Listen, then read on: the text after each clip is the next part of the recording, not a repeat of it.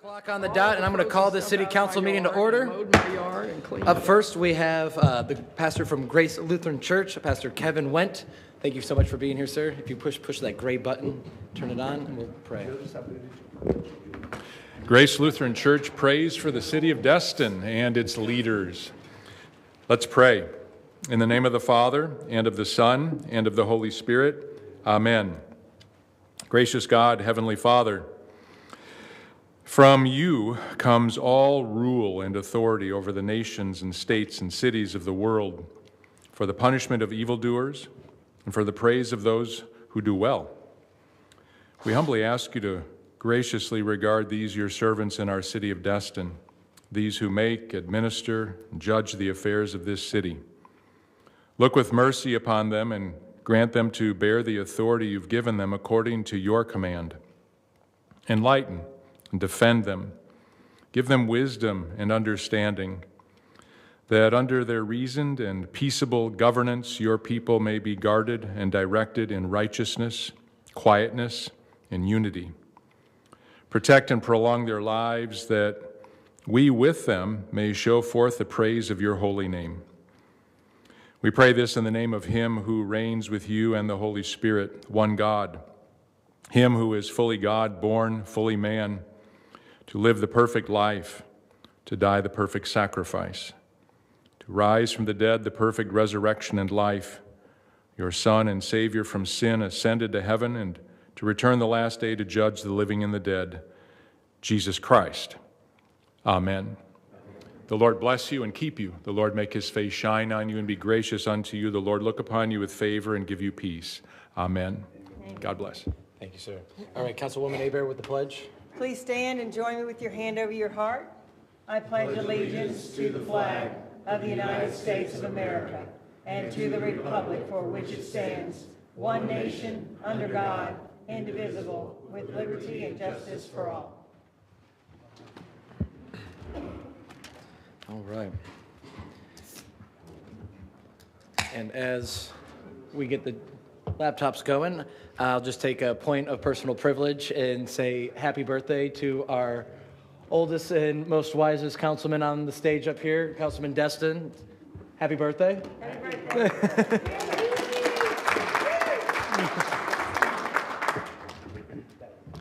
All Mayor, right. Yes. it's also National Anthem Day.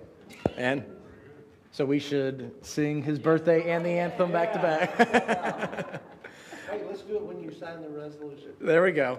All right, so up first is going to be the agenda approval. If anyone has any additions, subtractions, or consent agenda edits, please let me know. Mayor, I'd like to pull 3H, please. 3H, I'd also like to pull 3A. 3A, 3H. Councilwoman Trammell. I have some names to add to volunteer committees tonight. There'll be 3 under my name. Okay. Well, any council member can choose them. I just have applications. Yes, ma'am. All right, thank you. Okay, 3 committee. All right, anything else? One other thing, Mayor. Yes. Under city attorney reports, the correct date for the calling of the executive session would be March 17th, not March 3rd. All right, so in addition from March 3rd to March 17th, under city attorney, aye. Okay. All right, anything else? All right, good housekeeping. All right, with that, I'll entertain a motion at this time. All right, I hear a motion. Second. Second by Councilwoman Hebert. Seeing no further discussions. Okay. All right, so we'll do a roll call. Councilman Schmidt, if you want to start us off. Yes. Councilman Gao. Yes. Hebert. Yes. Yes. Yes. Yes. All right, ayes have it, 7-0, so moved. Ray, if you can watch that. All right, up first is the proclamation, and I'll start with our city proclamation for Flood Awareness Week.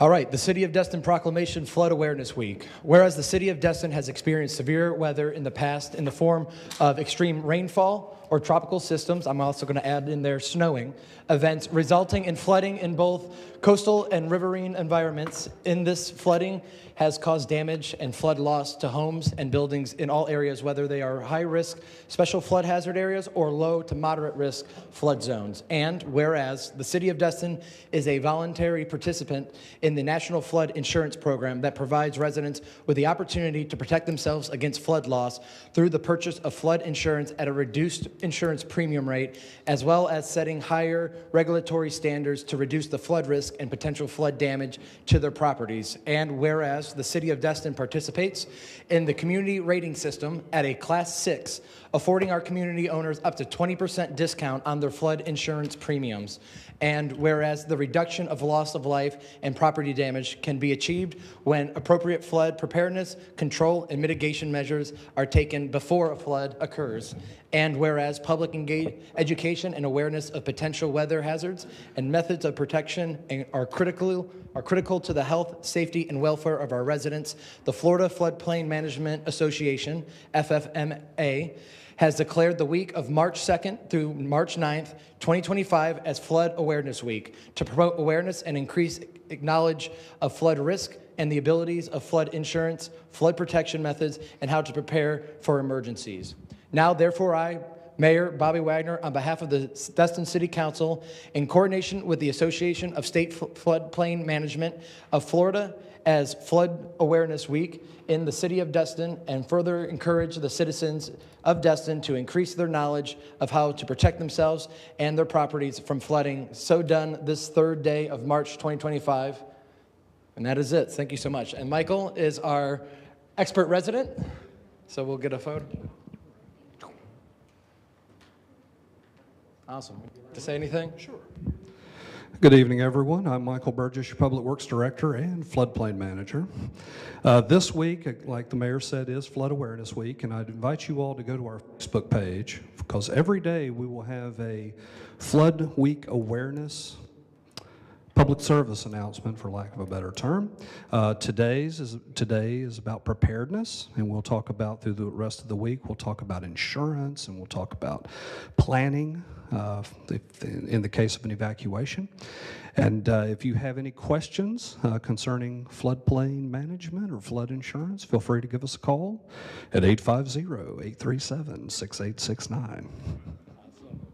All right, and he also did radio or something in a past life, so I appreciate that. One thing I want to add on there, just as a footnote to the proclamation itself, is that the City of Destin, in partnership with the state of Florida and the Resiliency Program, I want to thank our legislative, both the House and the Senate, from starting in 2021 and doubling down in 2024, I believe, for the Resiliency Program of Florida. That's all about bringing flood awareness, flood infrastructure, and improved sustainable infrastructure readiness and hardening to our community. The state has at the moment $2.38 billion in stormwater and infrastructure hardening, and we are well on our way.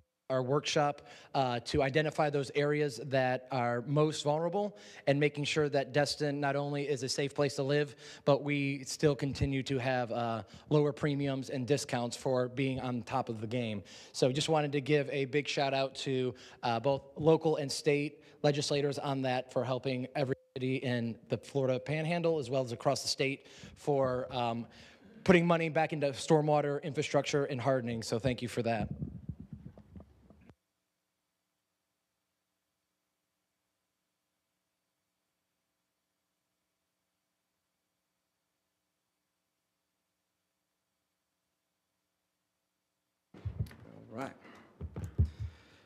All right, spring break preparation. Do we have the wall built yet? Yes. Awesome. All right, good. Good evening, Jason Fulgham, Oakland County Sheriff's Office, 107 Stallman. Thank y'all for allowing me a few moments to come up here and tell you what we're doing with spring break this year. Basically, we're following the same blueprint that we followed the last several years, which is we have 5 guys dedicated just to spring break enforcement. 2 of them will be on ATVs on the beach in Destin. 2 of them will be on ATVs on the beach on the island. And then we have 1 person that bounces back and forth, spending most of the time just going back and forth between the beach parks and the neighborhoods that we have issues with. That person does have the ability to get on another ATV and go out if we have a problem. And then depending on how spring break unfolds throughout the night, either all of them will end up staying on the beach at night, which is what we have to do when we have a lot of high schools in town. But when you have a lot of colleges in town, you don't have anybody on the beach after the sun goes down. So then they'll move up into the neighborhoods that we typically have issues with. Spring break started yesterday. It goes until April 20th. And so far we've made, well, I don't know what we did today, but yesterday we made 12 arrests, 10 of them which were in Destin. So unless anyone has any questions, that's how we're going to handle it this year. Yes, sir. Where's the funding for those 5 officers come from? Any overtime funding comes from the TDD. The other officers are on, some of the officers are on duty, but any overtime comes from the TDD. So any regular work is just part of our, It's part of, it's the beach, they're just being it's the beach assigned to the guys, beach. right. Okay, Beach thank you. Marine guys. All right, seeing no further discussion, thank you, Captain. Thank you. All right. Fiscal year 2024 annual audit and financial statements. Crystal, would you want to lead that up, or who would like to tee that up? Yeah, this evening we have our audit partner, Wade Sansbury from Malden and Jenkins, and we're bringing him up online for you. And see if he can hear us. Wade, I can you hear can. us? Okay. I good. can. Can you hear me okay? You Yeah, we sound got great. you. So I'll let you take it from here. All right, great. Can you all see the PowerPoint? If we can get it full screen, that might be on our side with the Teams meeting, but either way, about that? yes. Okay, great. Well, good evening, everyone. Mr. Mayor, City Council members, thank you so much for allowing me to be here with you all tonight, even if it is virtually. I apologize. I have been a little sick the last few days, so my voice may kind of come and go a little bit, but I'll try to get through this as quickly as I can and be able to answer any questions that you all may have. We've got a brief presentation. Just going to start out with a little bit of information about Malden and Jenkins. We are a large regional accounting firm founded in 1918. We've been around for a very long time. We do serve over 700 governmental entities such as the city. Currently, we also serve about 180 governments that receive the GFOA Certificate of Excellence, as does the city. We audit a lot of single audits across the Southeast as well. Here's just a kind of a graphical presentation of some of that same information. And then we'll just dive into the statements themselves. So the city prepares an ACFR, an annual comprehensive financial report. This goes above and beyond what is actually required by the state, so the city should be commended for that. The report itself is essentially put together by Crystal and her staff. They do a great job in taking care of that for you all. And of course, the act for itself is a lot more comprehensive than just a regular financial statement. It's got the introductory section, a lot of statistical information, a lot of good overall detailed information that you would actually have in other statements. This year, obviously, the opinion is one of the key things that we do for you all. Based on all of our audit procedures and testing, we provided to you all an unmodified opinion. This is a clean opinion. This is the type of opinion we wish to receive each and every year. In our opinion, the financial statements present fairly in all material respects the financial position of the city as of for the year ended. Wait, I don't think it's passing, I don't think we're going through the slide if you're moving forward. We're still on the cover. Oh, really? Well, is it not moving at all? We're not seeing it. Are you on full screen? Because we're inside team, so I didn't know if that was on us, but the slides aren't moving either way, which I would assume on your side. Okay. Yeah. Do y'all maybe by chance have the control of the slides? What about now? Okay, yeah, I think we have them on our side. Okay. All right, no worries. What slide would you like us to start with where you left off? Slide 6. No. And for everyone in the room, I can't read that either, but we have our cheat sheet up here. So it's not you, it's not us. Okay.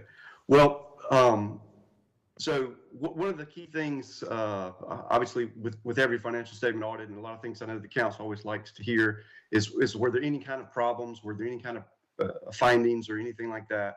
And I'm very happy to report that there were none. You had no material weaknesses, no significant deficiencies, nothing like that whatsoever. This year, the city actually did not spend or receive federal awards or state awards in excess of $750,000, so we did not have to perform an additional single audit this year. But again, a very, very clean audit. Hats off again to Crystal and all of her staff for doing a great job of taking care of the books and records of the city. And certainly they do a great job in helping us through the process and get through that in a timely manner. All right, the next slide. This is just the beginning of some required communications. I won't go over all of those with you, but there's 3 different slides here for required communications. We can do that orally, or we could also do that in a written format. We've always chosen to do that in a written format. All of these are also listed in our other document that you all have. It's called our AD&A, or Auditor's Discussion and Analysis. So all of those are also listed there. But one thing I do want to point out, which is on the very last required communication slide, is that we are independent with regards to the city. That's something that we take very, very seriously. And just want to point that out, that we are absolutely independent with regards to the city. The next slide, slide 10, is just some high-level general information about the city for 2024. The following slide is the same information as of 2023. Total spending per resident totaled this year about $2,400. The general fund balance ended the year with about $33.9 million in total. That was about a 4.7% increase over that of the prior year. Our total debt per resident went down about $200. It's now sitting at about $1,500 per resident. The city ended the year with about 103 total employees. Our average employee salary is about $63,000, and a percentage of general fund budget spent on salaries and benefits is about 46%. I think there might have been a question on how some of those were calculated. So the city's total payroll for 2024, total wages in itself was about $6.5 million. That divided by the 103 total employees gives you the average $63,000 overall salary. The next slide again is the same information as of 2023. So you can see a little bit of change there. Again, all in all, the city is in great financial condition. You all had a really, really strong overall financial performance for 2024. You saw a significant increase in the citywide statement of net position. You had a lot of activity going on. You've got a lot more activity coming down the pipe in 2025. But again, hats off to Crystal and her staff for doing a good job and taking care of all that information for you. All right, the next slide, slide 12, is just a graph on the general fund revenues. The majority of the revenues do come from overall property taxes, just shy of $13 million. Then you got next is licenses and permits, and then some intergovernmental revenues. The next slide is your overall general fund expenditures. It's pretty interesting that you all are fairly well balanced in your overall expenditures. You've got a lot of governmental expenditures, about $4.2 million, public safety, about $4.1 million, culture and recreation, about $4.3 million. So that's very good. A lot of times I see that public safety is by far the #1 expenditure. That's very good that you all are not having to do that. The next slide, slide 14, is a 5-year graph on the general fund overall fund balance history. Again, very steady, not a whole lot of changes from 2020 to 2024. Certainly you're seeing a little bit of an uptick over the last 4 years compared to 2020. Additionally, like I mentioned before, we do have what we call our auditor's discussion and analysis. This is where we put forth kind of in one package all of our, again, the required communications. If we had any kind of findings or recommendations for improvements, those would be listed there. But again, we had none for this year. We also list out all of the upcoming GASB statements and standards, pronouncements that are coming down the pipe, so that you all can be made aware of those and can begin to plan for those upcoming. I think the next one that may actually have an impact on you all is just really going to be on how you compute your compensated absences next year. It's GASB 101. And then that's really all that I had for the presentation. Again, very, very happy to serve the city of Destin. You all are a great client. Should be very proud of all that you all have accomplished, and certainly all that that Ms. Crystal has done for you all. Do you all have any questions for me that I could help answer? All right. Any questions? Yep, Councilman Bagby? Yeah, I'm trying to find the, thanks, hope you're feeling better. But I'm trying to find the 6.3 million number that you referenced for the salaries. And so I went into the financial statements. Can you tell me which slide or which page that's on? So it was about 6.5 million, and that's really just a summary of all of your general ledger accounts that are payroll related accounts. That would not be in the slides and it would not be in your financial statements, but that is a summarized information from basically your general ledger for the year. Okay, so what I think you're telling me is I would have to ask Crystal to go in and pull those out of each one of the fund categories. Is that correct? So I could certainly provide you with what I'm looking at to give me the 6.5. Okay. I could absolutely give that to you all if you would like for it. Okay, if you can just send that to me, I appreciate it. Thank you. Absolutely. All right, anyone else? All right, I'll just take this moment. Thank you so much, Crystal. We really appreciate you guys. The more I've met other cities around the state of Florida, there's 411. Some are years behind in things like this, so I think we take it for granted to have such an awesome team of 3 or 4 of you, but we really appreciate you handling millions of dollars of ins and outs and everyday operations, so thank you so much. All right, thank you for your time. All right, thank you. You guys take care. Thank you, Wade, and thank you, Mayor. All right, with that, we'll go into the public comments. Mr. Mayor, Yes, sir. there's a recommended motion for the audit. Oh, there is. Sorry about that. Do I hear a motion to, I'm assuming, approve? If Motion to accept the audit as presented. Second. there you go. Second by Councilwoman Tremmel. Any further discussions? Seeing none. All right, we'll call the vote. Thank you, Ray.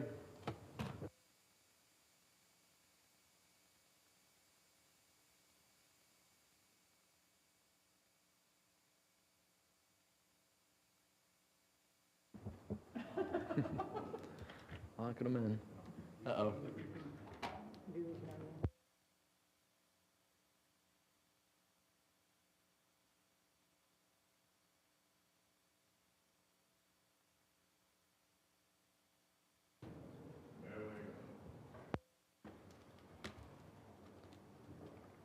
All right, ayes have it, 7-0, so moved.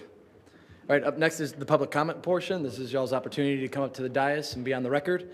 We just ask that you hit the gray button. It'll turn red. You have 3 minutes. All we need is your name and address, and the floor is yours. I will start with my left, y'all's right.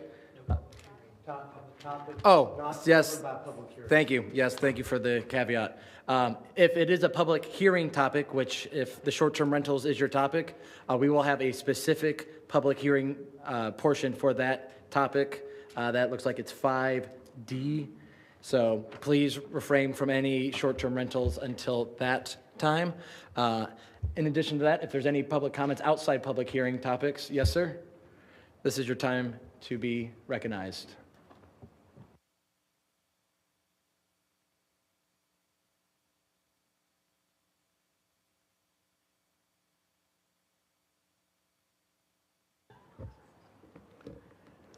Don Dallas, 442 Snapper, Destin. I usually give y'all good kudos for good work. I know folks are trying to help me with my flooding situation, but I got to read this. I'm telling you, because it's killing me right here. It's hurting bad. These are emails for the last over 3 years to the city to fix my problem with my garage and house getting flooded. And to this date, 0 has happened. Nothing. Mr. Burgess came by a few weeks ago, I think. Mr. Destin did. I didn't see him. Mr. Jones, I believe, did. I didn't see them either. I'm sure they did. It's been going on too long. I'm pushing 78. My wife's 77. We had to go down there about a few months ago and load up 30 bags of sand to keep the water out of my garage. Y'all know, you seen the pictures, 11 feet down there that deep in my garage, okay? It's not right. You know, I'm not gonna sit here and say I pay taxes and you all that garbage. I'm not in all that mess. But I heard there was a phase one, which was Kelly and Juanita. Well, all they did is push water on Snapper Drive where I live and my neighbors. Phase two's never been done. Somebody cut it off, what I was told, okay? Phase two needs to be done. They need to put sewers down there and the grates to get the water off that.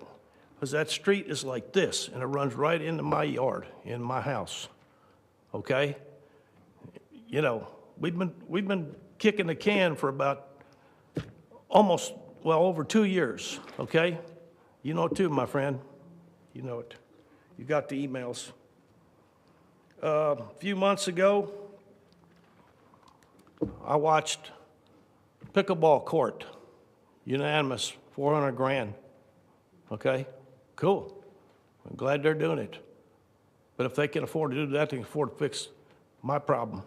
Keep water out of my house. Are you with me? Y'all understand what I'm trying to get at? I talked to Mr. Jones, Mr. Burgess tonight before the meeting. Mr. Burgess assured me that he had a plan to do it.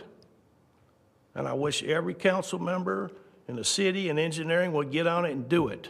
Next month is a rainy season. I've been here 6 years. That's where it starts real good. I know it rains all the time. I understand that. But it floods the house and it's fixing to come down. Y'all know that, correct? So I wish y'all would get on the ball and get my problem fixed. But me and my wife is too old. You ever lift a bag of this big of sand, and then when it gets wet, you got to lift it back up and haul it back to the pile in front of my house. It looks like a junkyard with all that junk hanging there. You with me? I take pride in my house. I take pride in the flowers and everything I plant. And I got all that junk laying down in front of my house. Mr. Dewey seen it. That man right there seen it, and so did Mr. Burgess. Anyway, I know I'm over my 30 minutes or 20 or 30 seconds or what I'm supposed to, but I want y'all to get out there and get after it. I need it done. Okay? I don't ask for much, but I'm asking. All right. Thank you, It Mr. needs to Downs. get done. Thank y'all. All right, anyone else? Public comments, not public hearing. Mayor, can we hear from staff on that? Why it's taking three No, years? just or- because of the length of this agenda, I'm really going to try to keep Okay. the public comments to comments today. Understood, thank you. Yes, sir.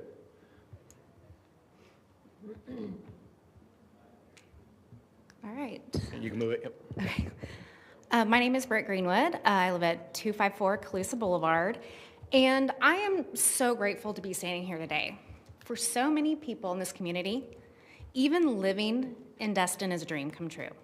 Been here for 4.5 years, and I am here to introduce the community to an organization that is a nonprofit organization that we just launched called the Destin Touchdown Club. And the Destin Touchdown Club is all about Destin, and it's all about the kids. And our goal with the organization is to create a championship football program in Destin by uniting from the youth city football program to the middle school to the high school. And we also believe that proximity is really important in keeping kids in Destin throughout elementary to middle school to high school too. And having an excellent football program is also going to play a part in attracting high-quality residents to this community. And we have a lot of initiatives underway. We have summer football camps. We just had a meeting with the city youth organizers this morning to start planning those summer camps. We have community service initiatives for the athletes. We have nutrition initiatives, fundraising initiatives, and there's so much more to come. Very simply, our website is destintouchdownclub.com, and that's the best way to learn more about us. And we opened up membership last week, and the membership is open really for anyone and everyone that loves athletics in Destin and cares about the youth in our community. So if you have any questions. Thank you so much. I Okay, appreciate thank it. All right, anyone else here? Public comments? All right, I'm seeing none. I'll close the public comments Dr. T, can you hit that? All right, we're going to poll and start with what we polled, 3A. Councilwoman Abear, this is yours. Yes, if I could have our city attorney please read Resolution 2505, Gulf of America title. Thank you, Councilmember Hebert. This is Resolution 2505, a resolution of the City Council of the City of Destin, Florida, recognizing and supporting President Donald J. Trump's renaming of the Gulf of America pursuant to Executive Order 14172, restoring names that honor American greatness, recognizing the Gulf of America as home to vibrant American fisheries teeming with snapper, shrimp, grouper, and stone crab and other species, recognizing the Gulf of America as a favorite destination for Destin tourism and recreation activities, directing the city attorney and city manager to take all actions in accordance with this resolution, including amendments to city resolutions and ordinances as applicable, and providing for an effective date. Thank you. With that, do we need to just make a motion to approve? Yes, ma'am. Make a motion to approve? All right, do I hear a second?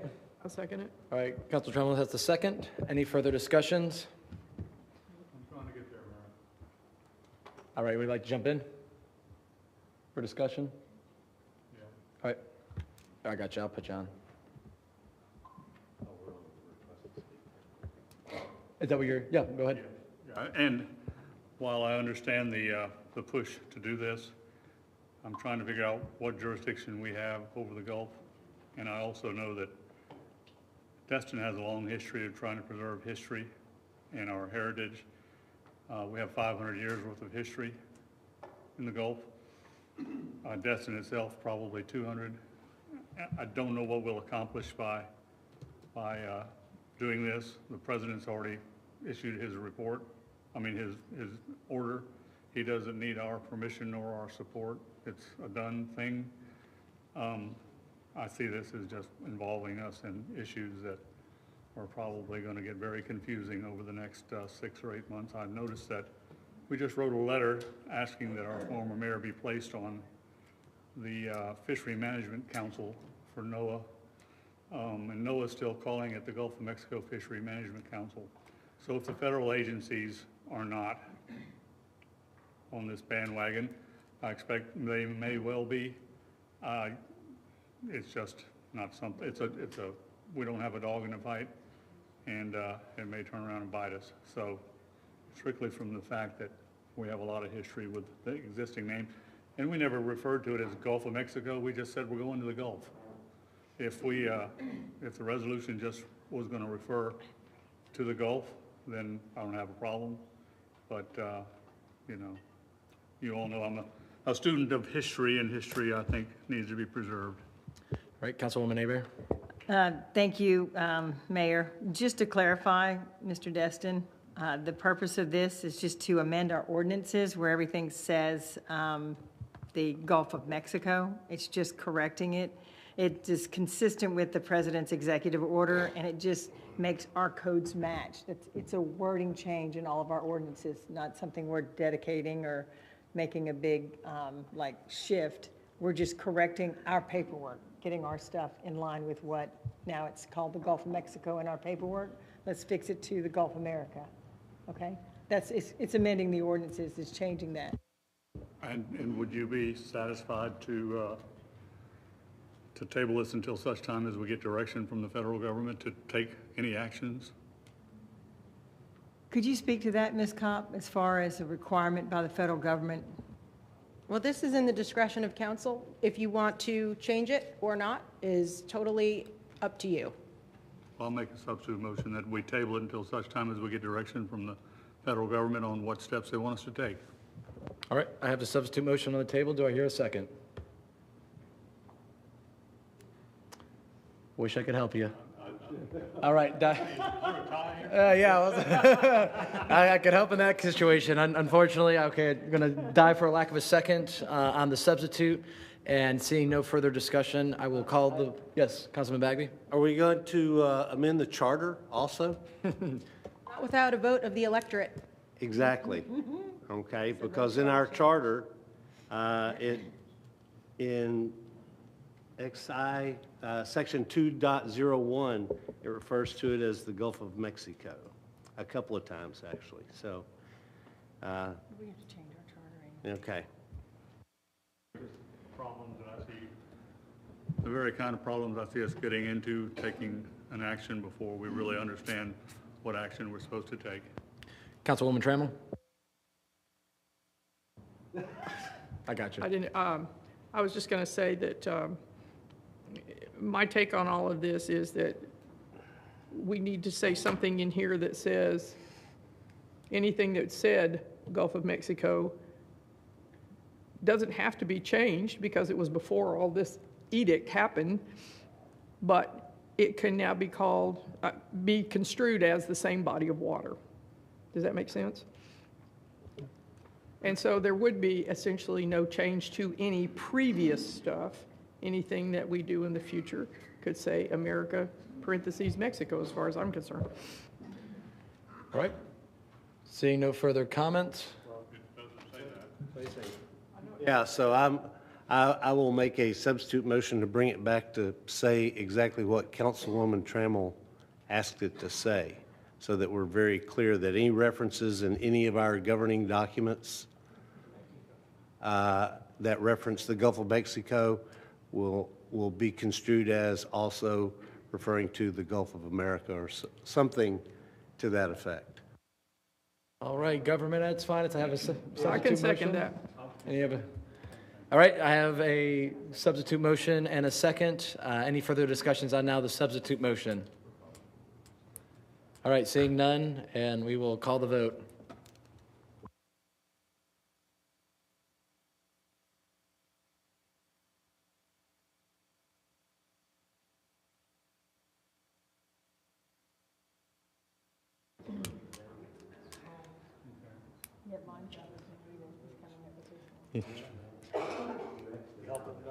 Yep, he's going. Yeah, sunshine. All right. And while that's going, I don't care what we call it, just pick it up. Pick up the trash, pick up your stuff. It's 4. No, it's 4-3. 4-3. No, I don't get a tie tonight, unfortunately. All right, so moved 4-0 or 4-3, and we'll bring it back to staff for edits. All right, I got 3H next, I believe. Is that correct, Councilman? Yes, I'm sorry. Yes, sir. Is the applicant here or a representative of the applicant here? Okay. All right, yes, sir. One of my favorite engineers. Okay, cool. If you could, I've got a couple of questions. Oh, you didn't have to bring the plats because the plats didn't say anything that I could tell. But in the, oh, okay. It references, and I assume this is in the replat, but it references 6, where is it? With 14 units for workforce housing. Now I gotta go up and find it. 6 slots, blah, blah, blah, blah. Okay, here it is. 6 units with 14 rooms for workforce housing. And that's still gonna be in the replat, correct? That is in the I'm David Smith with Interline Yeah, Engineering. I'm sorry, yeah. And that is in the replat. And may I elaborate just briefly? Yeah. Sure. The plat that's before you it's creating Lot 10 and Lot 11, which is a replat of Lot 7. So Lot 10 has 4 townhome units, and the area that you're referring to is up in this location here. So I would like to spin this around. This is the approved development order site plan. And this building up in that northeast corner does say 6 units, 14-room workforce housing. Right. That is for employees of Henderson Beach. That is not open to the public or available for workforce Okay, housing. that was my question, is because it's your workforce housing, not our workforce housing. Correct. Okay. And that's part of the approved development order, and I just wanted to clarify for the replat as well. Okay. Thank you for that. Thanks, David, that's my Hey, question. thank you all. All right, seeing no further discussion, Councilman Babby, do you have the motion on that? Oh, I'm sorry. Motion to approve as presented. All right, do I hear a second? Second. All right, seconded by Councilman Destin. Seeing no further discussions on the table, we'll call the question. Okay. And here we go. Keeping the suspense. All right, ayes have it, so moved, 7-0. And do I have a motion for the rest of the consent agenda? I'll make a motion to approve the rest. All right, I have a motion. Second by Councilman Guile. All right, seeing no further discussions, we'll call the vote on the rest of the consent.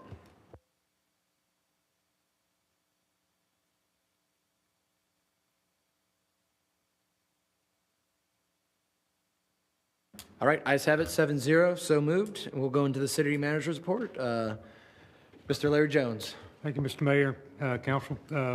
First, on behalf of staff, we also want to recognize the excellence that Ms. Crystal and her team put forth in protecting the city's money, the citizens' money, and doing good things to make sure it's spent appropriately and accounted for appropriately. So, Crystal and your group, thank you so much.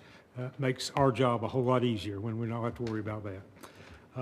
So the first item for your information is from Stephanie, our underground consultant, to talk about the current phase and what phase 2 may look like based on your discussion.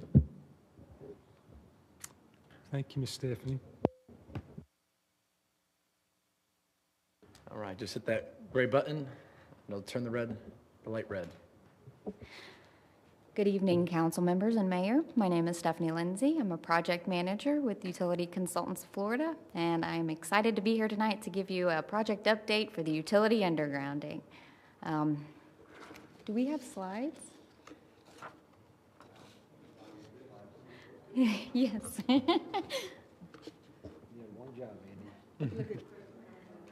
Thank you, Crystal. So I'll go ahead and just let you know, tonight I'll be providing you with updates on the current phase 1 portion of the undergrounding. Once we get the map up, we'll kind of highlight where this is at. And then just a refresher for anyone who's not aware, this includes the undergrounding of the FPL facilities, as well as the communication carriers, and then new street lights for this project. While you're waiting on your slides, there's a bunch of people asking about the little metal flags that are supposedly marking everything, and they've been there for months, and people are running over with their lawnmower. Is there a retrieval date? Is there a you can get rid of them date? Can the homeowners get rid of them? Do you have any info on that? Is that on residential? That's probably AT&T and Live Oak Fiber for the fiber internet, because this is all on Highway 98. Yes, yes. So we're on Highway 98, and most of the flags that you'll see will be from Beach Drive to the bridge on the north and south side of the roadway, and it's really just affecting commercial properties right now. But, yeah, with that, though, I'll shoot over the contact information for Live Oak Fiber, and I'll have it to you, and that way we can, if there's, I've been addressing it through them, and if that street's clear, I'll let them know, hey, you can pull it. But yeah, I wish we had a little bit more. If we could put on our Facebook page for these people that are tired of it sitting on their property for months, okay? Somehow let them know, that, yeah, you can run them over, pull them up, whatever. They're not coming back to get them. Okay, so we are allowed to have them do that? Because That's when I what we had checked need. into it weeks ago, I was told that they cannot be touched. I think it's one of those where if we get both fiber optic companies To to agree. confirm that Sure. that road is done, and that's where we're missing Okay. the mark. Sounds good. All right, with the slides up? Yeah. We have All right. killed some time. If we can go to the next slide. Perfect. All right, so phase 1 right here, you see the red area. So like I said, Beach Drive to the bridge, or I'm sorry, Airport Boulevard to the bridge. That's our first phase. Can we go to the next slide? All right, and we'll jump right into phase 1 construction updates. So I'm not going to read everything that you see on these slides verbatim. It's a lot of information. Just some key points that I want to highlight. So for the recent updates for FPL work, the contractor has installed all of the conduit on the north side of Highway 98 from Beach Drive to the bridge. Equipment placement in this location is approximately 95% complete. And then as of January the 29th of this year, the project's total construction was at 25% complete. So that's really good progress. And then moving on, we did have a short pause from the 29th of January until the 24th of February, and this was to allow some time for a couple of our communication carriers to either get their DOT permit or to go ahead and release materials for the work. They're all good and ready to go. We've got permits, we've got materials, so we are moving on. The contractor picked back up with construction last Monday. So for the communication carriers, there's a note on here about Unity. They're good to go. That process is complete. They've released materials. So that's the only update in that section.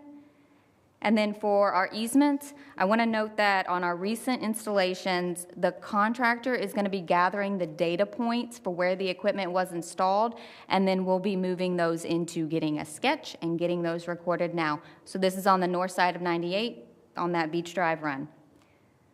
For streetlights, the conduit and the handholds have been installed by the construction contractor. FPL will return at a later date to install your new streetlights.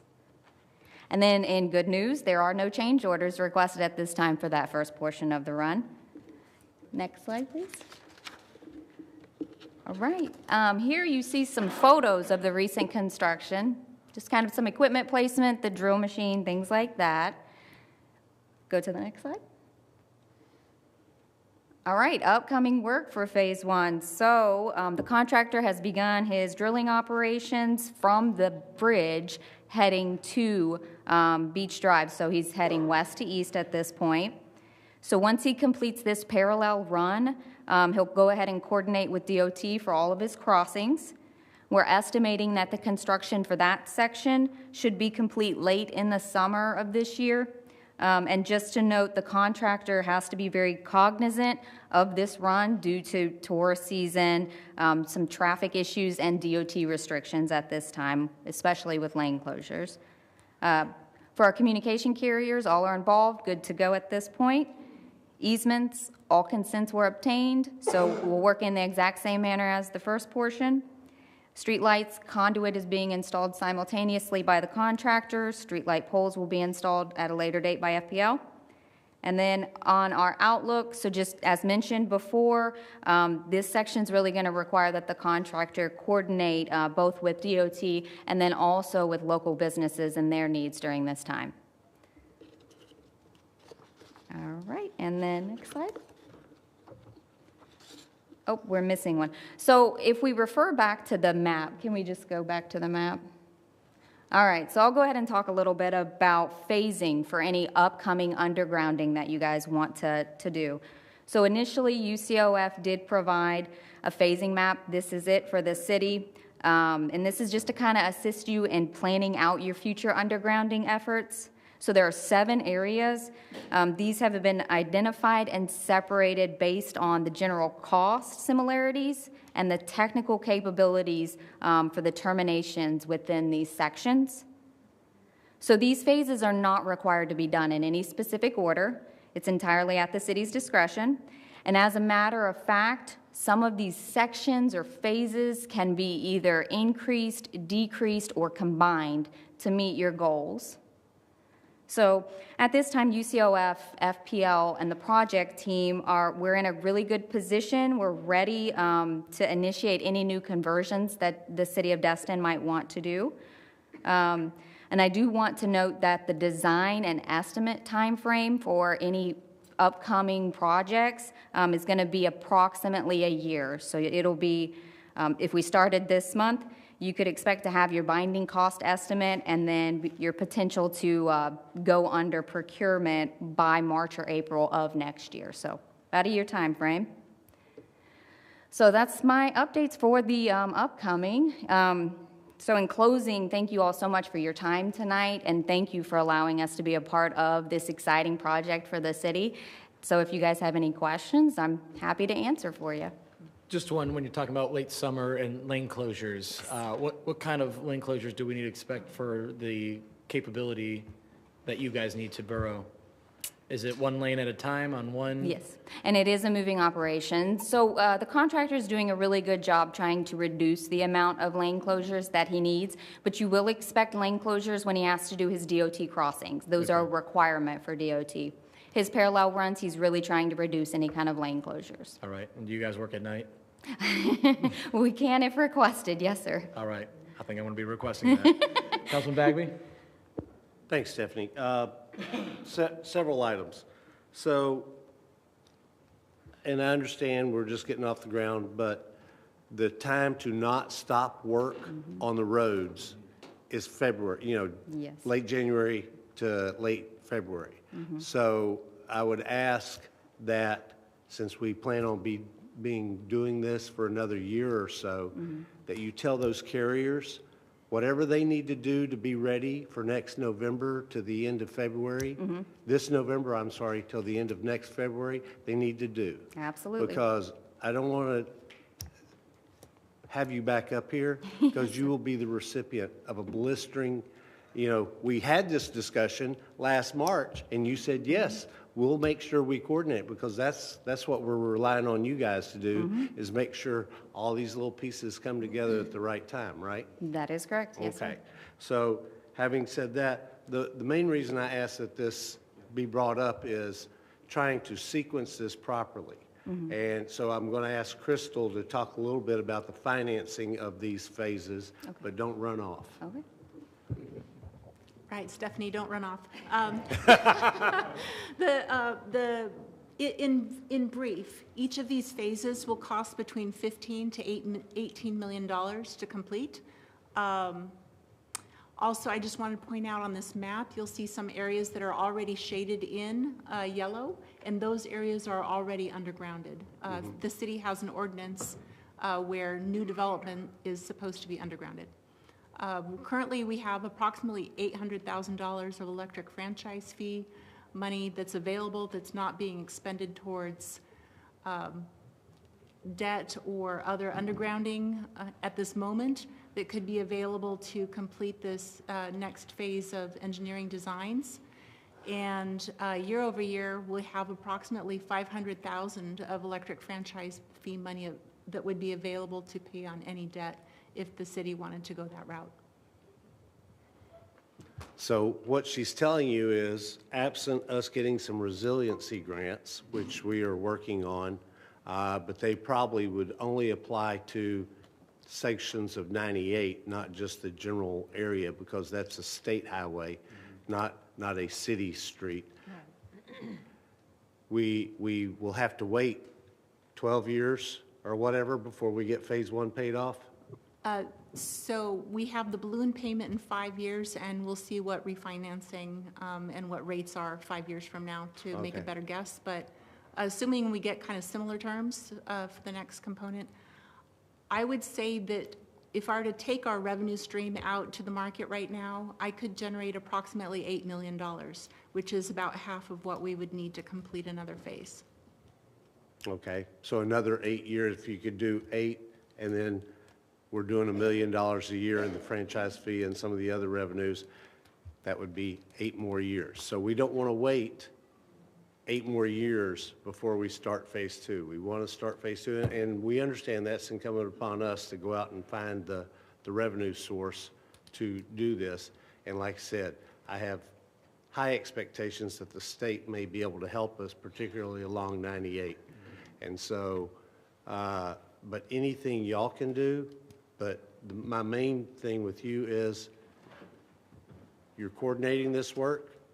You're doing a good job, but not a great job, because we lost some prime. I mean, you could have dug, I won't say there wasn't anybody on 98, but there wasn't near as many people going to be here next week. Okay? Understood. So please don't let that happen. Absolutely. Starting 1 November to February 28th of next year. Yes, sir. Okay? All right, Councilman Destin. Thank you, Mayor. And I understand that there are some neighborhoods that would like to have their utilities buried, and there are other sections here that we would also like to go forward with. And while I am going to be a big supporter of the grants and resiliency and whatever else we can find, we do have a mechanism in the charter that allows us to find a way to pay for this, and that's special municipal taxing district. Any neighborhood, any section of Destin is allowed to petition the council and say, we want this done, undergrounding, whatever it may be, and ask for us to form a special municipal taxing district and provide the money like that. It's extra money that will go on the property tax, if I still remember how it worked. So there is a mechanism. We want to get as much money for free as we can, and we may even be able to still kick in some money from our fees, franchise fees, et cetera, but there is a mechanism in place for any neighborhood and that wants to do it.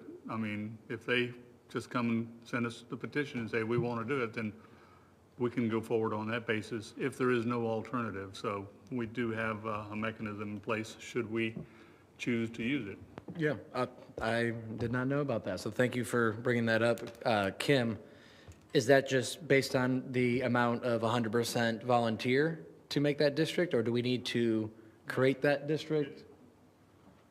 It's not 100% volunteers. You petition and then it's a percentage, but it's not 100%. It's, I don't remember what it is. Kim, do you? Not offhand, but I'll find out for you. Yeah, and it's nowhere near 100. It's somewhere over 50. Okay, okay. Councilman Bagby, back to you. And for that reason, so thank you, I'm going to make a motion that we keep the phases in the numerical order that they are, because our greatest chance of getting funding absent a neighborhood petitioning and willing to pay for the undergrounding in their neighborhood is through the state or through the federal government for that state highway. So I'll second that. All right, I have a motion and a second. Councilman Schmidt for discussion. Yeah, keep the phases as they are. There's no work being done on any next phases at this time, from my understanding, right? There's no cost estimates being prepared, there's no nothing. That's happening. correct. Not at this time. So based off of that, what does that mean to you? If we were to keep the phases as they are y'all gonna go start working tomorrow on something? And we could always, if council directs us to, we can go ahead and approach FPL for a ballpark estimate, and that's free. But what that'll do is that'll give you a good baseline of the budget of what the next phase will cost. So if Mr. Bagby's motion, staff, nobody's gonna do anything then, unless we direct y'all to specifically go out on a specific phase and get these numbers, right? My understanding would be that as you move forward, it would be based on the phasing that you see on the map. But we won't move forward until. Correct. You have no action to do anything. We're not being directed to do anything other than recognize that that'll be the next place we'll go, if I'm understanding the motion correct. That the next. yeah, and so I haven't added, I can add that, but the reason I did not add that is I need to have some conversations with our legislative delegation, with Kelly Beth, probably with Bernard and some other folks, before we do anything. We spend your time, because I don't like wasting people's time, to start working on that, and I would hope to have an answer on that within the next 4 to 6 months. So that would give us a year before you would be finished with phase one, to where we could have the cost estimates, we could have the, oh, you're gonna have to move this box, and you're gonna have to move that box, and you're gonna have to do all this other stuff. So I'm just trying to sequence it, but the long pole in tent is finding money, or finding a grant, or finding something. I mean, we could tell them tonight, go get us an estimate, but I'm trying to sequence this to where we have kind of a smooth. Right, and that makes sense. I just want to clarify that we're not actually saying the next thing that we're gonna underground is the yellow line. Okay, thank you. Okay, awesome. All right, with that, I'm seeing no further discussions. We do have a motion on the floor, so I'll call the vote.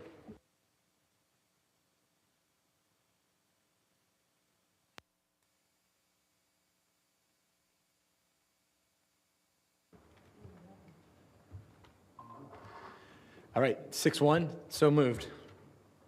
All right, 4B, Councilman, City Manager.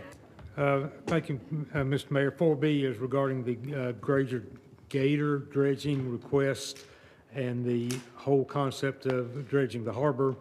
As you recall, at a previous meeting, gator dredging was awarded the contract to dredge the harbor.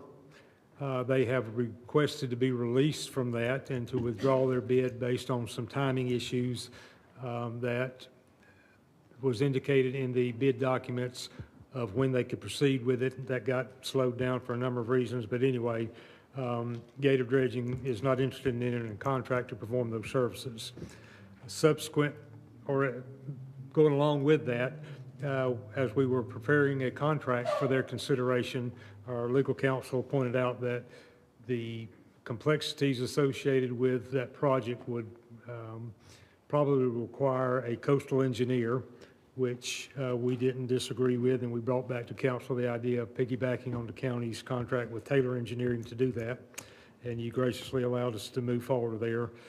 Taylor Engineering took a look at the bid documents and decided that they were pretty much inadequate to make sure that we accomplished what we needed to do. So we met with Taylor Engineering, we met with the DEP, and some other issues were identified. The spoil site as presented in the current bid documents shows the spoils being placed in the construction area where Noriega Point Park's being built, which creates a huge conflict.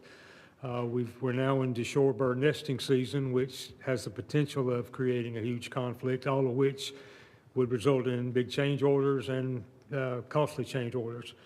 So based on our discussion with DEP and with Taylor Engineering, we would suggest and recommend that we release Gator Dredging from their award and let them withdraw their bid, that we reject all the other bids at that time, and let us bring back to you a task order to engage Taylor to prepare specifications for the next round of bids and get that back out on the street and look to start this project in November after shorebird nesting season.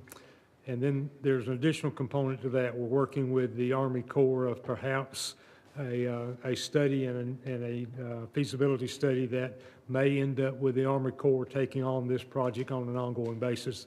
But that's kind of a side note for now, but we'll work down that path as well.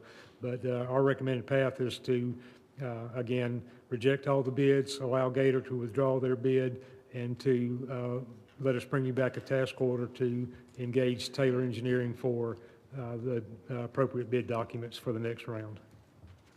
All right. Thank you, sir. Councilwoman Trammell. Mayor, I'd like to make the recommended motion. I move that the city release Gator Dredging from their bid proposal for RFB 24-13-PW Old Pass Lagoon Navigational Channel Dredging Project. I second that. All right, got a motion and a second by Councilwoman Aber. Any further discussions? Seeing none, I'll call the vote.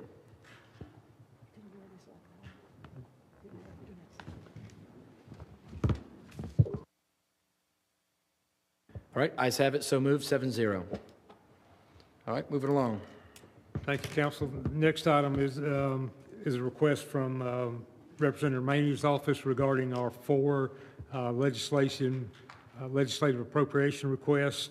If you recall, the 4 are the Crosstown Connector, the Mattie Kelly Outfall, the Stallman 98 intersection, and the Clement Taylor Park renovation. And they're simply asking that we give those 1, 2, 3, 4 priority so that they can put forth the maximum effort on number 1 until it goes away or we make some progress. They'll all be in the mix. We'll certainly look with our lobbyists for any source of revenue, even outside of the legislative process, but Representative Maney would like us to rank those in conversation with our lobbyists. The listing as you see them in your packet is probably the ranking that she would like to see them move forward based on what she knows is going on through the legislature and the potential of those being funded. But it's certainly at council discretion of how you want to rank them 1 through 4. All right, thank you. With that, I spoke with Ian this morning, Pat Maney's assistant, and he said this is an internal thing, but he appreciated us taking so much thought on it as a council. So, Councilman Schmidt? Yeah, I'll make a motion to put recreational project as number 1, stormwater project as number 2, capacity project as 3, and pedestrian underpass as number 4. I'll second that. All right, hold up. Can you order that one more time? Sure, Mr. Mayor.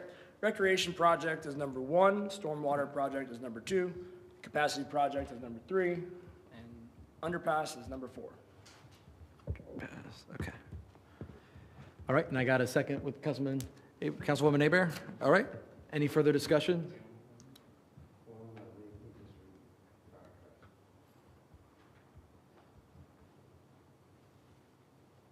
All right. I didn't reprioritize them. I prioritized them per the request of Judge Manny's office. There's not a particular priority, so I was just doing what we were asked to do. So if there's another option, feel free to throw it out there. Larry, did they give them to us in an order that they felt they could get them through the system? Correct. This is our lobbyist's recommendation. So we changed, Correct, yeah. so it did get flip-flopped. The recommendation in the order that you told us is what we needed to read it as? If you agree with our lobbyist. At the end of the day, we have our own, but yes, this is Kelly Beth and us going up to Capitol Hill. This is what she feels is our biggest chances, top to bottom. I think that's why we hired her, right? Was for her to give us the best ideas and help us get things done at the lobby level? That's certainly a big part of what she's doing for us, yes, ma'am. Kevin, how do you feel about putting them in the order she gave them to us? I mean, me personally, I'm getting tired of funding a project that started 21 years ago and trying to go to the state asking for more money. Pedestrian underpass that I have no idea about that's going to possibly serve the owners of the Emerald Grand and those people over there. Not a big fan of personally. So I put them in the order that I'd like to recommend to send, but we can do whatever we need to do up here. Okay. You have anything else? No. Councilman Bagby? Yeah, Mayor, before I say this, you went up there with Kelly Beth. What was your perception talking to everybody in Tallahassee about what amounts of money were available in which buckets? So, because that's really yeah, as you know, he's going to cut another $1 billion off of the membership program, that's what this is for the appropriation. I think the crosstown, with it being a interconnectal and showing the regional connectivity that it creates with the burden of the 4-lane on the harbor, that seemed to get the governor's deputy chief of staff's interest from the TPO. That's the one we kind of leaned on heavily because, to Councilman Schmidt's point, I was in middle school when we started this project, so I would love to see that done. And then other than that, I'd probably just yield to Kelly Beth on the rest with DEP, the resiliency infrastructure. But basically what I got from our lobbyist was the more we can not do in membership projects, the better this year, as he's trying to tighten the belt one more time. And so I really think everyone up there is going to be happy with one or two maybe. So it's really what's our one, maybe two project. Is kind of the energy up there at the Hill. Yeah, and I haven't talked for probably 2 or 3 weeks to any of the members of our 2 weeks to the members of our legislative delegation. I think this is a read on what type of projects are going to get approved and make it across the governor's desk. We've had projects approved. They didn't make it across the governor's desk, and we've had a few projects that were approved that made it across the governor's desk. So as much as I hate to, I'm going to go ahead and make a substitute motion that we keep it in the priority of which it's listed in the item report. All right, I have a substitute motion for the original motion. Do I have a second? Second it, yeah. Second by Councilwoman Trammell. Councilman Destin, further discussion. Thank you, Mayor. And I would support that motion, but I would point out the underground is not just to serve the project across the road, is to get the pedestrians out of the intersection. Mm-hmm. That is connected to Crosstown about as intimately as it could possibly be. We're rerouting all the traffic from the Crosstown onto that intersection. If we do nothing at all to fix the problems there, then the Crosstown is going to be a giant fiasco that is just going to tangle that up more. So those two projects are connected. And I would hope that the governor and their staff over there would understand doing one without the other is not a good idea. So I'll support the motion. Councilman Bagby? Yeah, and I would jump on, I would have moved that up, but I think we will get Crosstown Connector funding. We've already gotten some from the TPO process and from FDOT. I think there is a possibility or probability that we might be able to get some of the Mattie Kelly outfall from the resiliency or from FDEP additional funding. Mm-hmm. And so I'm hoping that, the pedestrian underpass would actually be the members, hey, here's my little pet project thing. But we got to finish the crosstown connector. I mean, Yeah, and the reason I don't try to push it up is I have faith in Representative Maney. He got it funded last time. yeah. And I think he can get it funded. We'll just see if the governor and his staff can understand how those two projects are connected. Yep, and his new deputy staff is a Troy alumni with me. He was actually running for student president, and he was a couple grades older than me, so we really kicked it off. So between all of our connections up here and my newfound one, hopefully we can get it through the governor's office this go-around. All right, with that, I have a substitute motion for the original motion, and I will call that vote.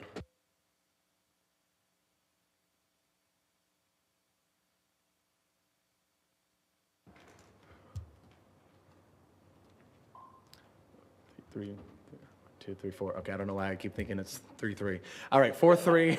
You're wishing. I just want to be relevant this meeting. All right, 4-3. Ayes have it for the substitute motion. And then, if I can, before we move on to the next point here, sorry, coffee, for the Stallman intersection. While we were talking about that, I didn't want to cloud up this with this topic. The Stallman intersection and our previous motion for looking at who can help us with that intersection. I just wanted to give a quick update since we were talking about that. At the TPO meeting, Kimley Horn is the ECRC, Emerald Coast Regional Council. That's their go-to person for staff on these intersection changes and improvements with technology. And since that in 3G, we passed them as a continuing service consultant in professional planning. When we get to my name, I just wanted to bring that up in further discussion that I think we have a parallel now to go forward with the current council's wishes with now a continuing service contract person who is already helping at the regional level on that. So I just wanted to bring that up now before I forget. And with that, Larry, continue on. Thank you, Mr. Mayor. Next item is 4D, is the Crystal Beach plans. At the last meeting, Mr. Bagby asked us to bring back the current status of those plans. In March of 2023, the council approved a 10% plan that has since been advanced to 60% plans that we have available for your view tonight and consideration and discussion. Mr. Coffey from the county's here. As you know, this is a joint project with the county. Our engineer at the time had some issues with the 60% plan that was presented, primarily the circulation of traffic and the idea of backing back into the roadway as opposed to having some circular motion. The county is, in order to do that, would eliminate some parking that they have identified. So there's some difference of opinion of what's the best to do there, but there's a few other things that we would need to work on some details to ensure that it moves to meet code with the city. And Council, you have some thoughts on that, Kim? But beyond that? For what? For anything. Not unless council has questions. All right, up first, Councilman Guile. I got a couple things. First, I can understand why the county doesn't care about our traffic flow problems because they don't seem to care about a whole lot that happens over here in Destin. That's why they keep throwing these damn hotels, car washes, and storage units on every corner.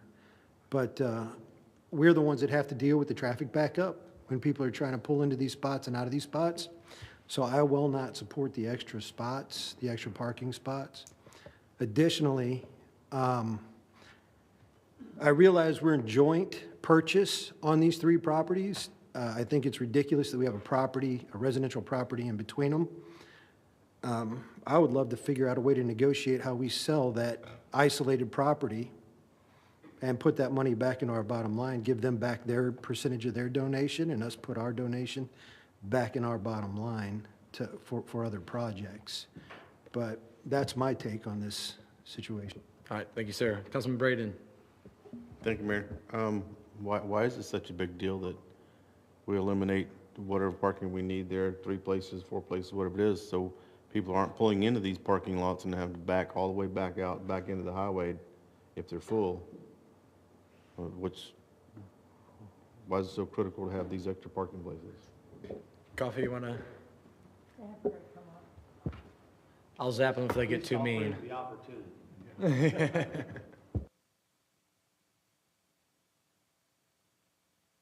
So I think this was the compromise. This does have a circular pattern, so this is not backing up. We actually eliminated 4 spaces. Right now, you have approximately 6 in front of your pavilion. So even with this, you got to remember you paid $3.5 million to purchase the property, so you want to maximize parking. And I think this is the compromise between what your former engineer suggested and what we ideally would like. But and I think it's a good compromise in that it provides a pattern. And Commissioner Guile, we do care. I don't know, land use, people have property rights, but we care about what happens in Destin. We partnered down this road with you. We entered into an interlocal agreement some years ago. This was actually Destin's plan that we're implementing to buy property, to implement parking, and buy beachfront because of lack of beachfront that was for your residents and your visitors alike. So we just want to get this off center. It's been 4 years since we bought the property. I think in April of 20, in April of 21, excuse me, we actually did the demolition celebration. So 4 years is enough time. We do have Tarpon Beach on the street, which is very exciting. And hopefully we'll have a ribbon cutting there. And I don't think it's necessarily attracting any new visitors. I think it's just handling beachfront for residents that don't have beachfront access and visitors that are already here or coming anyways.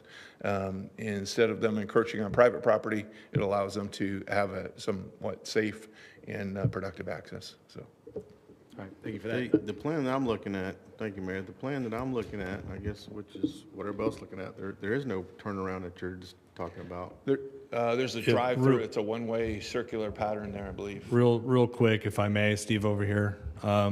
So the plans that were originally up there were plans that were proposed a while ago. The plans that you see up there are the 60% plans that the county provided to us.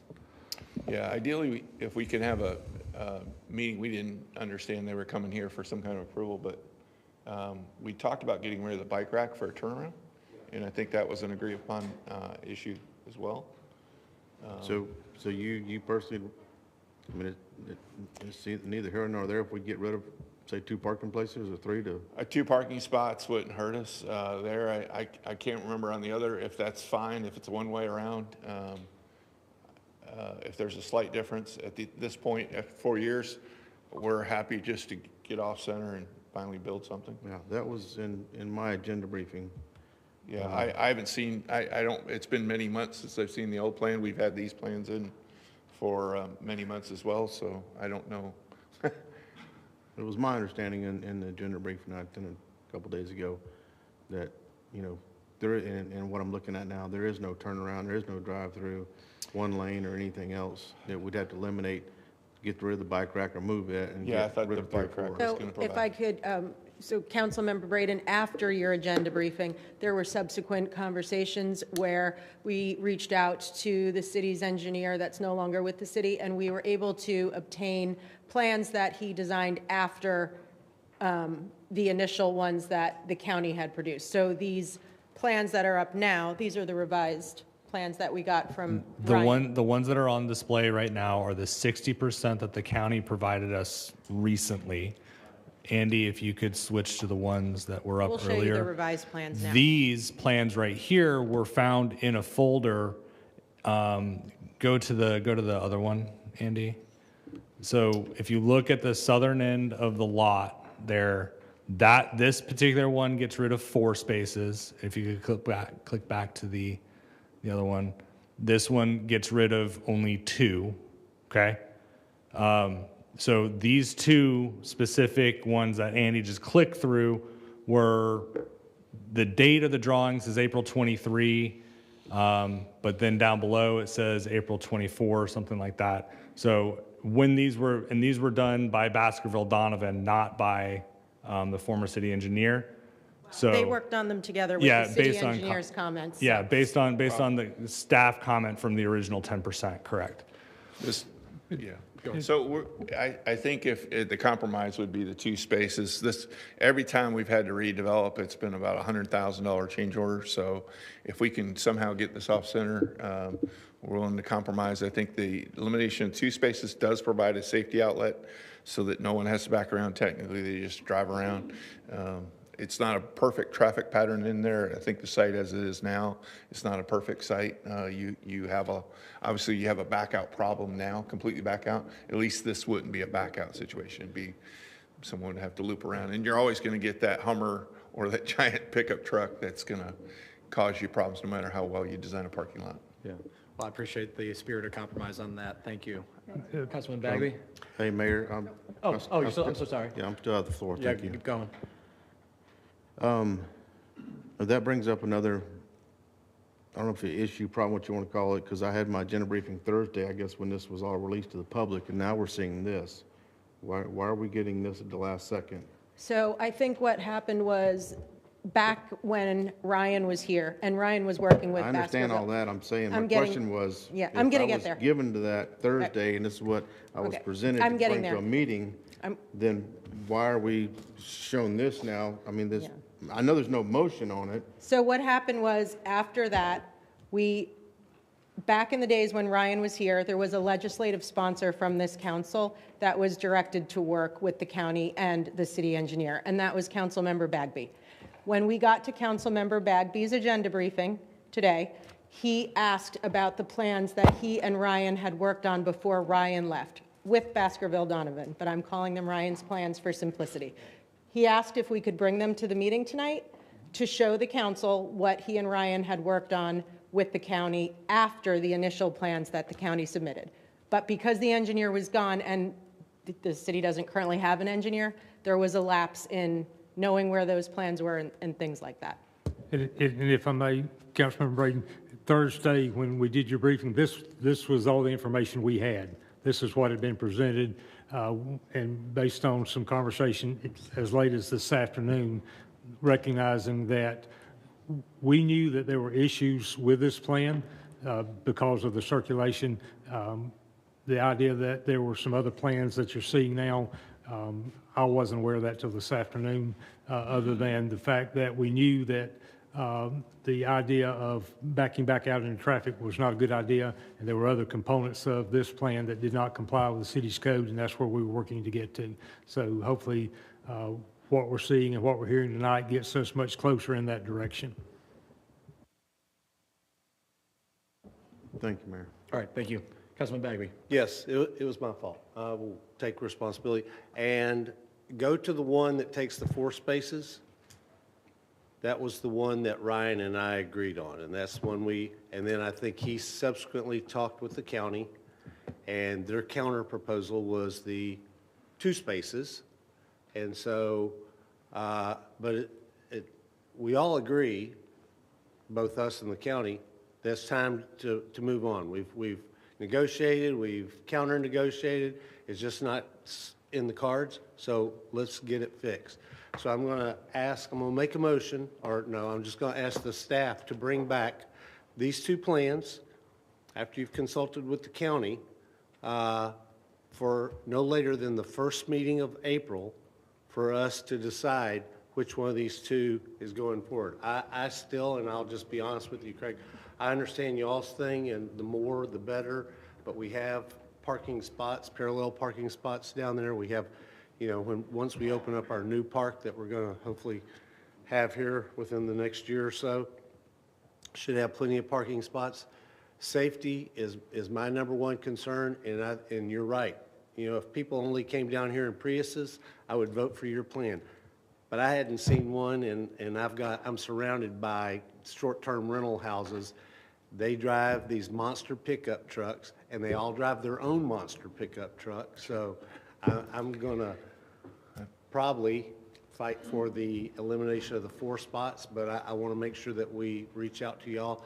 But no later than the first meeting in April, I want to see these 2 plans and then let the council decide it, and let's move on and start getting some parking down there. Because right now, one of those lots, We don't have any parking on. Yeah. And your LSV, I'm worried about the Hummer pulling your LSV. Yeah. Oh, I'll fix that. Okay, Councilwoman Trammell? I was just going to ask if, because I know the county has different standards than the city, does this meet all of the city's code Does not. standards? No. So by just choosing the 2 or 4 spaces, we're still also choosing the fact that this will not be built to our current code. Is that Well, correct? what would happen is if a plan was selected by council that doesn't meet the codes, it would go to the Board of Adjustment for variances, and your selection would be contingent on that approval. If the Board of Adjustment Speed of didn't government. approve the variances, it would have to come back to you for a change. Okay. Yeah, there is I think the variance, and correct me if I'm wrong, it's like a buffer variance or something to set 5 foot instead of 10 foot. There are several variances that would be required for this plan. So the problem is if there ever were a need for a variance as far as a physical hardship, you have it here. You have an existing lot that's X amount of feet and another existing lot, and you could go from 8 spaces to, let's say, 12 or 15 spaces, but then you've taken 3 million plus $1 million more development, and you've paid $500,000 or $400,000 for these extra spaces each, which is pretty pricey. So that if there's a little bit of leeway that could happen there, no different than a private developer, I'm sure you would give them the same consideration if they have some physical limitations. And before I continue to mess up Robert's Rules of Order, can I get a second? Do I hear a second for this motion? I'll second. All right, thank you. All right, with that, Councilwoman Trammell, you good? All right. Councilman Schmidt? Thank you. Just a few problems with the plans, Mr. Coffey and everybody else. One, our goal was to have a unobstructed view corridor on these properties, I believe. And we still have a Little Adventures Outpost section that's approximately 10 to 12 feet tall whenever the shed is there.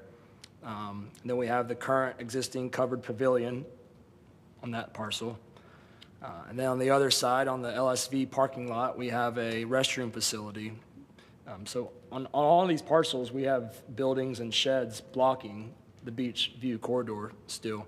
I also find an issue that we have the bathroom on the further eastern parcel that we have to cross over the owned parcel by the resident to go to our park bathroom. It's going to cause a lot of problems in the future there. So I just don't like it still. I also don't support coming back to our meeting with plans that are violating our code from the very get-go. So I'll make a substitute motion to bring us back plans that meet the City of Destin's codes as drawn, so we can start with plans that meet our code. Second. All right, I have a motion and a second for the substitute motion. Yep. To answer his question, I'm assuming the restrooms are to the far right, so when we're coming south on the road, is there anything on the 2 adjoining parcels that are vertically obstructing? As far as our 2 parcels that we're looking at right now, kind of the looping parcels, if you will. Is there anything from these drawings? I don't look at drawings that much from what we currently have. Is there pavilions over there, or is it all boardwalk? There's a pavilion on the 2 adjoining. Okay. And this goes back, and probably Lisa or Jeff or somebody can explain, or probably our attorney. We can't move the pavilion. We asked 3 times. The pavilion is part of a grant that was approved that we used. They approved the layout of that land, and they will not allow us to move the pavilion. Basically, we have to leave the lot that is there, that is improved, alone. So everything that's there is going to be there. And so and this is why part of this development took so long, was, well, we can move it over here. With the western lot parking area, we will have fairly much and unobstructed, because remember where it comes in, where the road comes in, you can't see it on that diagram, but it is just to the east of where that is, that western two lots. And so you can look off to the side and see that. The unobstructed view, the terminating vistas is really at the end of a road, not as you're driving down the road. So that's what, and my memory, and I'll have to go back and check my notes, but my memory was on those lots, we really can't design anything that meets all our codes and gets us more than about, I can't remember, but it is a very small number of parking spots, because part of it is that little island up there. It would have to be deeper. The setbacks would have to be wider. So you're going to lose at least one row of parking in those two western lots. So there are a lot of things that the engineers went through, and this, even with this, trying to maximize the number of parking spots, which is what the county wanted, trying to make it safe, which is what we wanted, or at least a turnaround, safer. I'm not saying it's going to be completely safe. You know, but if the staff, you got a month, if you can think of some outside the box stuff, knock yourself out, because we tried for about 2 years. And if I may add something to that, as far as the Little Adventures, that's a temporary location. The Tarpon Beach parking lot that's to be developed, there was a location on there specifically developed to move that Little Adventures thing over to that location permanently. Well, not, that's where it would go. It'd be removed at the end of the season, but that's meant to be the continuing location and not here. So. All right, Councilman Braden, almost there. Thank you, Mayor. Is the county charging for parking in these parking lots? No, it's actually prohibited per our interlocal. Unless we mutually agree, and then if we agree, the funds have to be separated to plow back into the maintenance and upkeep of the park. Okay. My next comment is, I thought the council had refrained years ago from considering or making motions on items that was not on the agenda, or when we were dropped something on the dais the night of the meeting, and then here we are getting information the day of the meeting that the public's not privy to, and we're making motions and seconding them, so I guess. Motion is to bring it back in April, though, not to do any approval tonight. This was just, informational, so. I didn't originally make a motion, but he asked me a second, and Teresa was, I'm just directing staff to bring it back to us by the first meeting of April.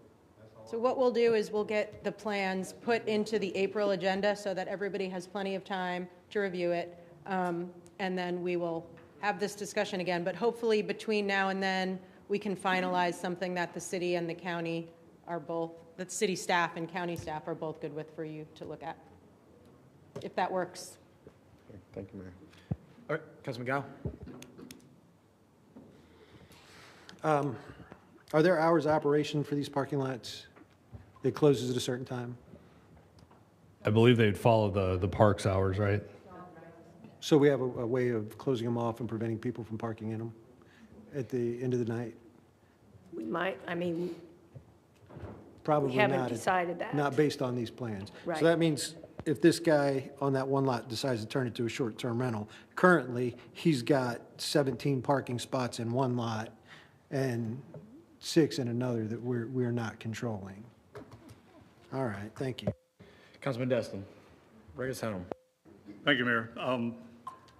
I noticed in the staff report that we had the possibility of requesting, or the need to request 6 variances. Is that going to go down with the newest plan? Staff, that's just the 6 that we identified on a very preliminary review. So we can take a little bit deeper dive on the 2 that were presented tonight and try to provide a more comprehensive list. But again, it could be more because we won't be able to do a complete development order review of those, because that would require stormwater and all that sort of stuff. So, And that's the part that probably concerns me. You know, variances are granted by an independent board. They're not rubber stamps. They're supposed to be granted either with the law or denied if the law is not there. So going forward with that giant number of variances, I fear that it's just going to put this off longer, and there may be another alternative. And you may want to consider, we could amend the ordinance as to Gulfront parks located in Crystal Beach within blah, blah, blah. In other words, a very tight amendment that would apply to this project only. We don't really do that, I understand, but that may be quicker. We all want the park to go forward, but going through with 6 or maybe more variances, you know, you better go to Biloxi and be very lucky to get all of them approved. So that gives me concern. If there's another way to do it, then we need to be looking at that too, and accomplish the same goal, which is to try to make it as safe and as accessible without backing onto 98. One of the variances was the turnaround, right? Yeah, so in order to get the looping there, Right. on the southern end, we'd have to get rid of what's called the terminus parking island. Yeah. And that plan that's up right there on what would be the eastern boundary of where you enter in the southern end of the loop still doesn't meet even the minimum width of a one-way, which is 20 feet. I think that's 16.8 something feet. So, yeah, so that's not even identified in your all's staff report because staff, again, didn't review this one. We looked at the 60% that was provided to us for the staff report. So, yeah.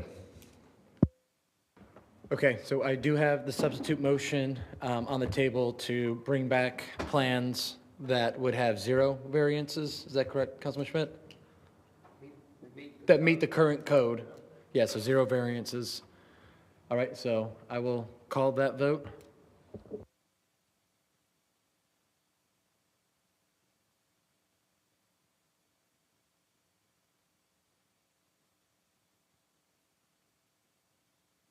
Okay, I just have it. We see who voted Yep. for the public's perspective. Can you switch it over to the vote? I just have it 5-2.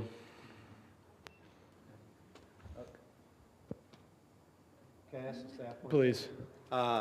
You should know by next meeting if that is a possible task, because I don't think that's a possible task, to be honest with you, other than you have like Yeah, is there 4 any other- parking spots out there.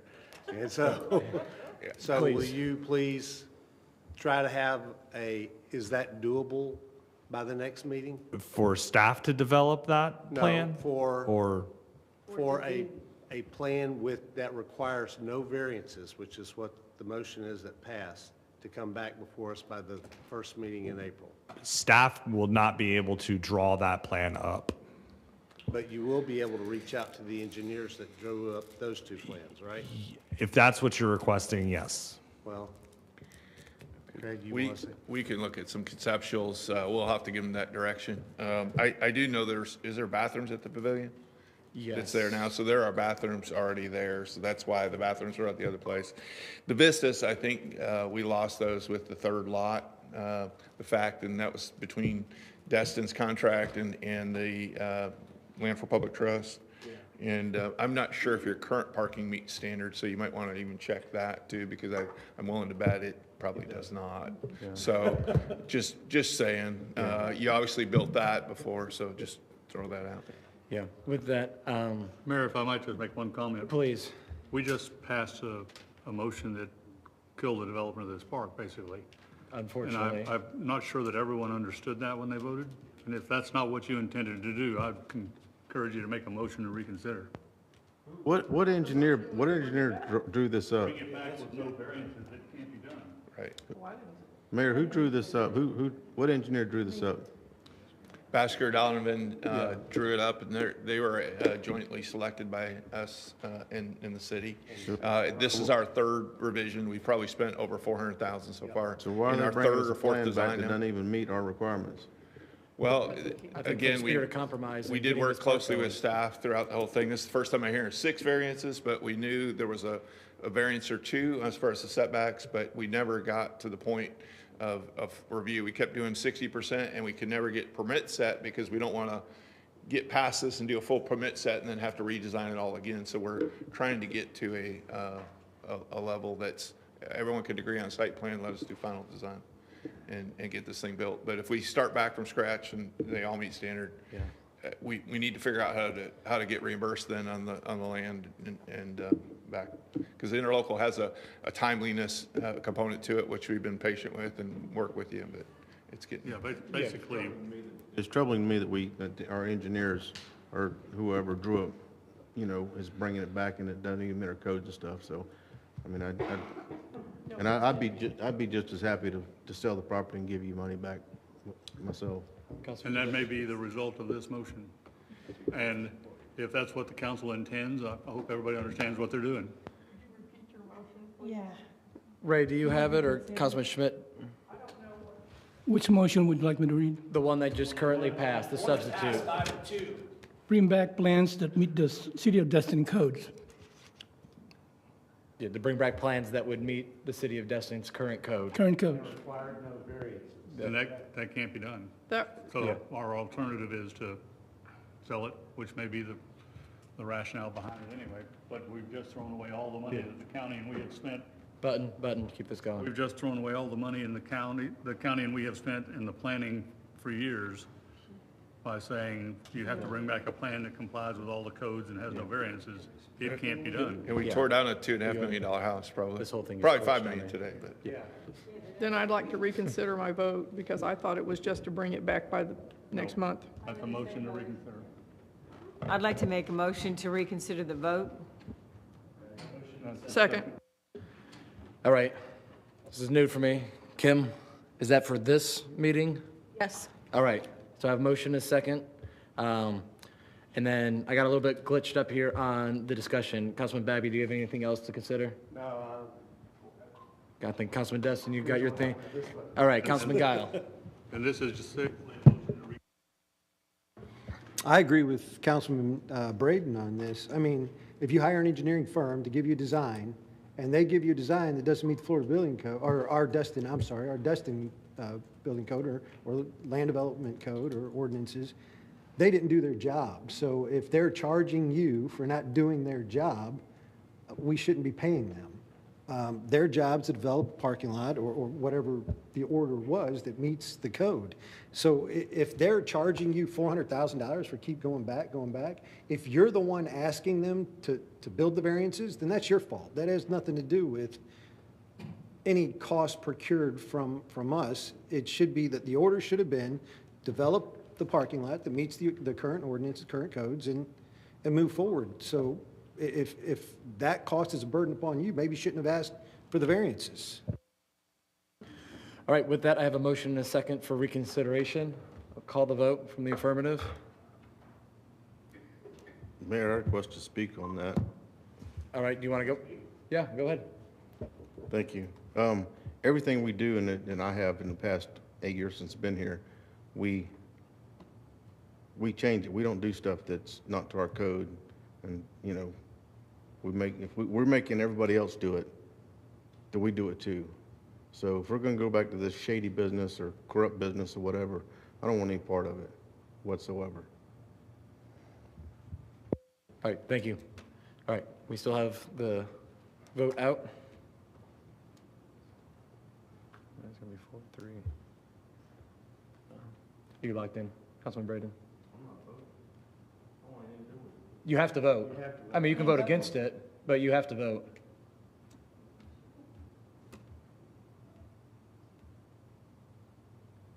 You can either give us a reason for abstaining, you can vote no or yes.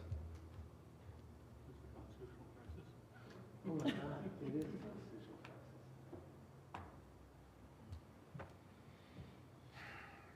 right, per Florida state statute. Okay, thank you.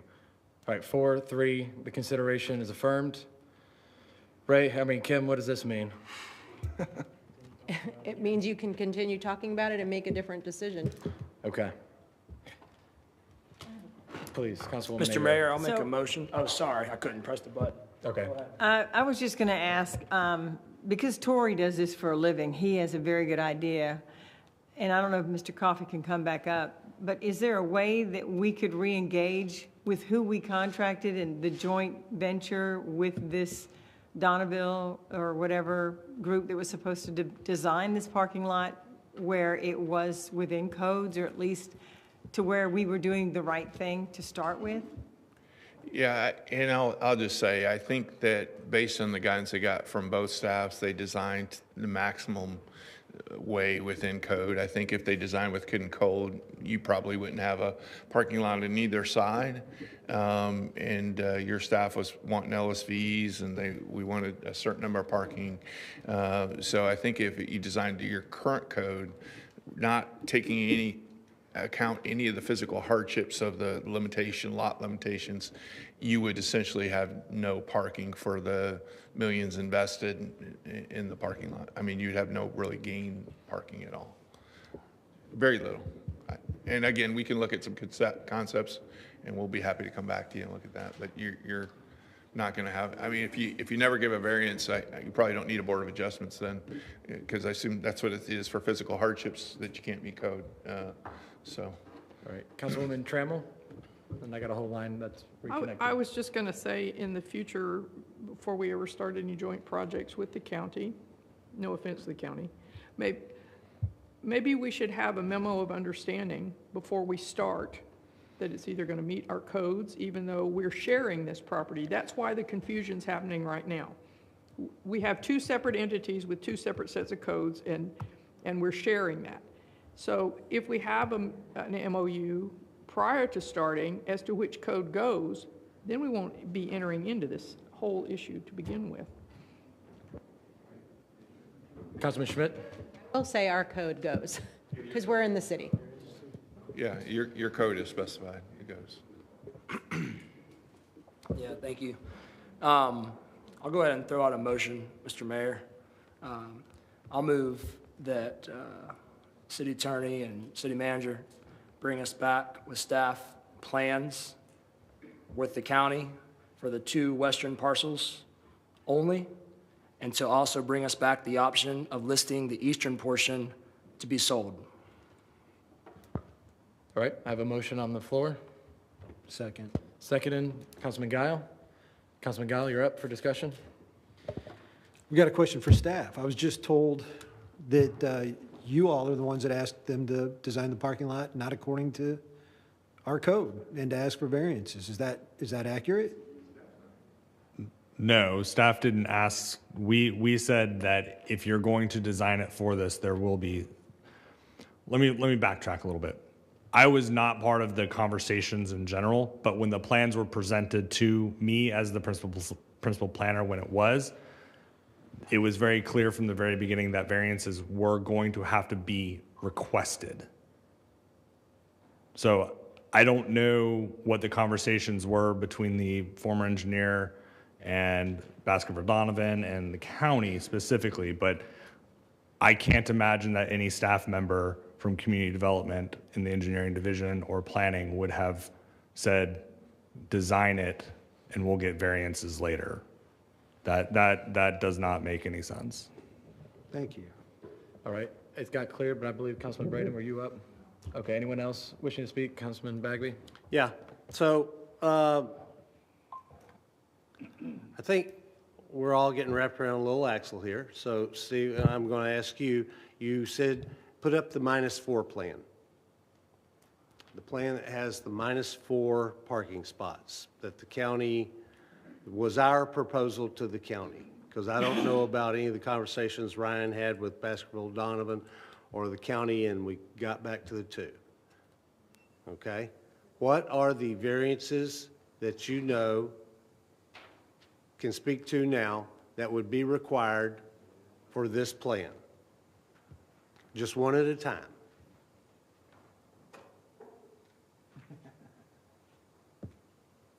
All right. I apologize to anyone if I get you in the eyes. Okay. Point at you, Ken. I don't. All right, so the very first one is throat clearance. From property line right there, there's a 40-foot throat clearance. So right off the bat, these 9 spaces would have to go. Okay? Okay, so hang on.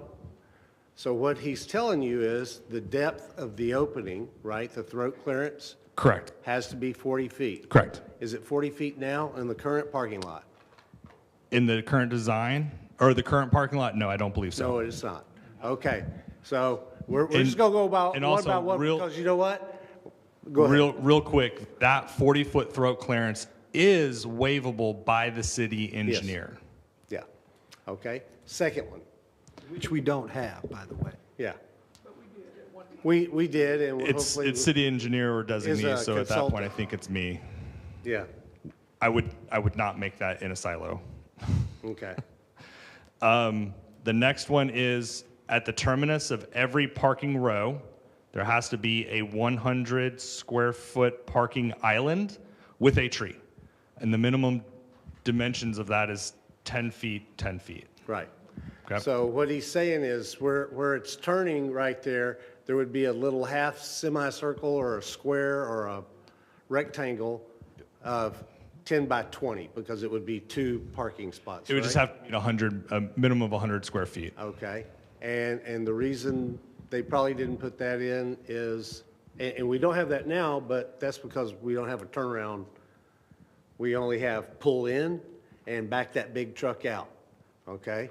So, yes, I understand why they did that, and that was why the city said, take the additional 2 parking spots, because that gives you turnaround, because you want to protect the cars that are on those in parking spots, I would assume.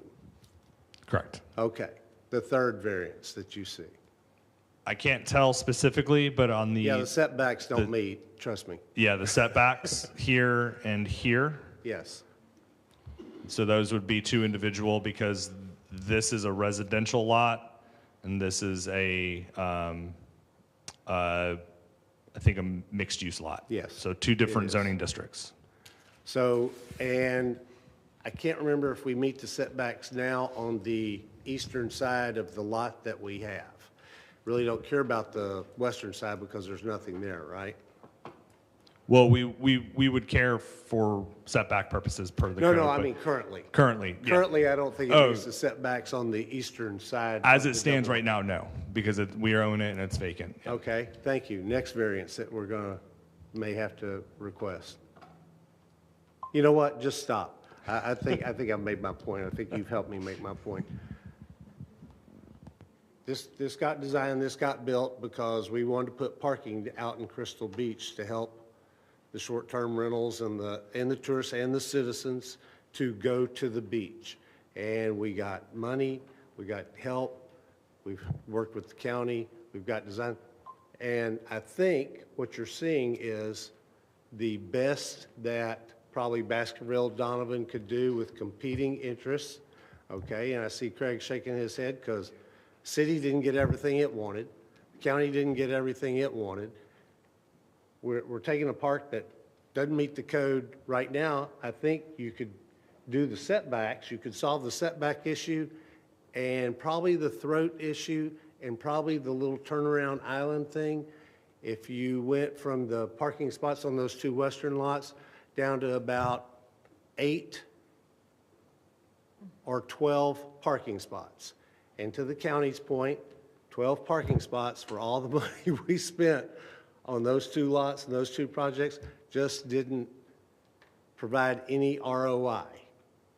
And you're right, the Board of Adjustment is an independent body, and if they say no, but some of these variances are actually waiverable by the city staff, not having to go to the Board of Adjustment. Correct. Correct. Correct. So that's why I made the motion I did. I get what you're saying, but I won't support that motion because it is time to move on with developing the property that we own out in Crystal Beach to service our citizens, our residents, our visitors, and everybody else. So real quick, on this plan right here, I think something that would help mitigate parking not where it shouldn't be allowed is on that southern end right there. Just some sort of physical concrete raised curbing, a few feet wide, the width, the length of the parking spaces, just to prevent anyone from, seeing it clear and then striping the south side of it as no loading, I don't fire lane. disagree. That's why my original that would motion just- had a month for you guys to work with the county to say, let's make this better, but we're not going to solve all the world's issues here, and the perfect is the object enemy of the good enough on this issue. Councilman Guy. So one thing we need to be very clear of, this whole thing was a mistake, right? We thought we were purchasing 3 consecutive properties. Turns out we weren't. There was one separated by a building. At one point, we talked about trying to do a trade purchase. And what you're trying to do is fix a previous mistake, which we probably should have just gave up on if we can't meet the current ordinances. And if any builder comes up here, just like the people on Airport Road that wanted to build the townhouses right there at that curve, we didn't give them a variance and ordinance, but now we're going to say, but that's okay. We're going to do it for ourselves. I'm with Rodney Braden on this. In my opinion, cut our losses. We should have cut our losses when the previous city manager and his deputy city manager made the mistake. We should have backed out of it then. I say we sell them all and move forward. Councilman Braden. Yeah, it's kind of the same thing I was going to say. If a developer brings something similar to this to us, are we going to grant him all these variances and like we're doing ourselves tonight? We're not granting. We don't grant variances. We don't grant variances, guys. Most of these variances would be granted by the Board of Adjustment. There's a throat clearance that the city engineer, which we don't have, would have been able to do. But none of them come to the council other than the main plan. So the council can't override the Board of Adjustments? You can't override the Board of Adjustment, but what you can do is change the code because you're the city council. So there's that. Thank you, Mayor. Councilman Schmidt.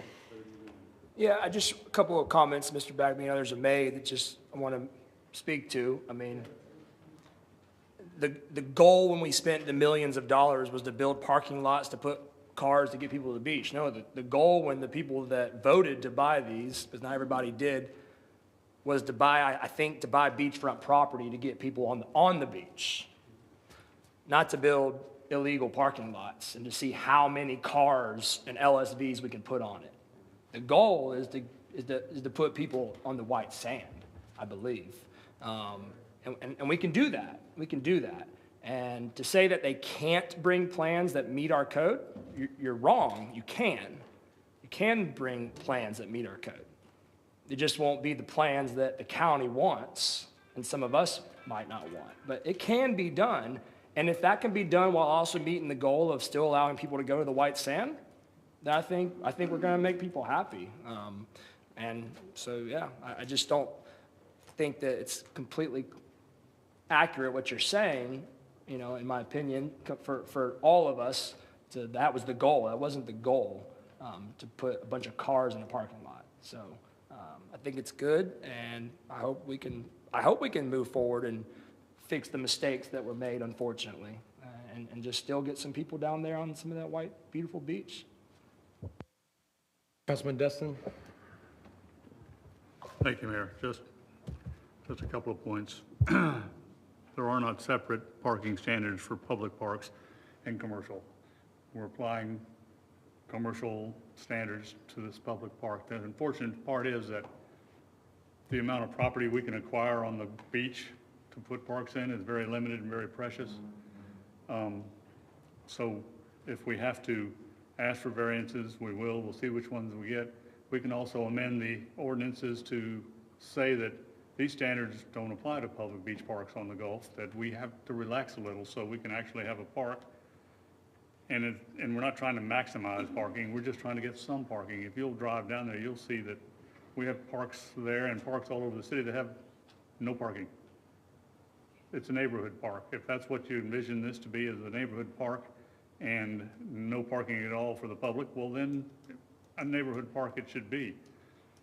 But it should not be abandoned completely, because this is the years and years and years worth of work to acquire some beachfront property. And the compromise is that we'll get some variances. Perhaps we'll amend the ordinance to apply to Gulfront parks. Now, just so we're clear on where we're going, we have a motion in front of us to reconsider. If that motion... The reconsider has passed. Reconsider. That has passed. If that motion does not pass on this reconsideration, then we fall back to Mr. Bagby's motion, which is to. The reconsider had already passed. I'm sorry? The reconsidered motion Yeah, has but we passed. still have to pass on whether we're going to vote in favor of it or not. Ah, okay. So we will be voting, reconsider means we'll vote again on that motion. If it does not pass, then we fall back to the motion that Mr. Bagby made, which is that we allow the staff and the county to come back with vacating 4 of the spaces and see how close they can get it to the code. And then we make a decision. We make a decision at that point whether we send it to the Board of Adjustments at all. But the motion we passed tonight means this park is dead, other than as a neighborhood park with no parking. And I know that some of us are favoring selling it. I would think that would be a bad thing as hard as we work to get Gulfront parks. So if this motion to reconsider, as we vote again, if that fails, we go back to Mr. Bagby's, which was the original motion, which I think is a reasonable way to proceed to see how many of these problems we can fix.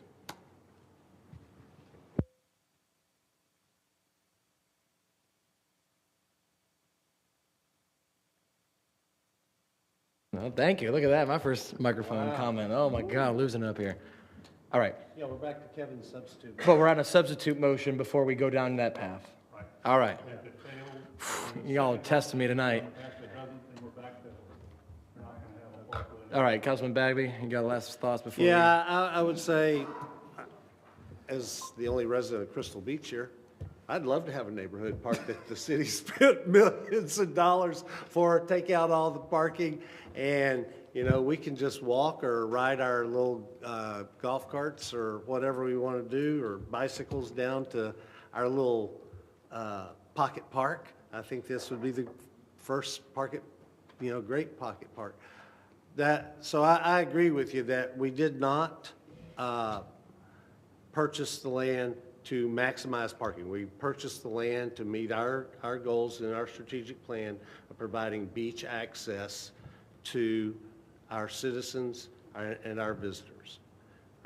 Having said that, I also know that we had a partner. And the partner, when you go in business with a partner, they get a say too. And they do have a goal of, you know, all the people that live in Kelly or Regatta or the county north of the bridge even, that want to come to the beach. And that's why they put their half of that money in, was to provide access to all those people, not to people like me that I could walk down there. I've walked by there. I can't even tell you how many times I've walked down there, but it's a lot. So I think we're trying to be a good partner, try to get a plan that we can agree with that's workable. And I don't know how the Board of Adjustment's going to vote on some of these, you know, the setbacks, okay, the throat width, okay. I agree with the concrete curb, you know, so that we protect the cars on the end, you know, when those big trucks time.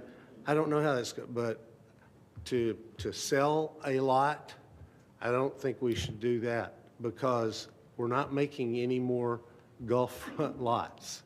And we have gone through hell just to get that lot. And it's been sitting there for a couple of years. And maybe it is time to sell it, but I won't be the one that votes for that, because I know the people out there in Crystal Beach want that access. And I know there are people in this town that don't live in Crystal Beach that want it. And they want us to do something with it. That would be like if we decided to sell the parcel on the harbor because it's so valuable and it's got, no parking on it. So. All right, I'm going to call the vote, but for transparency, we have. Mayor? Yes, we Oh, have. I'm sorry. Go ahead. This is the substitute motion. May I clarify? Please. Based on what Mr. Dewey said?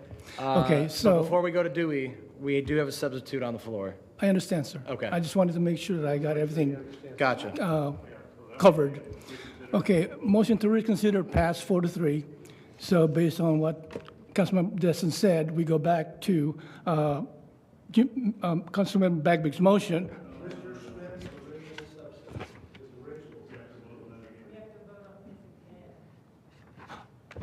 Okay. Council needs to vote on Councilmember Schmidt's substitute motion now. The original, not the current one.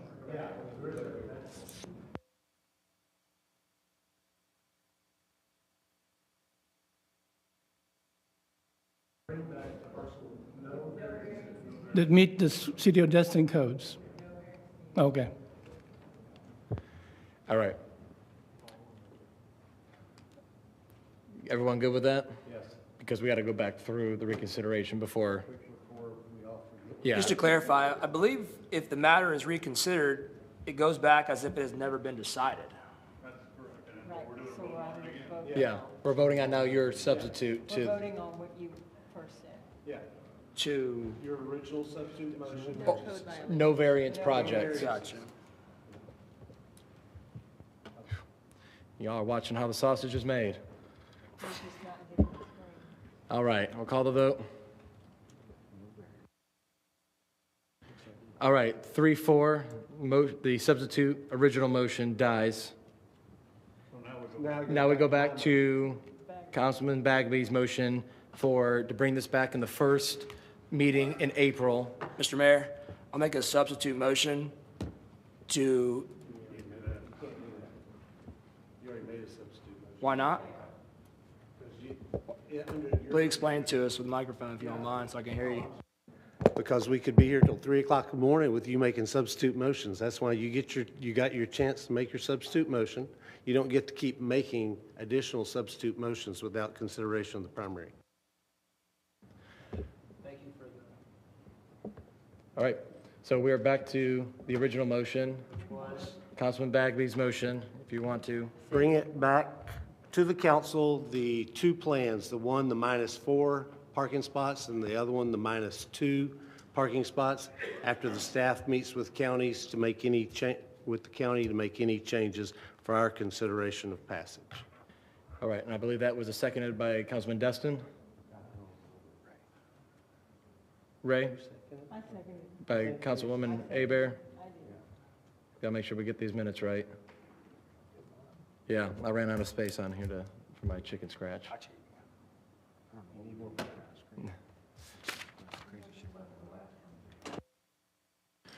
All right, so we'll call the vote.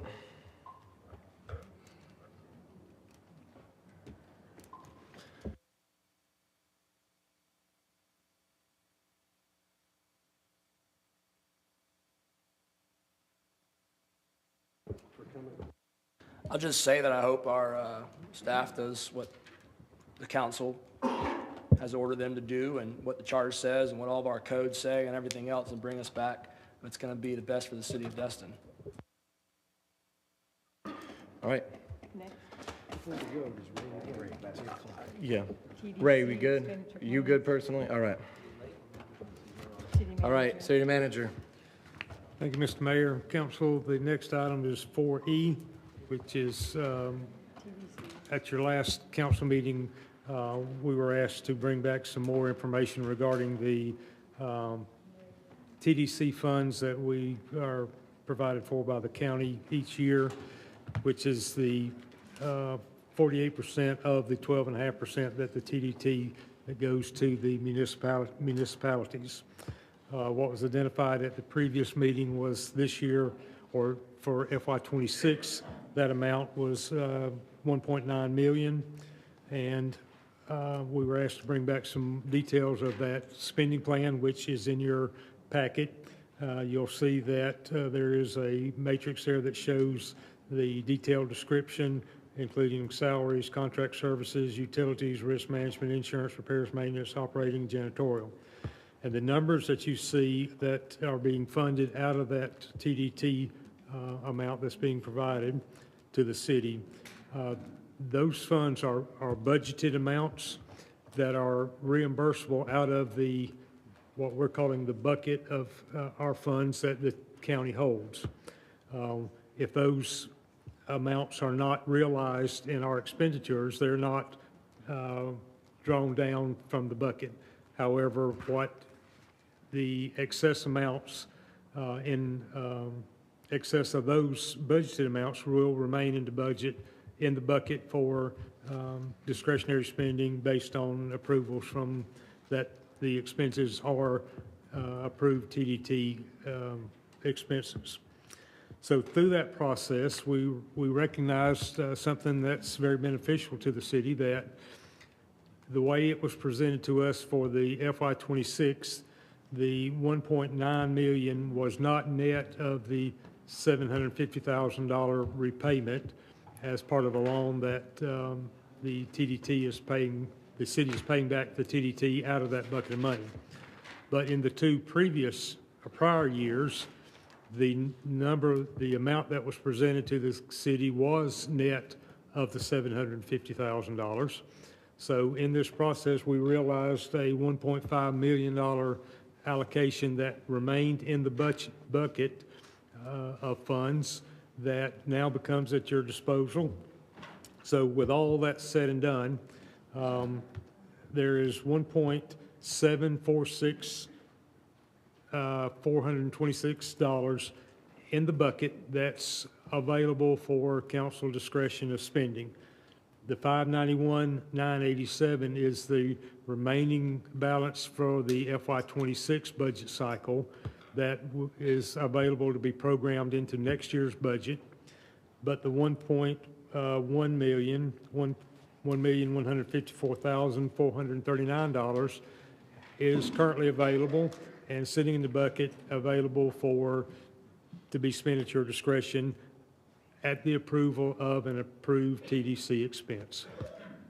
So that's what we're bringing back for information.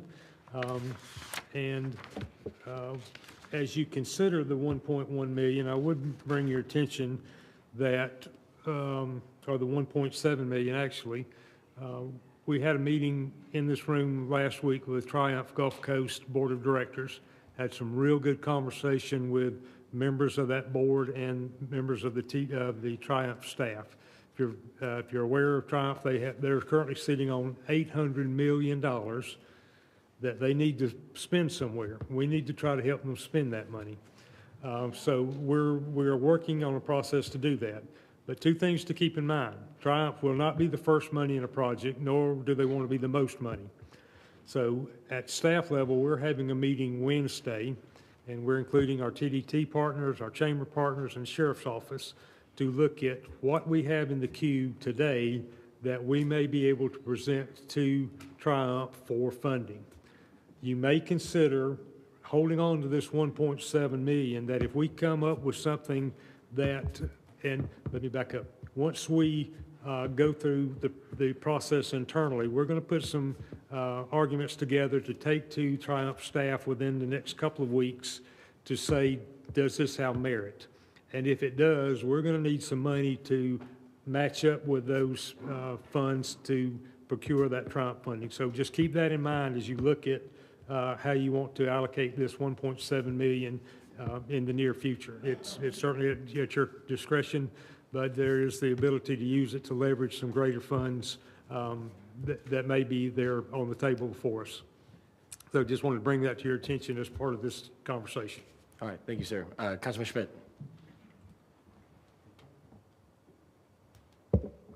Thank you, and thank you, Larry and staff, for going back and working on this and finding money after doing all that.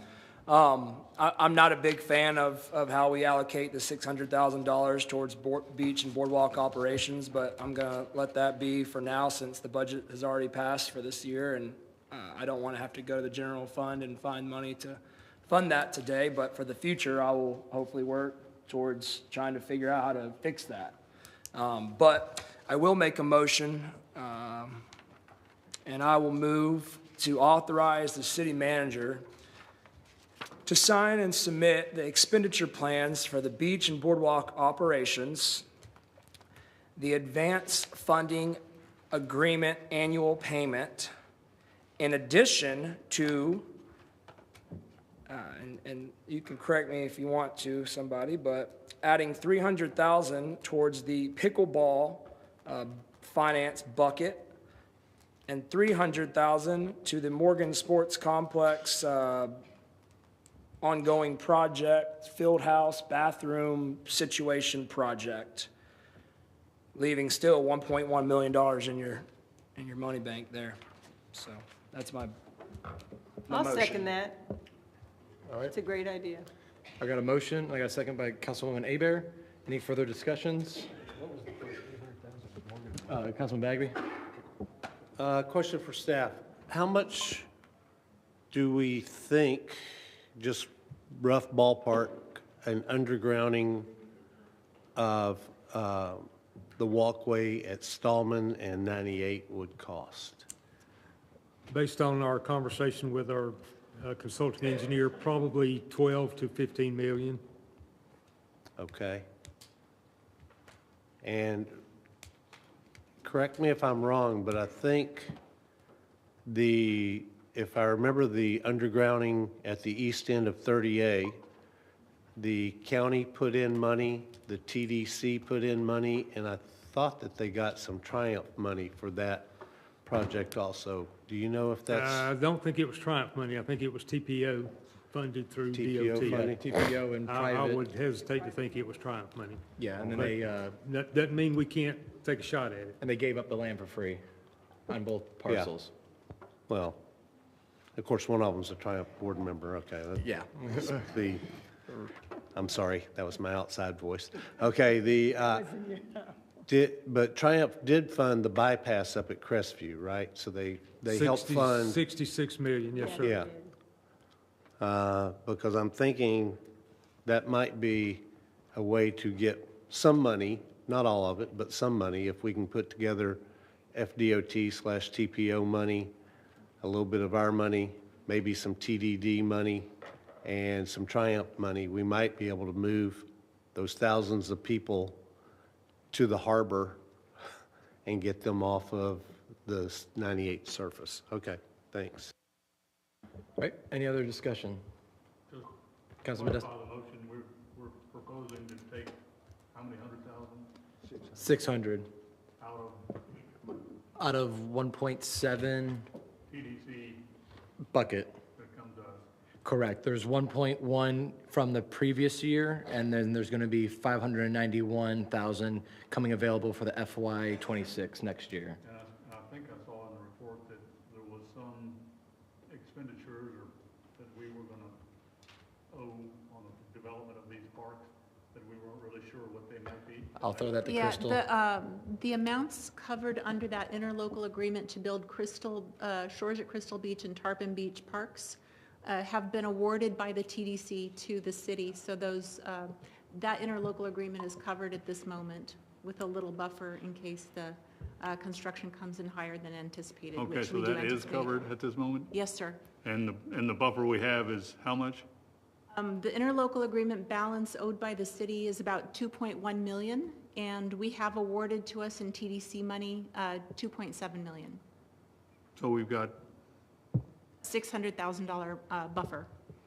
okay, and we will be allocating that buffer tonight if we support this motion? We would have to reduce those prior year's awards. Well, that's probably not something that,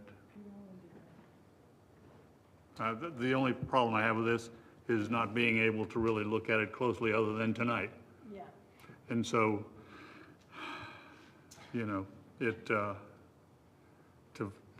to vote to allocate money tonight, I would rather see it at the next meeting to give us a chance to really look at the issue. I'll offer substitute to have that decision made at the next meeting. And by the way, I just want to mention, the deadline for these requests for the 2026 appropriations were due to the county on March 1st. So we're past the deadline at this point. Oh, well, that's not very good planning, is it? Well, doesn't really matter. Who's our rep? The TDC? Oh, that's right. Kevin's the rep now. No. So we're already past. It's a recommendation. It's not like a requirement. But we also asked staff to bring this back tonight with recommendations, and the only recommendations they gave us was beach and boardwalk and a 700,000 interlocal, amount. So staff didn't give us any more recommendations than we asked them to, so we've already delayed it 2 more weeks to get where we are tonight. So, can you restate your comment about when he's worried about going backwards? I want to make sure we're on the same page between what you said and what, you said we have a buffer of about 600,000, 2.7's awarded, we have 2.1 owed. That's correct. And how does that affect the That's- 1.7? It doesn't. Okay, how about if TDC bed tax goes down this year? Does that affect what we're going to get? That's why the TDC's estimate of revenues for next year are about $700,000 lower than they were for FY25. So I believe the TDC is anticipating that the bed tax collections will go down this year and next year, and they've baked that into the numbers they've provided to us. And so we're playing pretty closely with our buffer. The other rule is that we're supposed to expend the funds within 5 years of it being allocated to the city of Destin.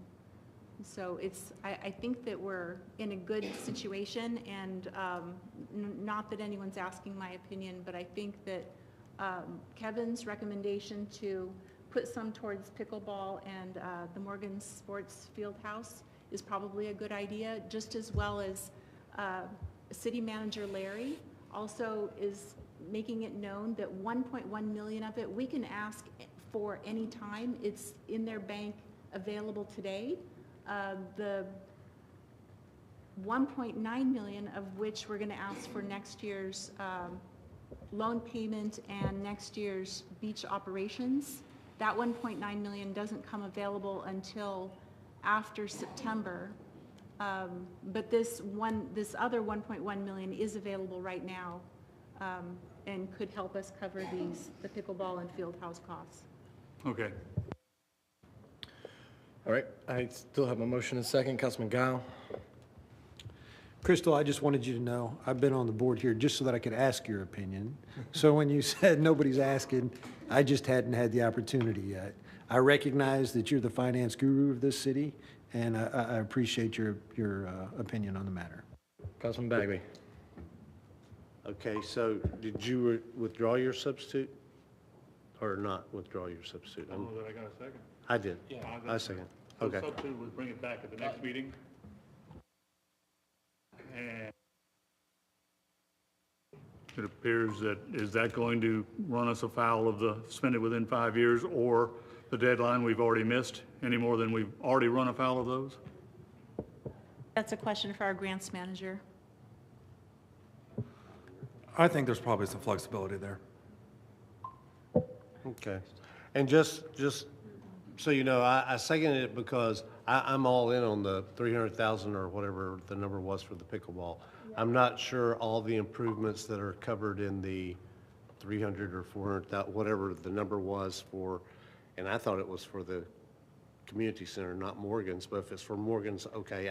But again, I'm not sure what I'm voting on, and I want to see what it is I'm voting on. The field house is, Lisa, if you want to talk to that, or I can rattle some knowledge off of the field house. It's going to be it's the restrooms for the soccer fields, plus a place for their equipment to be stored above and beyond the barn shed we have back there. I'll add, as far as the pickleball goes, I've already had conversations with the county, and they said that that would be an eligible expense. Tell you what, I will withdraw my substitute since all of you all think that this is a good idea.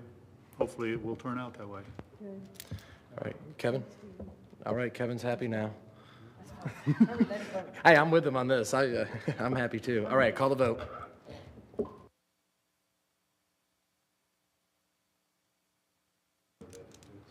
This is for the main one. Don't pay attention to that. That was a custom You Ray. have to retype it. All right, 7-0 on the original motion made by Councilman Schmidt.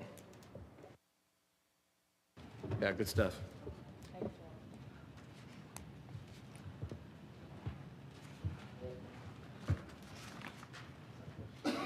Larry? Thank you. Item 4F is just an update on the community center exterior building envelope inspection. You approved at the last meeting for us not to expend more than $14,100. We signed a contract with BECI for $9,500 to produce that document. Based on what comes back from there, we may ask at a future date to allow them to help us draft some bid documents to be sure what they've identified does get put forward appropriately in the bid documents, but we'll address that when that comes back, so there's no action needed on that tonight.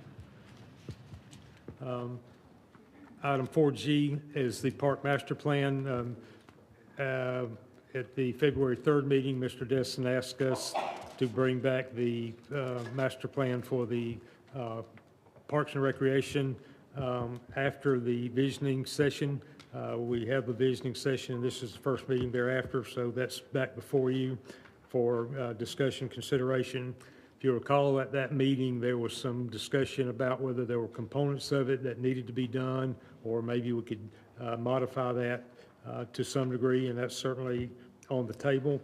I can tell you that from the visioning session, what we took away and that we began already a process was that parks, pocket parks, landscaping, trees are very important to council and very big part of the council's vision of moving forward.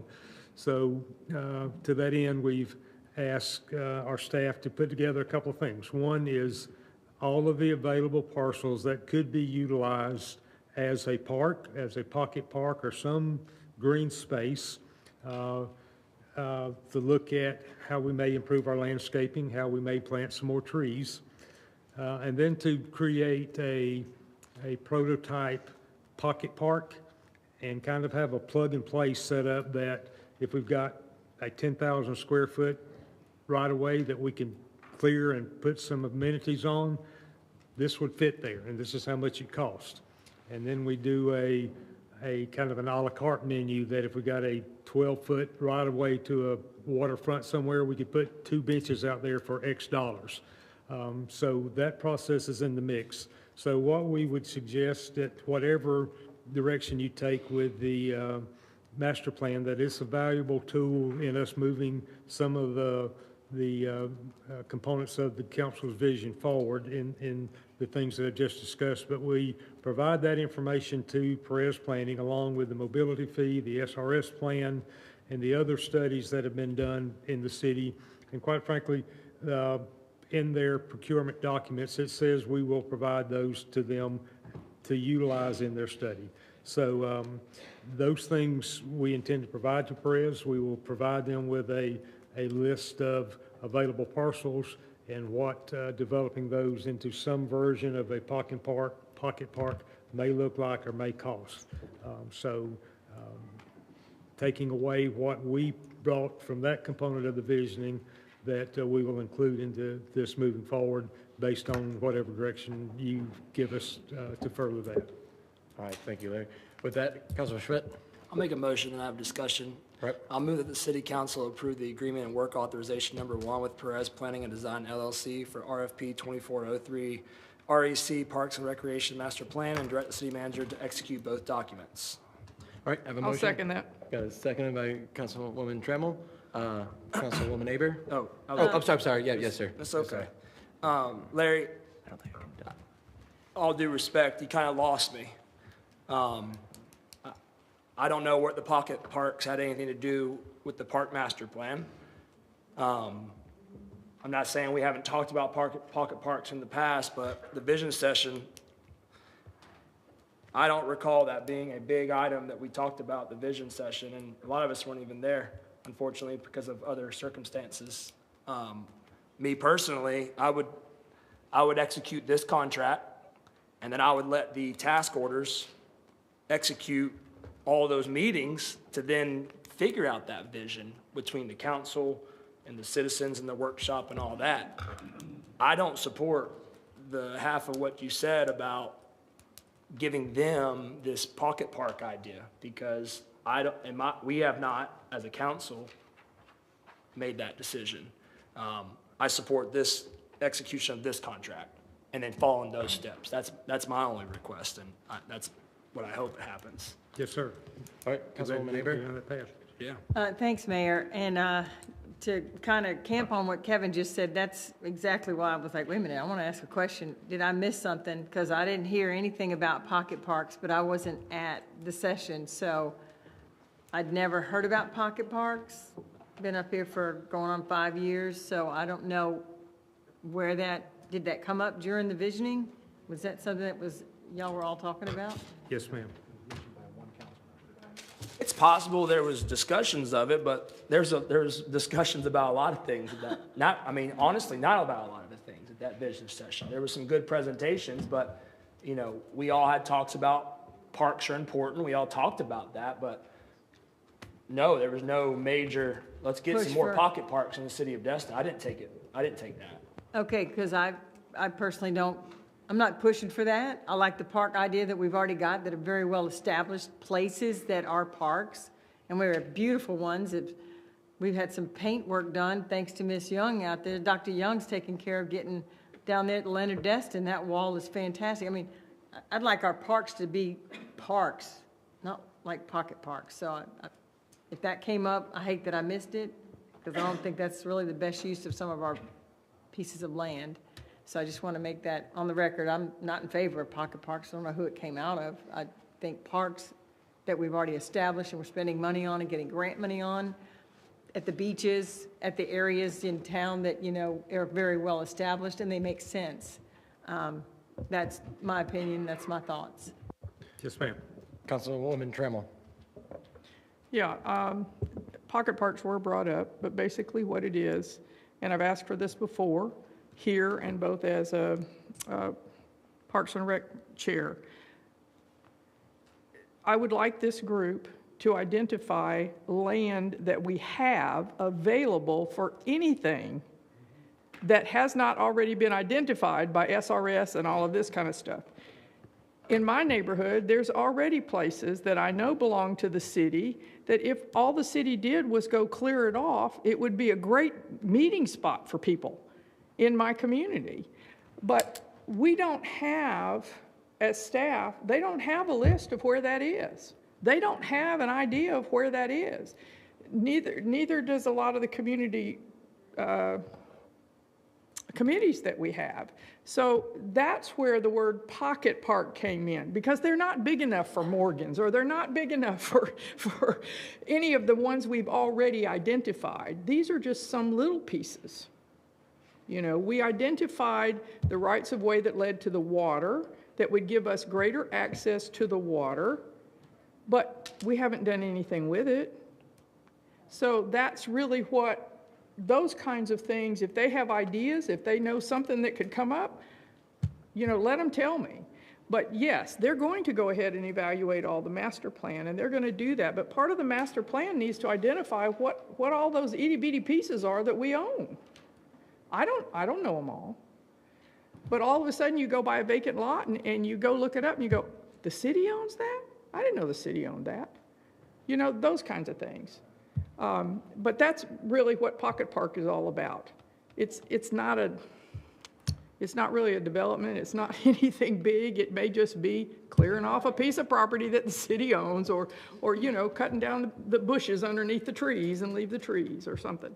But that would be great for our little communities to have little bitty dog parks in the middle of their neighborhood or something like that where you could meet. But that's the idea of pocket parks. And to add just some verbiage for clarification, I'm assuming that's more of the right-of-way easements that we own, is what you're talking about when it comes to that? No, there are others that are not right-of-way easements. That we just have parcels? We just have they're not big enough for a house. They're just a piece of something. Okay. And so those are the kinds of things that I think we all need to know about. Gotcha. Maybe we got another use for them. I don't know. But if somebody will go find them, we can talk about it. Yeah. All right, Councilman Destin. Yeah, I think Sandy made the point. This is pocket park. That doesn't mean anything anyway. This is about identifying the parcels that we have and seeing if there's anything we can do with them. And I do support that and did at the visioning session. So city manager just didn't make it up. We need to see where those parcels are and let them incorporate it into this master plan. Of course, spending another $200,000 on another study that looks to me like it duplicates some of the studies we just got through with. I'm not so sure that's a grand idea, but after all, we're real good at spending money. Yeah. Well, but this study focuses on parks, which we said was number one at the visioning session. All right, Councilman Bagby. Yeah, I agree with both the previous two speakers. This is just small, big enough to put a bench in or a picnic table or something where people can go sit and relax and read a book or, walk their dog. We're not talking Morgan's Sports Center here or anything like that. And there's little triangular pieces that got cut out of developments. If you think about later on, we're going to talk about vacating, if we had maintained that could have been a pocket park with a running track all the way around that neighborhood. If you included the thing, it probably wouldn't have cost that much, but we'll probably vacate it. All right, Councilman Gao. 2 years ago, we had a list of all the properties in Destin. We got it in an Excel spreadsheet. I don't remember what that was for, Ray. Do you recall that? Of all the properties and easements in Destin, there was an Excel spreadsheet. We had a topic at hand, and there was maybe 20, 25 properties on that list. Do you remember that? Sir, Mr. Bailey, yes, sir. I don't, but I can research it. All right, I apologize. I know we got that list because it was for something that we requested at one point. Wasn't that in connection with SRS they were putting together?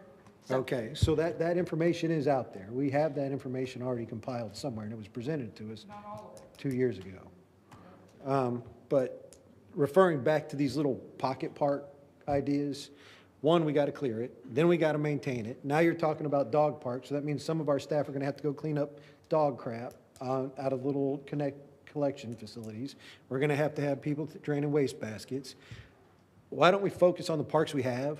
We've already had comments on the parks we have established. I think our staff needs to focus on those parks and not waste our time, money, and resources on tiny little pocket parks throughout the city. Councilman Braden. Thank you. That was one question I have. Do we have to maintain these pocket parks? Yes, sir. And before we would even entertain the idea of developing one, it would certainly be at council's discretion and direction. We just. And we'd have to budget for the maintenance of those parks and that kind of thing? If we get approval from council to move forward with them, we would certainly have to have a budget to maintain them, yes, sir. And so that's be a whole part of the process. Or the neighbors that are using that little park might be happy about it, right, Jim? And just be like, hey, we'll rake it up, like half of us do with our easements and our property out in front of our house. We have to cut the grass, even though it's not ours. We can't park cars on it. We can't grow a tree on it, but we have to maintain it. So I think we could cross that bridge when the time comes. And if I may, Mr. Mayor, to Councilmember Giles' comment, you're right. Part of that staff direction was to also look at the existing parks and what we need to make sure they are those world-class facilities that we talked about in the visioning session, so that it was a component of it. Councilman Braden, you good? Yeah, no, I'm still good. I knew we threw Robert's rules out the window a long time ago, and it's just a free-for-all tonight, but my other question was the visioning session, was that recorded? Yes, sir. Can I get a copy of that, please? I'd love to hear the discussion on the pocket parks. Yes, sir. Thank you. Mayor, that's all I have. Thank you. Thank you, sir. Councilman Schmidt. Mr. Braden, I just want to clarify, just in case it's needed, this is the only chance we get to talk. I mean, for everybody, I believe, my just 2 cents, I think we're getting a little bit wrapped up in the semantics of the park master plan contract here. This is a document and a contract that I believe has been in the works for this will be the first time in the city of Destin's history that we will put this thing together, right? So I think there's going to be a lot that comes out of this when we execute it, hopefully. And I think a pocket park conversation is just going to be one little piece of it. But this is also a parks and recreation master plan. So there's a lot to it. I just didn't want you to think this was all about pocket parks. There's just a case, but yeah, thank you. I'm excited. All right, I see no further discussion. Call the vote. The motion is to approve as written.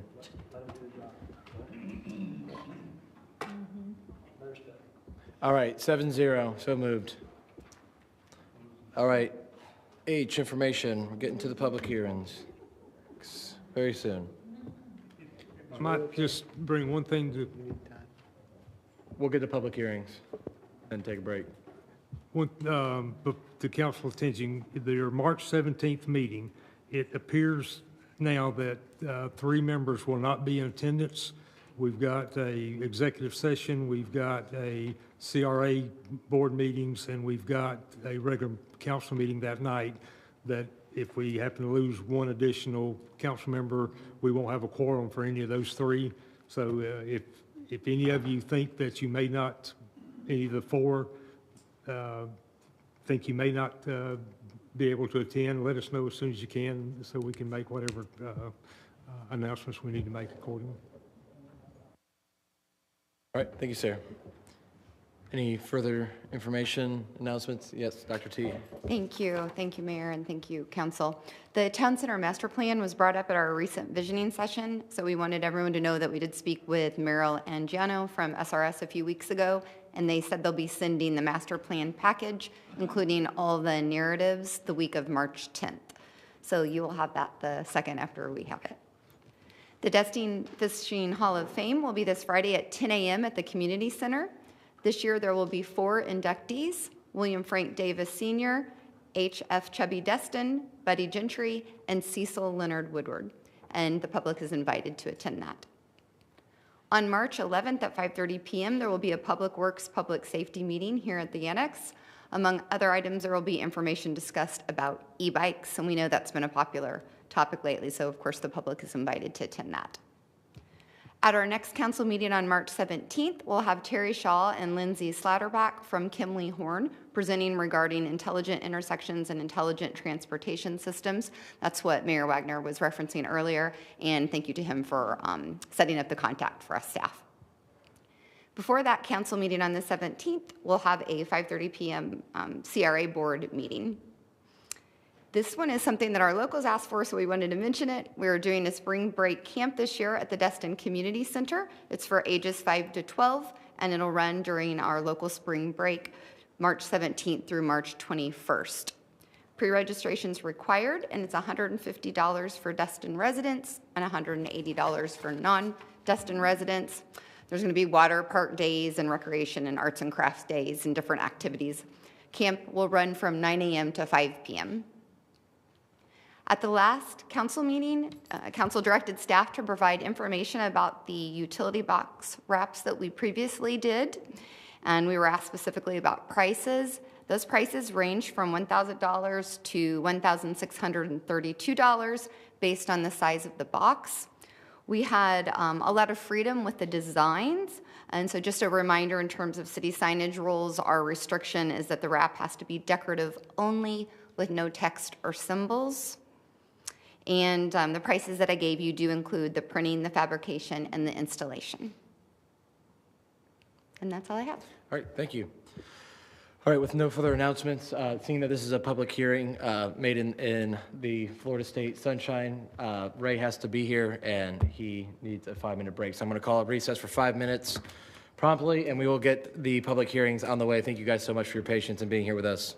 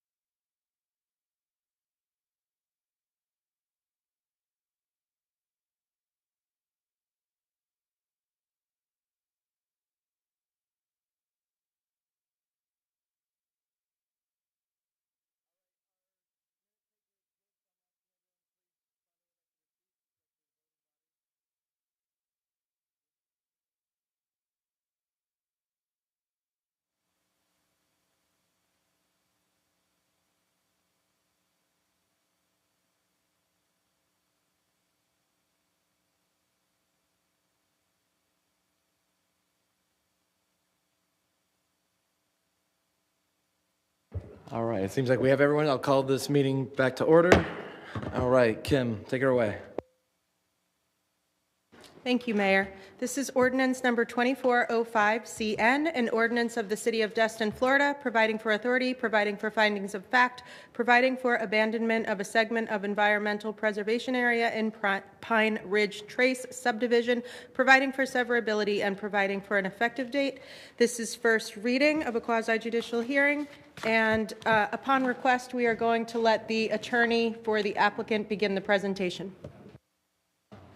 All right, just hit that gray button, and the floor is yours. Good evening, Council. Attorney Jeff Burns. I'm appearing on behalf of the applicant, Ms. Amanda Belcher, who's sitting right behind me. I've provided each one of y'all some hard copies of some items I might refer to.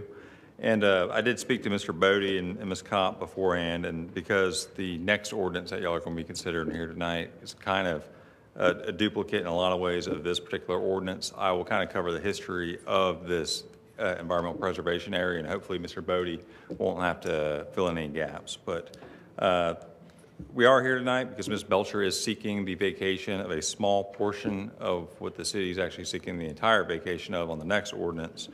And if you refer to the items I gave y'all, I've included where her property is located in the southwestern quadrant of that Pine Ridge Trace plat. It's the little blue dot. And whereas the city, on the next ordinance tonight, will be seeking the vacation of the entire yellow area. The reason that you're hearing both of these here tonight is because Ms. Belcher's application kind of started in the works back in the summer of 2023.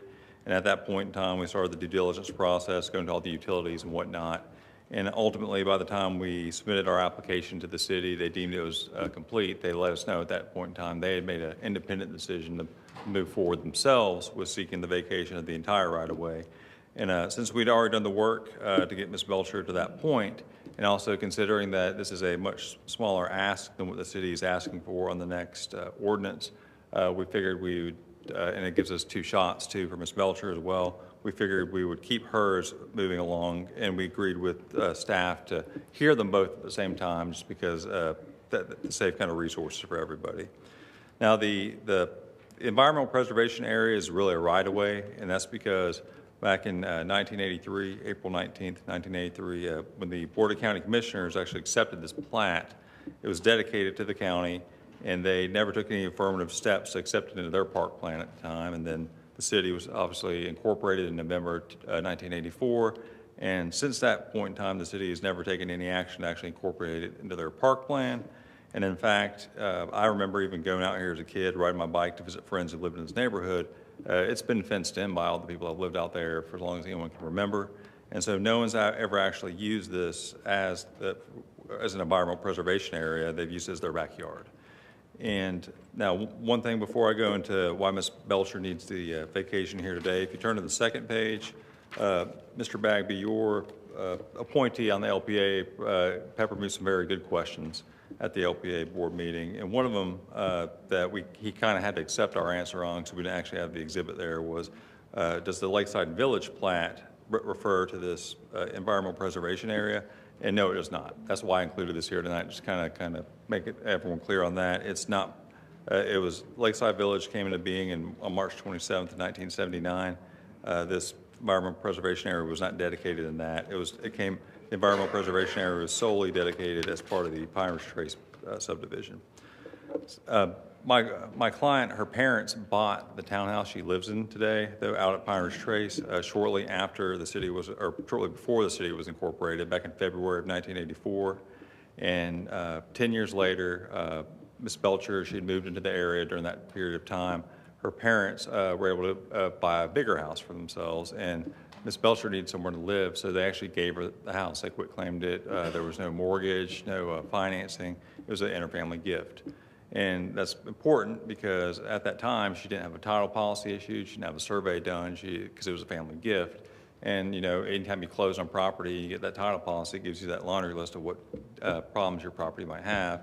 And you get a survey that might show where your actual property lines are. Well, she didn't have that. Instead, when she moved in February 1994, she moved into a property that had the entire area that we're seeking a vacation of fenced in, and not only fenced in, but there was a shed and a porch actually built onto it, and an improved porch.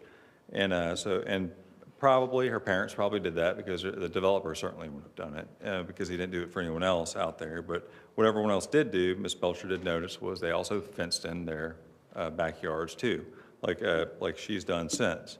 And she did not actually realize she did not own that portion of what she thought was her property, which actually is this environmental preservation area, until she was served by code enforcement in May of 2023.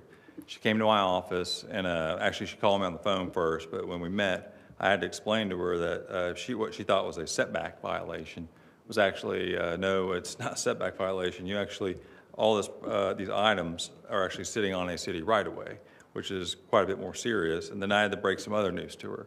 Under Florida law, we couldn't go to the city and say, will you sell us this little portion of land? Because Florida law does not allow cities or counties to actually sell right-of-ways. If you can abandon them or vacate them, and then they, under law, pass by operation of law to the neighboring property. But you actually cannot sell them. And so I told her the only recourse would be going through this process.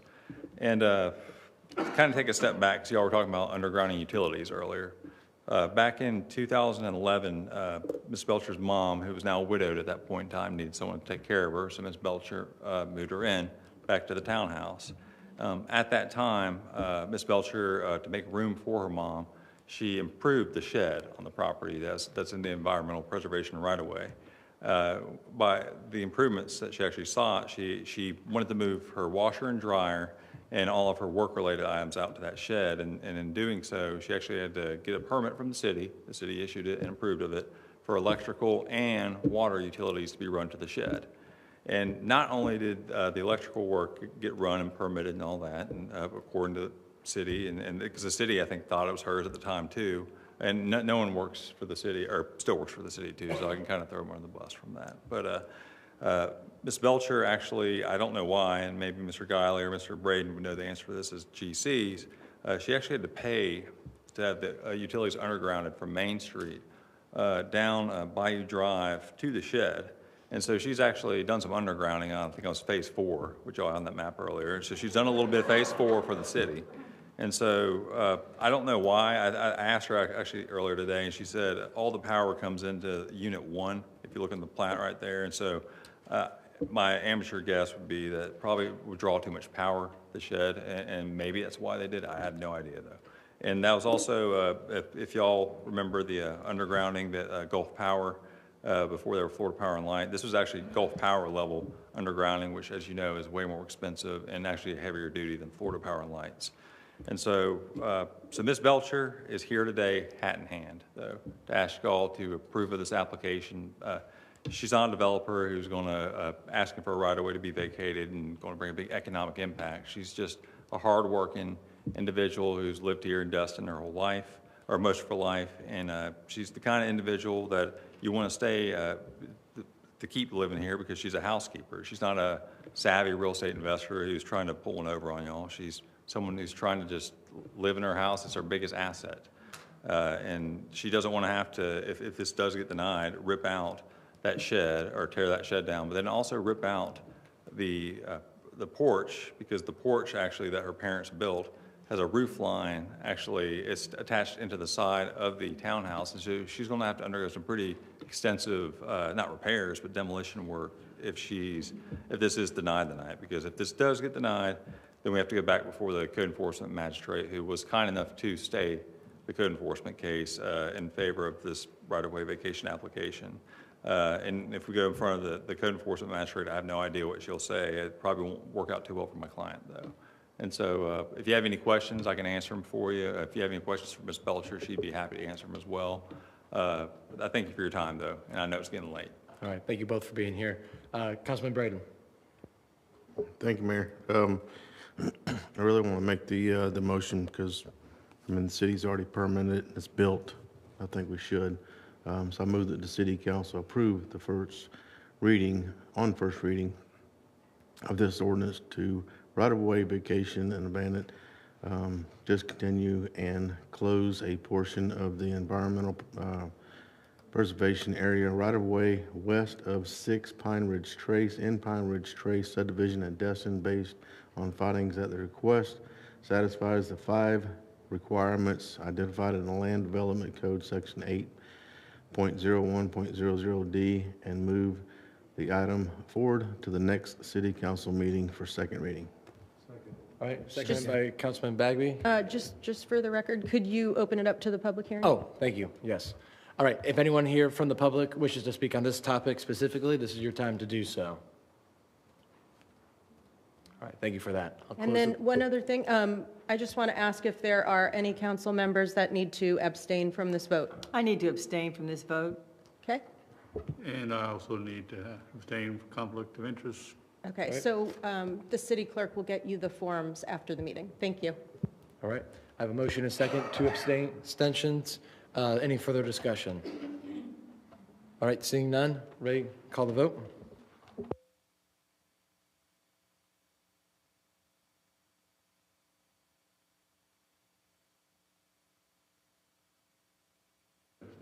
Yeah, you have to just click abstain for the record. There you go. All right, ayes have it 5-0 with 2 abstentions. Yes, sir.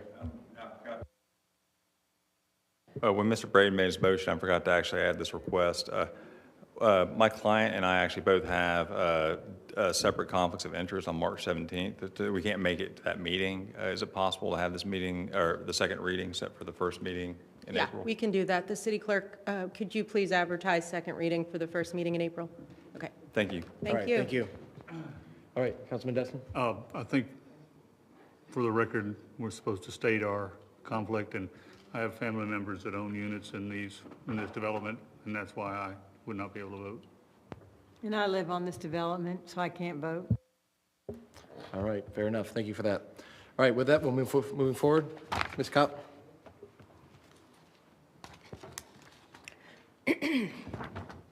This is ordinance 2416 CN, an ordinance of the City of Destin, Florida, providing for authority, providing for findings of fact, providing for abandonment of the environmental preservation area in Pine Ridge Trace subdivision, providing for severability, and providing for an effective date. This is first reading. This is the city's application for right-of-way vacation of the parcels listed out in the ordinance. It's if you look at the diagram that Mr. Burns showed you before with the blue dot, it is the rest of the area that is all in yellow. And I'm going to turn it over to staff member Joe Bodie to give you some more information. Good evening, Mayor and Council. In reviewing the application for 6 Pine Ridge Trace, staff had found the environmental preservation area quite a number of encroachments ranging from sheds, parking areas, fenced in, many of them cleared. Using aerial photography at last count, which was at the time of application in 2023, 31 of 66 adjacent properties had encroachments, and then several others had cleared the area of vegetation.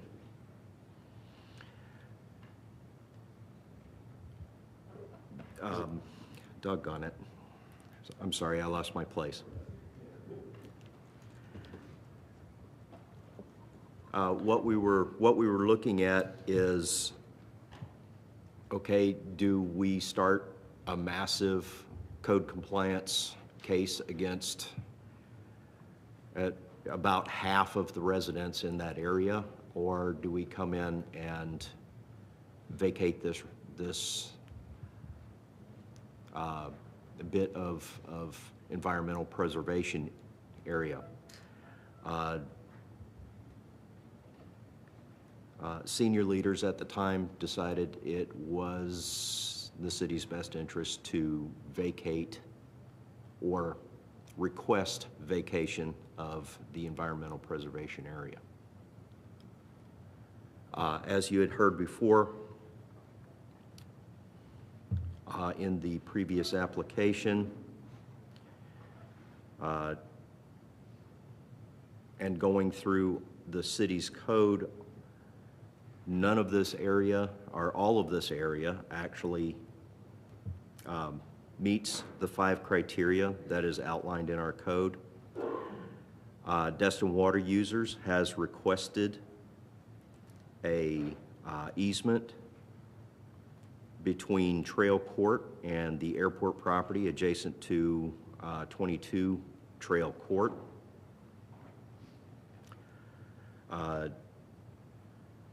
The LPA had approved or recommended approval of the ordinance pending no objection from the airport. The airport executive, or the Destin Executive Airport had no objection, with the understanding that the residents are subject to our current Land Development Code, Article 7.15.00, airport and aircraft zoning regulations. And I'm going to open it up for questions at this point. All right, thank you. Councilwoman Trammell. Thank you, Mayor. I was just going to make the recommended motion. I move to recommend to council approve the request to vacate, abandon, discontinue, and close the remaining environmental protection area right-of-way in Pine Ridge Trace subdivision in Destin, based on findings that the request satisfies the 5 requirements identified in the Land Development Code, Section 8.01.00.d. All right, with that, Councilman Bagby. Yeah, I didn't see in the motion the walkway through or the whatever, the area that we're, I mean, I'm seconding the motion, but does it include that? Walkway? He talked about a. Yes, so this motion Doesn't say it in there. It should be approving the ordinance on first reading. Okay. And in the ordinance, if you look at the first Okay. page, it lists out all the parcels, and there are a lot of them. Okay. So, Councilmember Trammell, if I could ask you to just clarify in your motion to Councilmember Bagby's point to approve the ordinance on first reading, if that's the intent?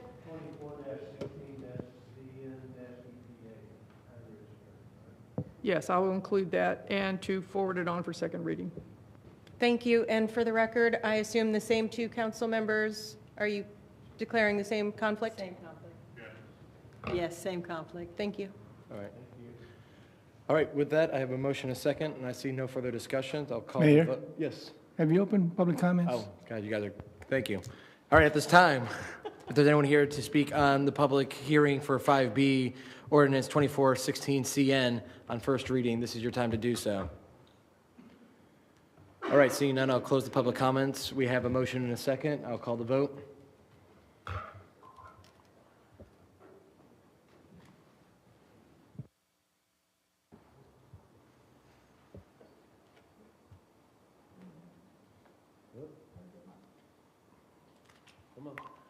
All right, I have it 5-0. Double down. Mayor, I should have done this, but I would like to make a motion to change the order of the day and move D and E, I'm sorry, 5D and 5E above 5C, because God only knows how long we'll talk in a workshop forum about Yes. mobility fees. Yes. Yeah, we need y'all to come. All right, I have a motion to I'll second move it. the short-term rentals forward for the public hearing. I have a second by Councilwoman Abear. I'll call the vote. Yeah. Yeah, we should have made this the first public.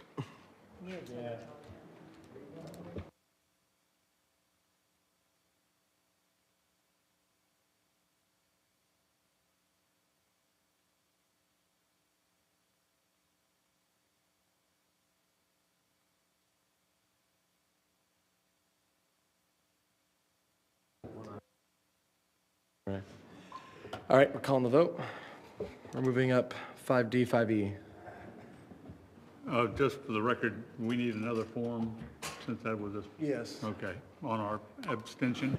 All right, ayes have it so moved. We're going to change the order of the day. 5D is ordinance 2423 CC will be up next. Ms. Kopp? Thank you, Mayor. Ordinance 2423CC, an ordinance of the City of Destin, Florida, requiring short-term rental registrations at multifamily units, including condominium units, within the City of Destin, providing for authority, providing for findings of fact, distinguishing between short-term rental registrations for single-family homes and short-term rental registrations for multifamily units, renaming Article 6 of Chapter 13, registration of short-term rentals, single-family, but making no other amendments to the regulations for short-term rentals for single-family homes.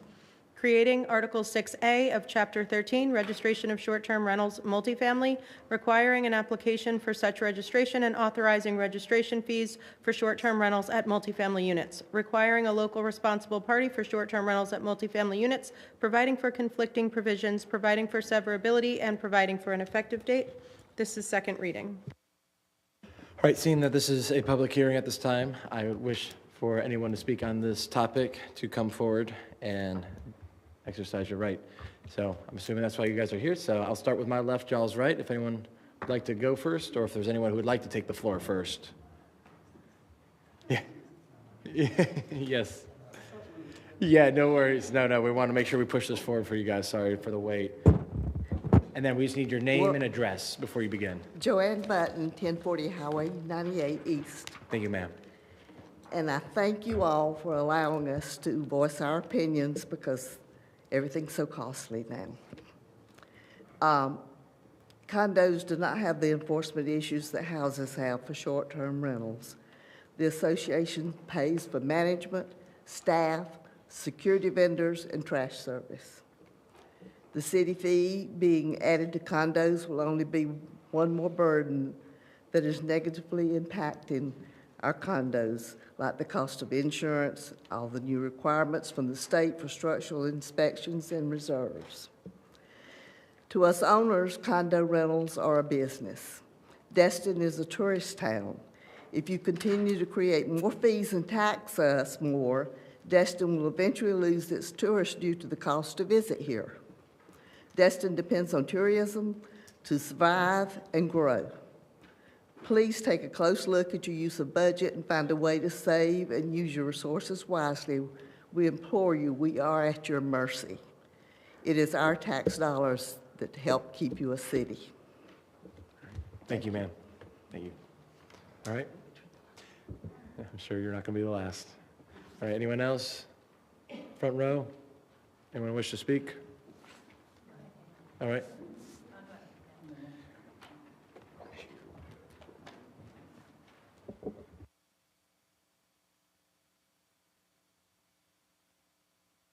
Ken Wampler, 4320 Cummins Drive West.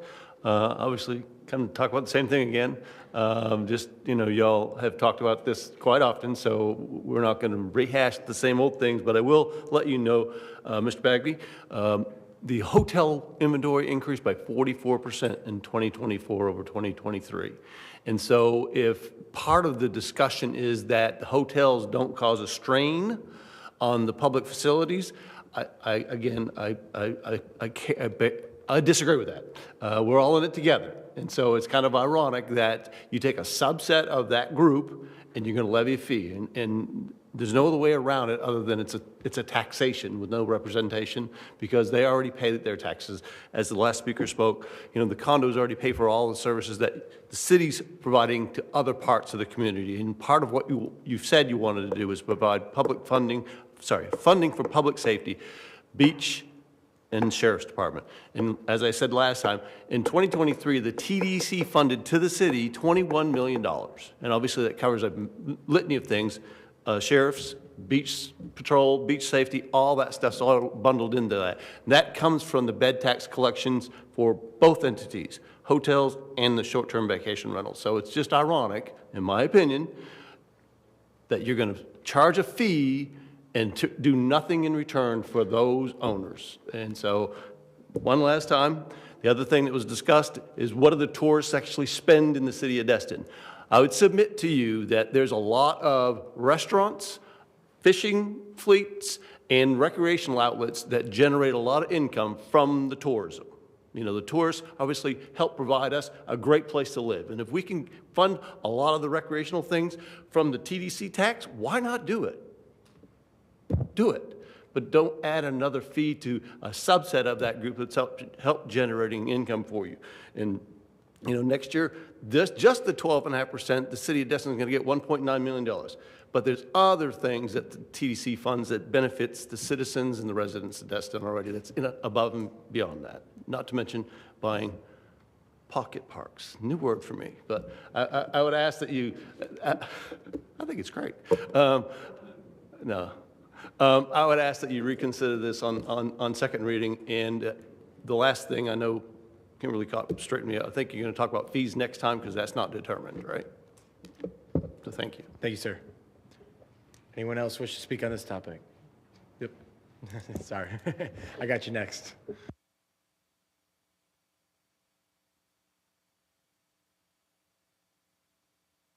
There we go. Easy enough. Name and address. Hey, Louisa Baldock. Address is 3016 Scenic Highway 98, Unit 209.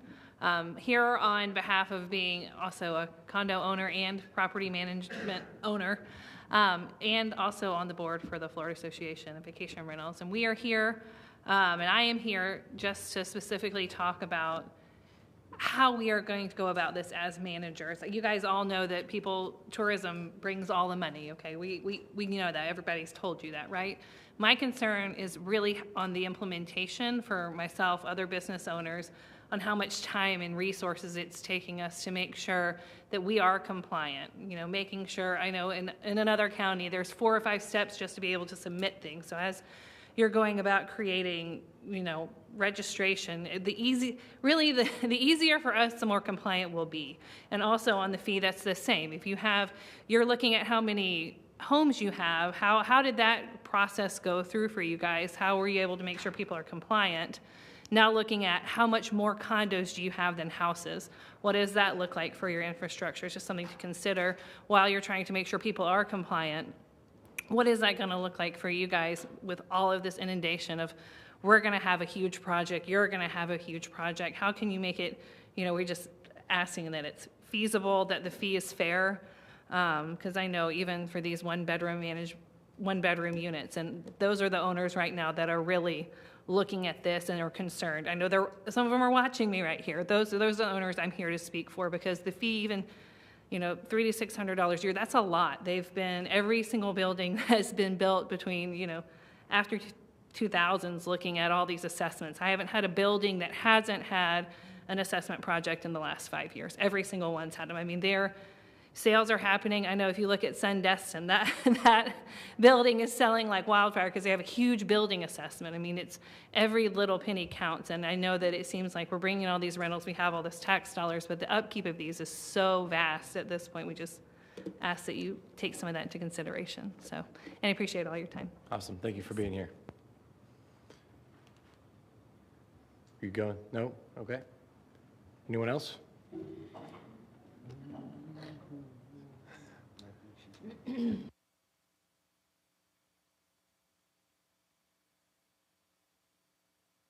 Hey, push that gray button.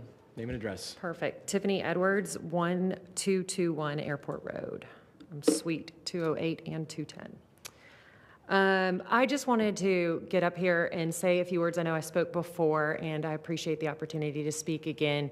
I know when this ordinance was originally put forward, it was to create some fairness and balance for the amount of the load and the transportation need, or not the transportation, but the public safety needs that are created through tourism. And I just ask again that there is some fairness between the hotels and vacation rentals. I know that there has been a narrative that's been out there in the last week that vacation rentals do not spend or do much in our area. And I can tell you that from a larger economic impact study that's Northwest Florida, I did not have time to extrapolate the city of Destin. 39% of what they spend is in food and beverage, 25% for retail, 20% in recreation, and 16% in transportation. And there's actually a company here in our area called Explory that provides activities throughout the country.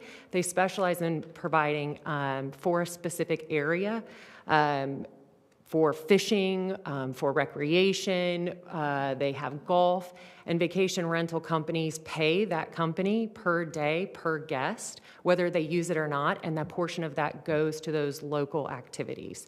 So I would just ask and implore that if you are going to make a decision for vacation rentals, that please make it for all tourism that impacts so that we're all paying our fair share and putting in for the betterment of our area. Thank you. Thank you so much. All right, anyone else? All right, seeing none, I'll close the public portion of this public hearing. Councilman Guile? I move that the city council adopt ordinance 24-23-CC. All right, I have a motion on the floor. Do I hear a second? Second by Councilman Schmidt. Councilman Bagby. Yeah, I want to thank everybody that spoke tonight. And I'll address a couple of your concerns. The hotels, you know, we're going to probably vote to rescind or recall, but that doesn't mean at some future date in sense of fairness that we couldn't come back and revisit the hotel issue. We're just I'm trying to get my mind around this. The hotel increase that you mentioned probably came from the TDC, and I would think it probably views Destin as everything below the bay, because most of those hotels that have been built for that 44% increase were in the county, because if they had started popping up in the city, I probably would have run to figure out how we could at least slow that down, if not stop it. I'm not a big fan of more hotels. Louisa, the implementation, we haven't decided that yet. We have folks in the city who think, oh, code enforcement, and we need to hire them 3 more admins, and that is not my personal solution. My personal solution would be go through the clerk of the court, work out an agreement with them. They collect the bed tax already. They know who the short-term rentals are. Trying to put that load on our city is, in my personal opinion, erroneous. I was trying to think of a good word that I could say in public, but erroneous when we have people in the county that are already doing that, already have those lists identified, already have a process for you to register and pay for your short-term rental taxes or your TDT already. But that's a debate we're probably going to have down the road. You know, the one thing that y'all didn't mention, you did mention special assessments. You know, as a realtor tomorrow, I'm showing, I think, 7 or 8 condos. Okay, most of them in El Matador, because these people want to buy, unfortunately, out on Okaloosa Island and not in Destin. And they've doubled their assessments, their regular assessments, in the last year to make up, and they did a special assessment just because they had their inspection. They said, this is what we got to fix. You know, they're out there paving their parking lot right now because that's a reservable expense. And so I get that. And so we will try to keep it fair. I think, you know, we're not establishing the rates tonight, but I believe Mr. Destin had mentioned $300, particularly for those condos that are, you know, 1499 square feet and less. That would be fair. You know, if you've got a 5,000 square foot condo, which there's a couple of those in the city, you ought to pay probably what a 5,000 square foot house does, but we'll deal with the fees later. But yeah, y'all are being heard, but it is in my mind, because these short-term rental houses have been paying this fee for a while. And you know, the short-term rental condo, it's not on all condos, because I have people, you know, yelling at me about, I can't believe you're going to tax my condo. It's like, well, you live here. We're not going to tax, you know.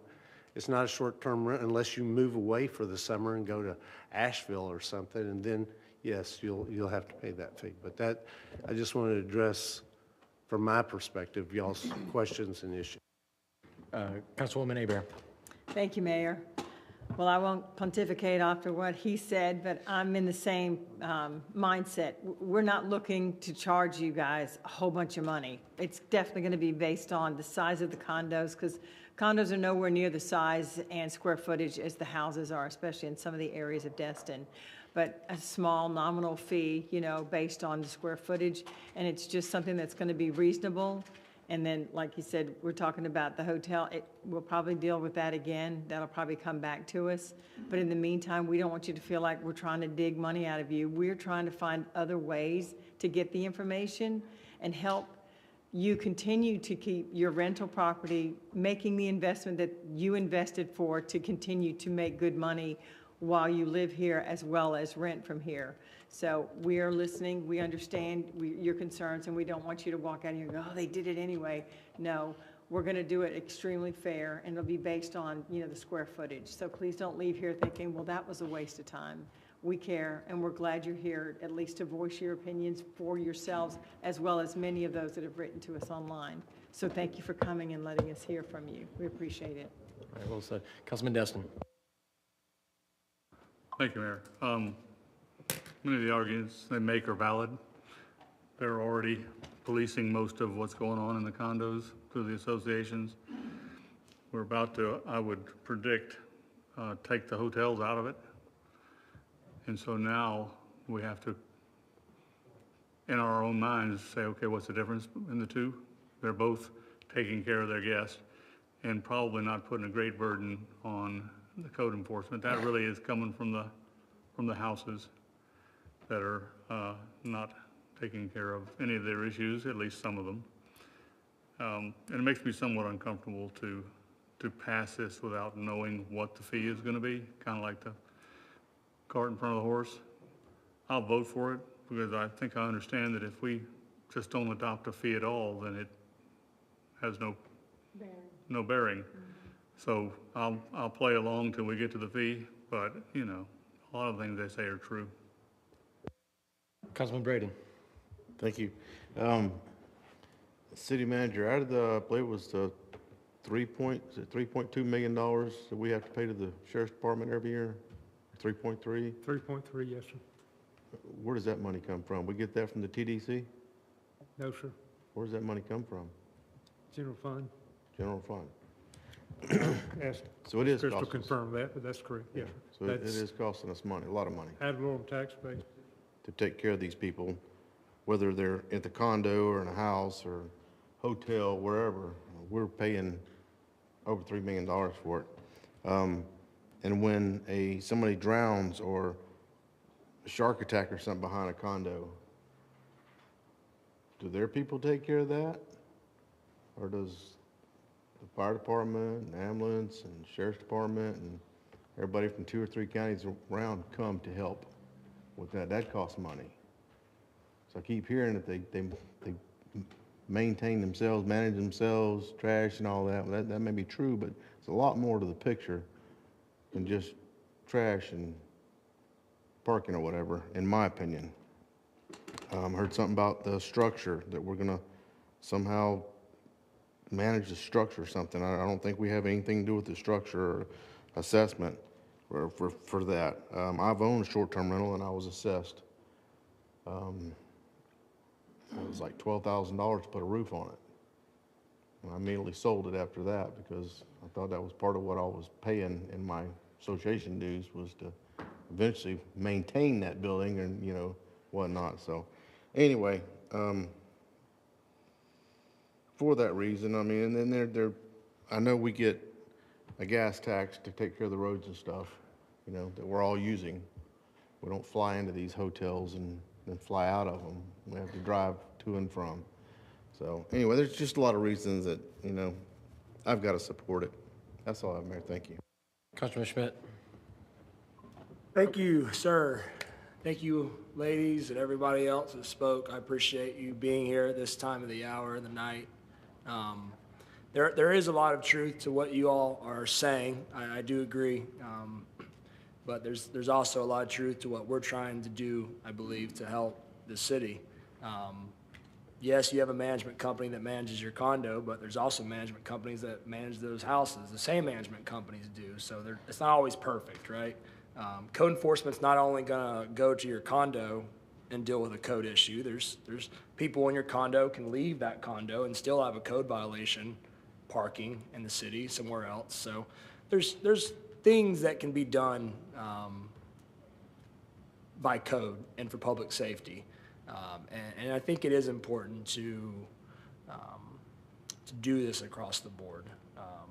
I do think we have to weight it correctly, WEIGHT, according to the houses and the condos when we do get to that point, because if this does pass tonight, it's not a fine, it's just an ordinance, and now we have to talk about the fee, and not the fine, the fee. And I'll also be trying to go to the hotel one, right? Because, I feel like this is kind of like a little loop-de-loo here, we roped everybody in by saying we were gonna make it fair for everybody, and now we're, pulling it back. And I don't support that, so, I know it's tough, and I know the old buildings are tough, and I know property management fees are tough, and I know all that's tough. I get that. Running a business is tough, and somebody said this is your business. I get it, and I'm a business owner too, and there are tough weeks, months, years, and then we have to relook at things and figure out what to do differently as well. I truly believe that's gonna be my goal, to work with staff and the city manager to make sure we're not just collecting your money to then just fund a bunch more just cushion stuff like salaries and stuff. That's not my goal. I don't want to see that. I want to see the money be used what it's supposed to be used for, what we're saying it's going to be used for. So I'm going to do my best to make sure that we do that appropriately if we end up actually having a fee for the registration. So thank you. With that, I see no one else on the board, and so I will call the vote.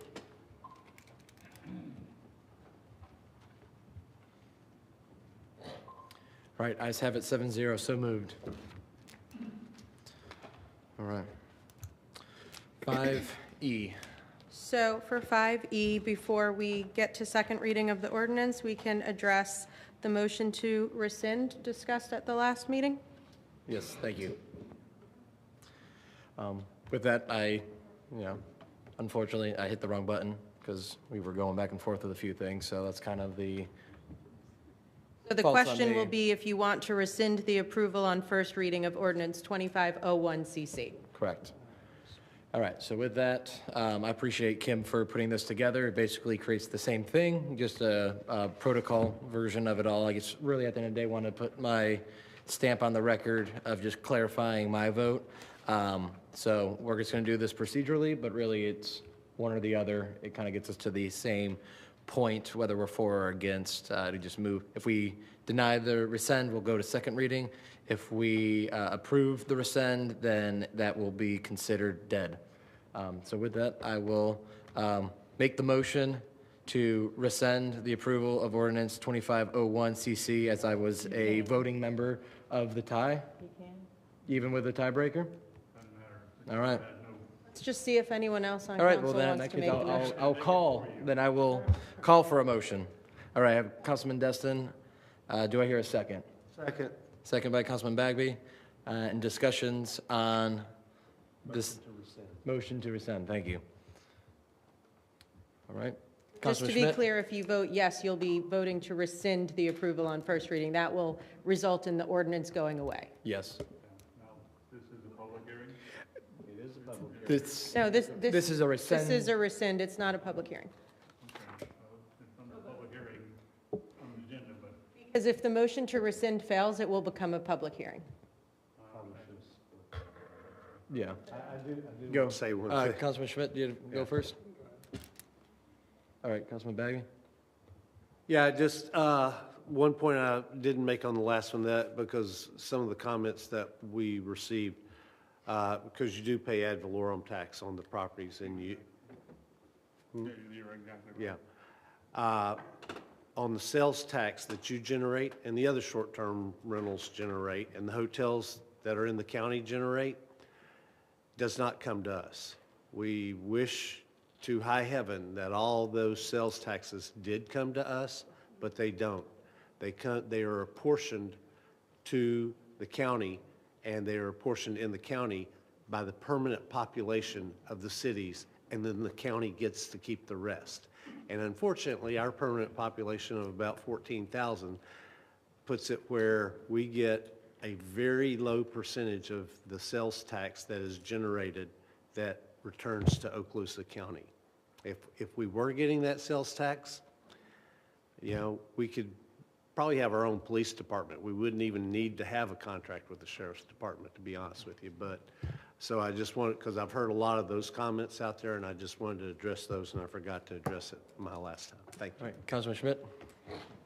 Yeah, thank you. I just, I can't support we're doing this tonight, unfortunately. You know, 3 of us did vote to pass it on first reading, and I get we can change that at the second reading, which I wish we would just have it at a second reading, but you're right, I get it. You know, I've heard arguments that we don't have a lot of hotels in our jurisdiction, so it's not gonna be a lot of money. Well, if we don't have a lot of hotels, we're not gonna piss off a lot of people then, right? I mean, that's one thought. We heard from a lot of short-term rental owners, but we still passed it 7-0 just now.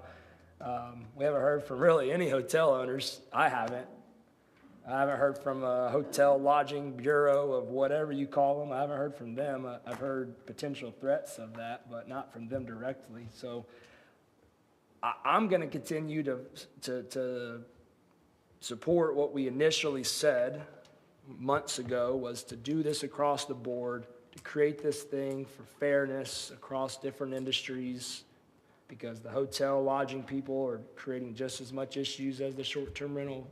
I think a lot of us said that. And I'm going to stay true to what we were trying to do. I would like to get to a second reading. You know, let's get it to the second reading. I don't think people know Robert's Rules of Orders about the rescinding of approval. We were still confused about it tonight, and Councilman Destin had to, you know, help us get through that. Because he's been here for a long time, and he's got the experience, which I appreciate. But I think the citizens would like to come and maybe talk about it at the second reading. So I can't support rescinding it. I want to get it passed at the first reading, and let's get it to the second reading and continue down the road that a lot of us said that we wanted to do for the fairness of, for this fee. So that's where I'm going, hopefully. Of course, thank you. Anyone else? Councilman Destin, then Guile. Only comment is that the hotels already have BTRs. That's the business they're in. To charge them again appears to me would be the same as telling me, even though I have a license to be in the restaurant business, I need to charge each one of my customers a little bit more because they might go out and violate the law. You know, so. Don't some of the condos have the BTRs as well, though? Some of the condo owners, if they're I'm running? not sure if they, you know, I'm Right. hesitant to do what we're doing to them. Right. Yep. But they So, could, right, I think? Perhaps they do that. Okay. I guess I shouldn't have voted for it. In any event, a vote to rescind is to not include the hotels. Is that correct? Will be the ultimate result? If you approve the motion to rescind, then the hotels ordinance would be gone. And as Mr. Bagby said, that could be added on later. You could bring it up anytime. Councilman Guile. I'm going to withdraw my question. I'm pretty sure Dewey just asked or answered what I was going to ask. All right, anyone else? Since we're on the vote, I'm not seeing. Yep, Councilman. Just real quick. Yeah, and at some point, part of the problem is the nature of the ownership, and we discussed this last time or time before last. The nature of the ownership and the nature of the business is a little bit different. The short-term rental condos are like the short-term rental houses as opposed to the hotels, which are governed by an entirely different set of statutes within the state of Florida. And I just haven't gotten my head around it personally. I'll just be honest with you. I'm not saying I wouldn't at some point, but as I try to go through, well, if you do it on square footage, you know, do you do the whole hotel, or do you, so I'm not saying we can't have this discussion or not have this vote at some future date, but I'm just not willing to have it now because I hadn't figured it out in my own head, so. that's Just where I am. to throw, one of the hotels was on the phone call with me, and he was trying to say, listen, if you're gonna do this, let's make something fair. And he was like, hey, can we just do a night rate? Can we do like $1 a night versus a square footage? Again, not sure how that complies, but that way it's just a pass on. And I know that's not what tonight's about, but to answer your point on how, that was something that they were trying to compromise on the phone with. Yeah, and that sounds like we're going down the road of the resort tax again, which we lost on the last time we tried to do the resort tax and get that pushed through. So, and that's part of the logic is there's a way you can probably do this. I'm just not sure what that way is, given the current state of the laws. Councilman Braden? Thank you. Like, I agree with, like Mr. Bagby said, most of the money that we get here, a lot of it goes north to Crestview. If we could keep our money, we'd be in great shape. We could drop a lot of fees. But I believe, though, that in the motels, the hotels, they cause a lot of problem as well. I mean, was it the Comfort Inn? I think the Sheriff's Department's up there regularly for drugs and all kind of stuff that we have to pay for. And they tear apart, they use our infrastructure, they use the water, the roads, and everything else that we have to maintain. And if all our money didn't go north, to Niceville, Valpy, Crestview, whatnot, we wouldn't have to charge a whole lot of fees on anybody. So that's just my thinking is, they're turning them things over every day, every 2 days, every 3 days, just putting more road, traffic on the roads and stuff. So that's just my 2 cents. Thank you, sir. Yeah, Councilman Schmidt? Kim, if this, as it's written, who is the fee being levied to, or is that not written yet?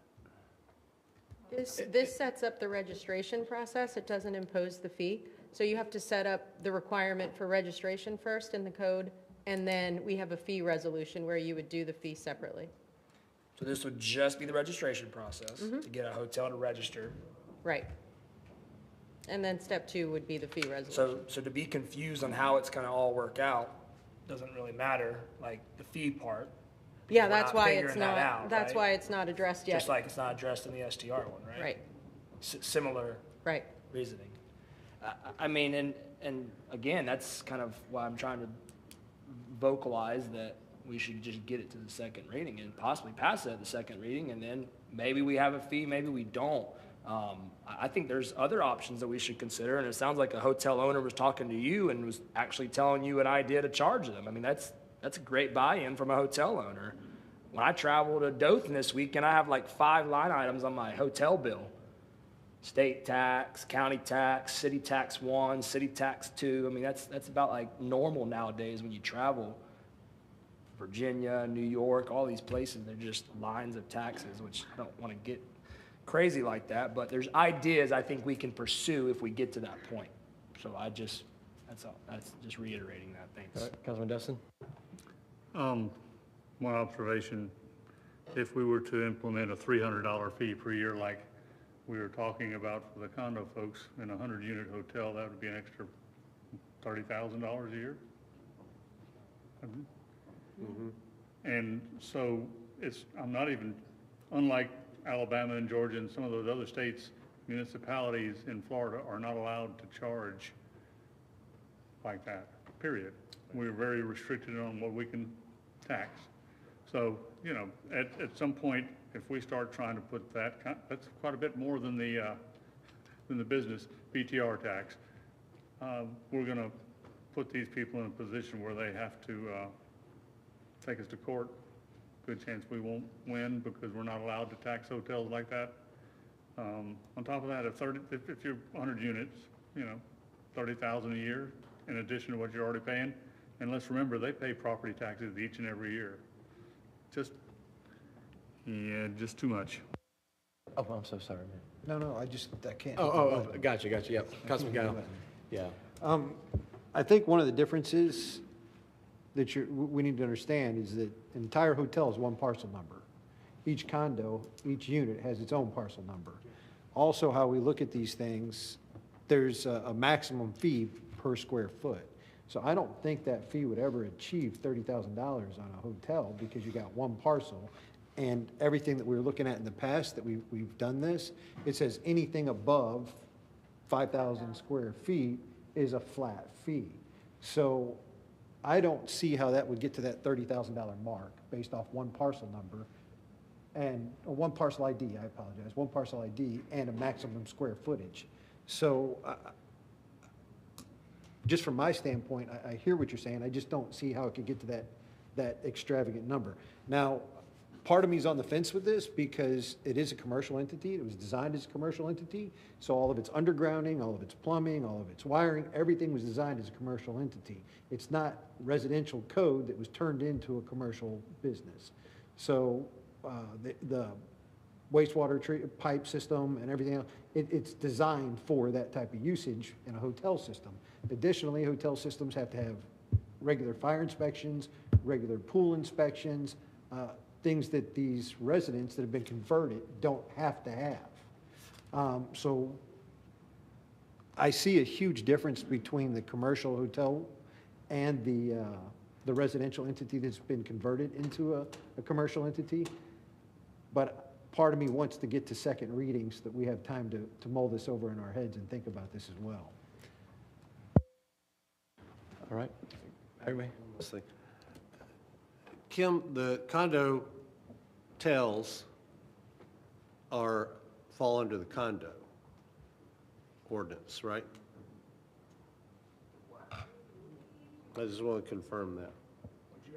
Put the condo hotels in the hotel ordinance. We can, it's up to y'all. Okay. Right now, the title of the hotel ordinance does include condo hotels. Okay. I'll make a note to myself. Yeah, the condo tells probably should fall under the condo ordinance. The other thing is, to my point, to Ken's point, the hotels, the vast majority of hotels on this island, peninsula, this part of the island, are in the county. Oh, it's in every county property. And so you're going to put the 5 hotels that we actually have at a huge disadvantage, depending on the amount that you charge. You know, if it's $300 for the whole hotel, okay, that's not going to be a huge disadvantage. But you got everything that's on Commons Drive basically gets free. Everything that they're building over north of Commons, the Commons, free. So again, it goes back in my mind, just my mind, back a fairness issue of what we're doing. But I'm more than willing to revisit. I'm just not willing to revisit it tonight. Okay. Anyone else? All right, seeing none, I will call the vote. That is on a motion to rescind. Motion on rescind. Make it sure. Yep. And if we don't rescind, we get a second. Yeah, if this fails, we go to second reading. If the rescission fails. Yes, if you would like for this to move forward, hit yes. That's, well, no, if you vote. That's what I'm sorry, yeah. If you vote yes. This is how you got us in this If you vote yes. If you vote yes, the ordinance will not proceed to second reading. If you vote no, it will proceed to second reading. Thank you.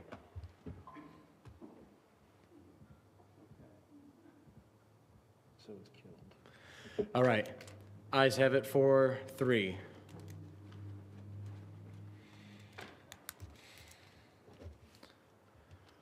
All right, so it's rescinded? That's that.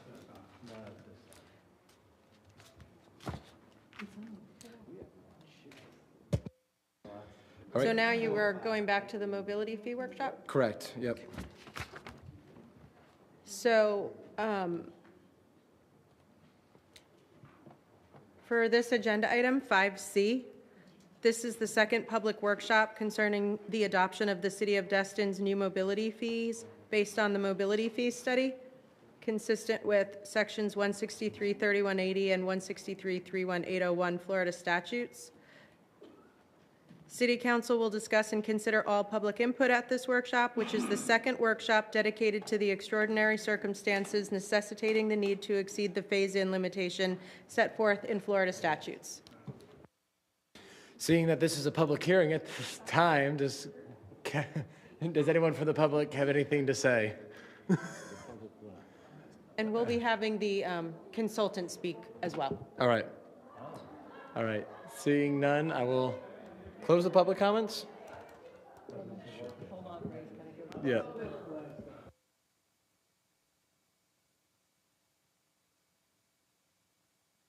So the state law has limitations on how much you can raise your fees, as we've talked about at multiple meetings.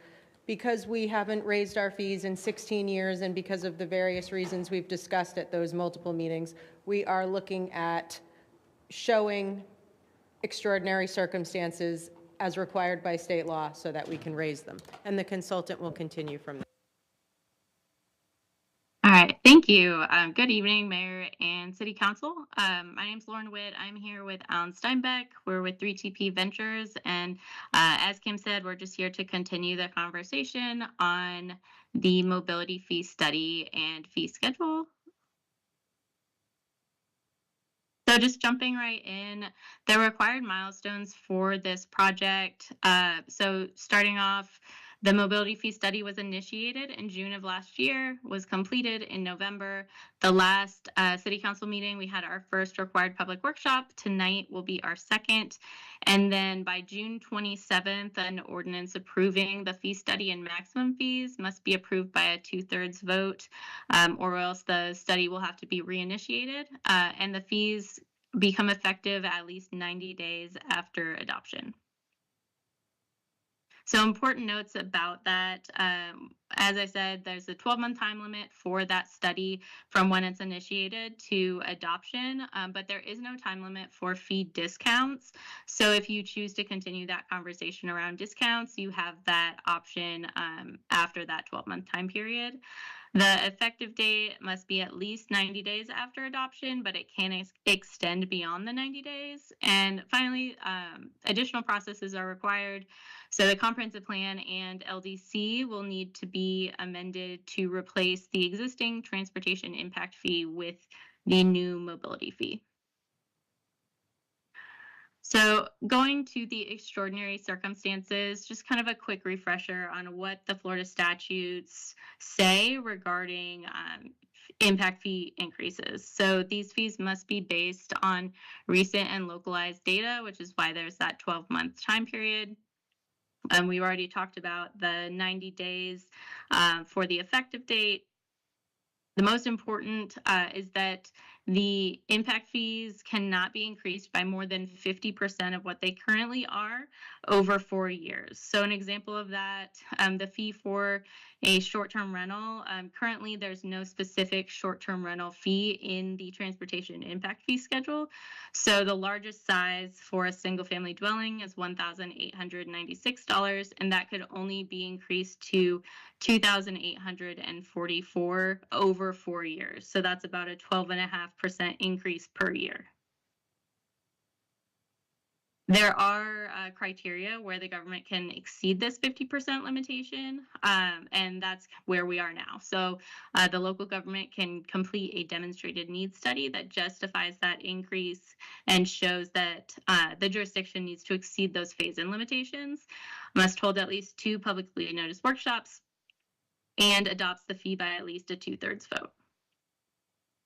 So moving on to Destin specifically, why do we need to go beyond that 50%? So there have been no impact fee increases in 16 years. Within that time, prices have shifted dramatically. Some of that related to COVID-19, where construction material prices surged by 32%.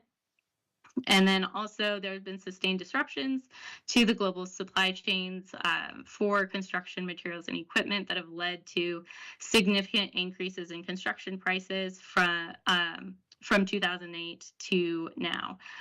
So, the transportation impact fees that you all are getting from that new development isn't stretching nearly as far for the needed transportation infrastructure improvements that you all have in your long-term plans based on the new growth.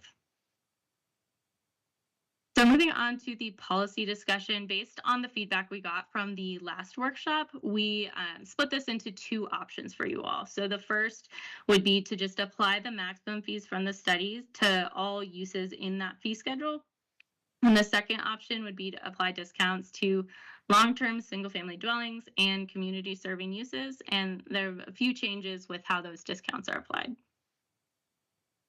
I won't go through all of this. You should have it in your handout as well. But this goes through what the maximum fees are from the study based on the traffic creation from that use. So it varies significantly depending on the use from residential to non-residential.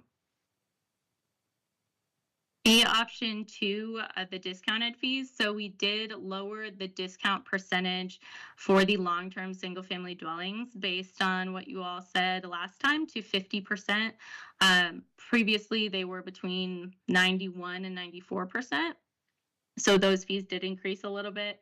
And then for the community serving uses, the retail, shopping center, and supermarket uses were taken out of the discounted list and moved to the maximum fees list. So you can see here, this just shows generally what the uses are that are discounted and what the ones are that are recommended for maximum fees.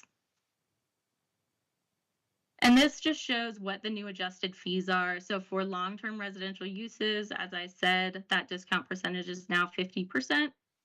So you can see they have increased a bit from what we presented last time.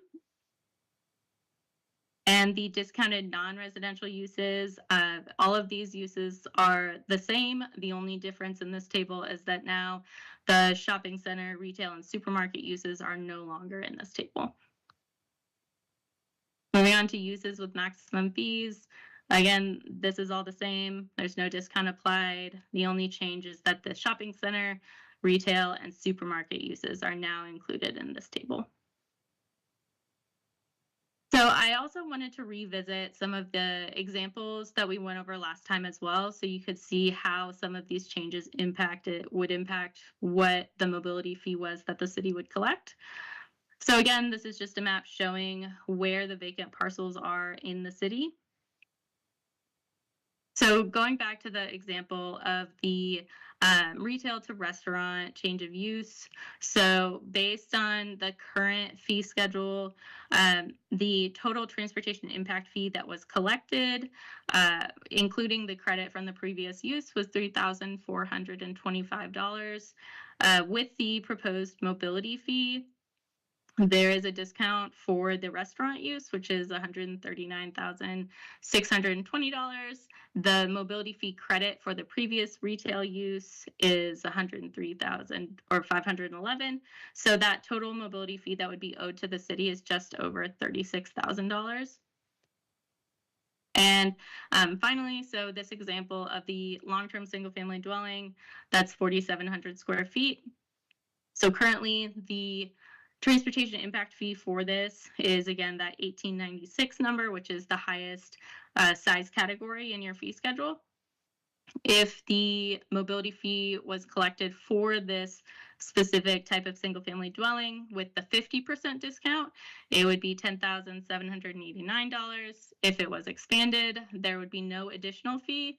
If it was converted to a short-term rental, they would get credited for that long-term single-family dwelling mobility fee that was already paid, but would still owe an additional $42,563. And that is everything I have for you. I'm happy to answer any questions or revisit any slides you'd like to discuss. All right.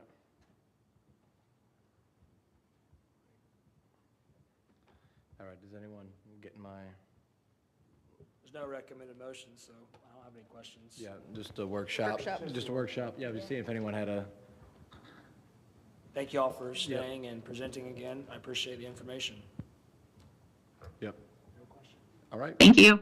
Thank Thank you. Councilman Bagby? Sorry. Thanks. I was looking at it. Yeah, good job. Thank y'all for coming back in the workshop form.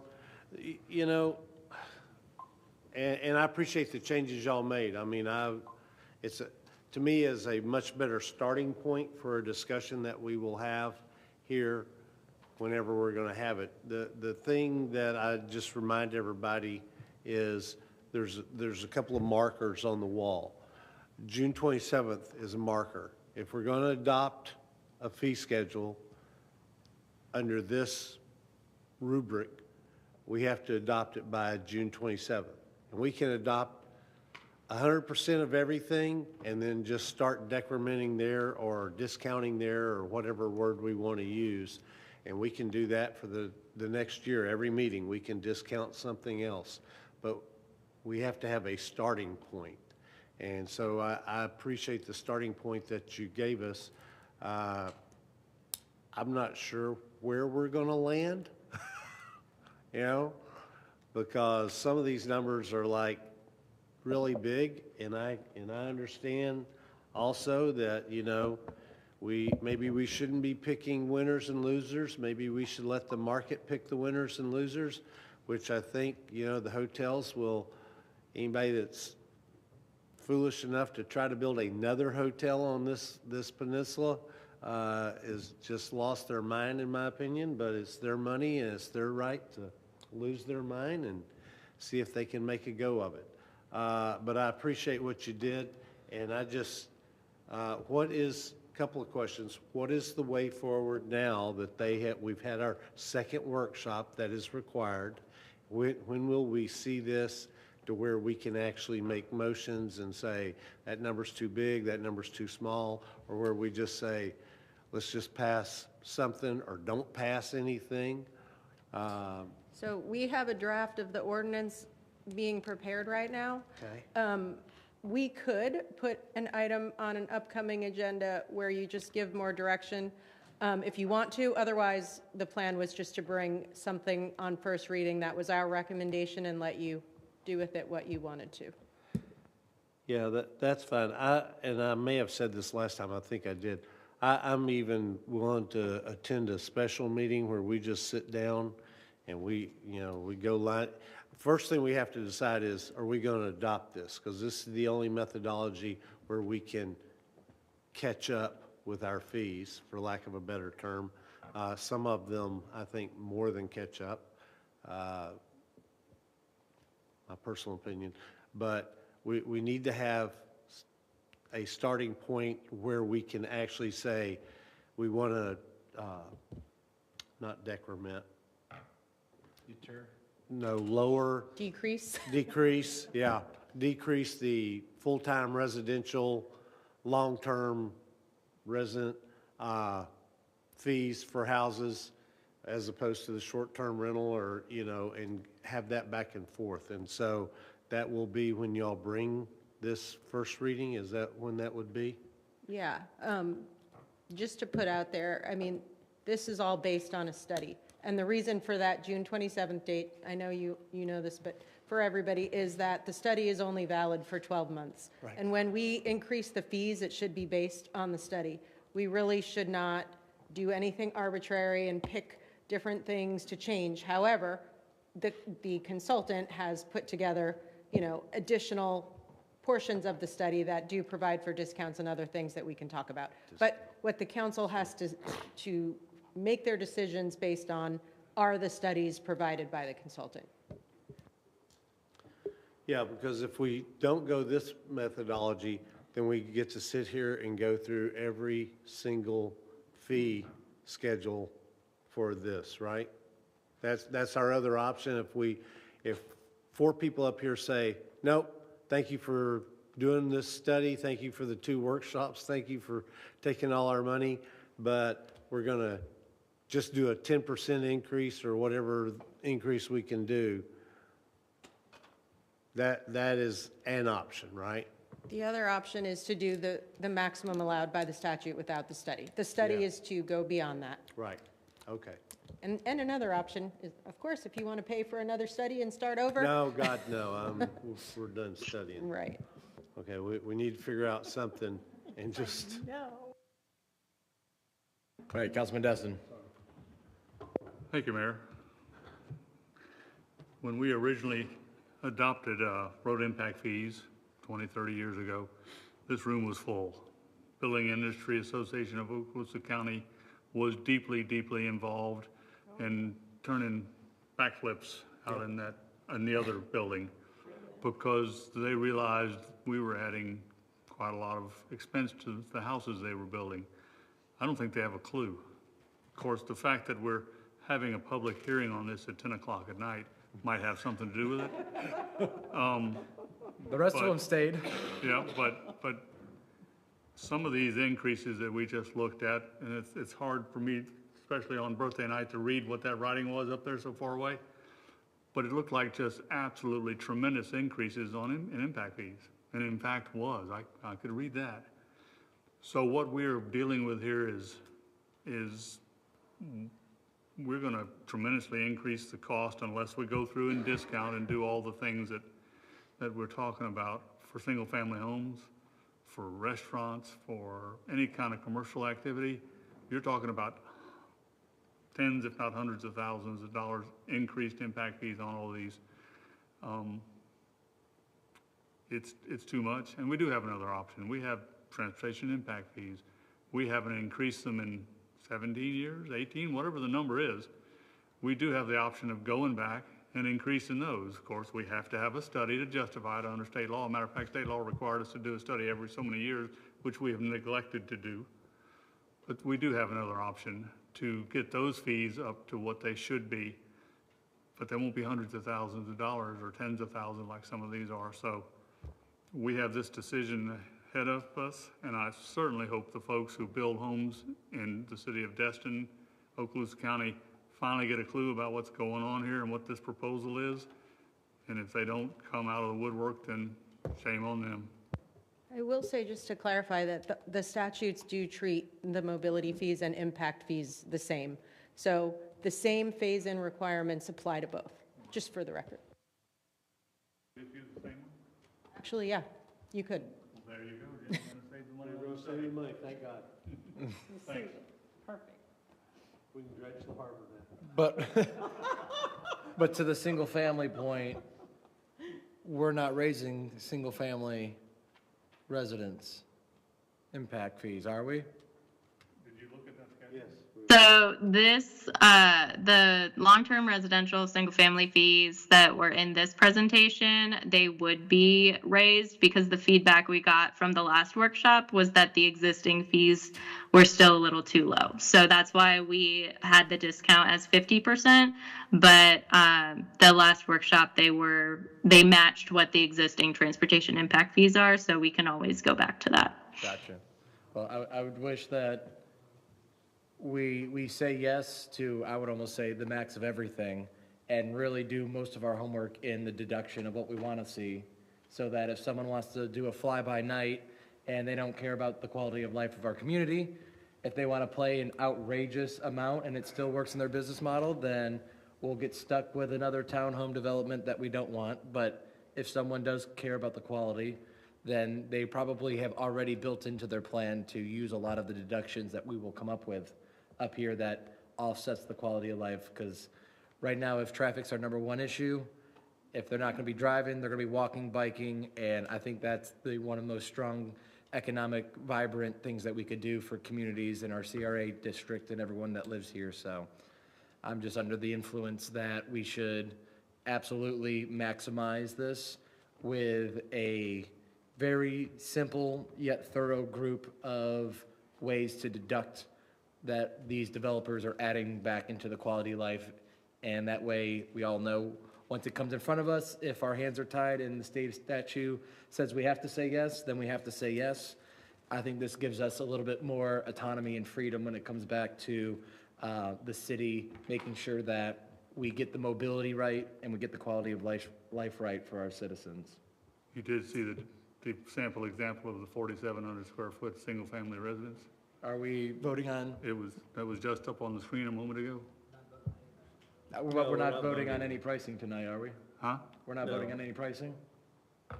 I'm just saying, the increase from our present transportation fee to this new mobility fee was a pretty astounding amount. Yeah. Unless we say, $10,000.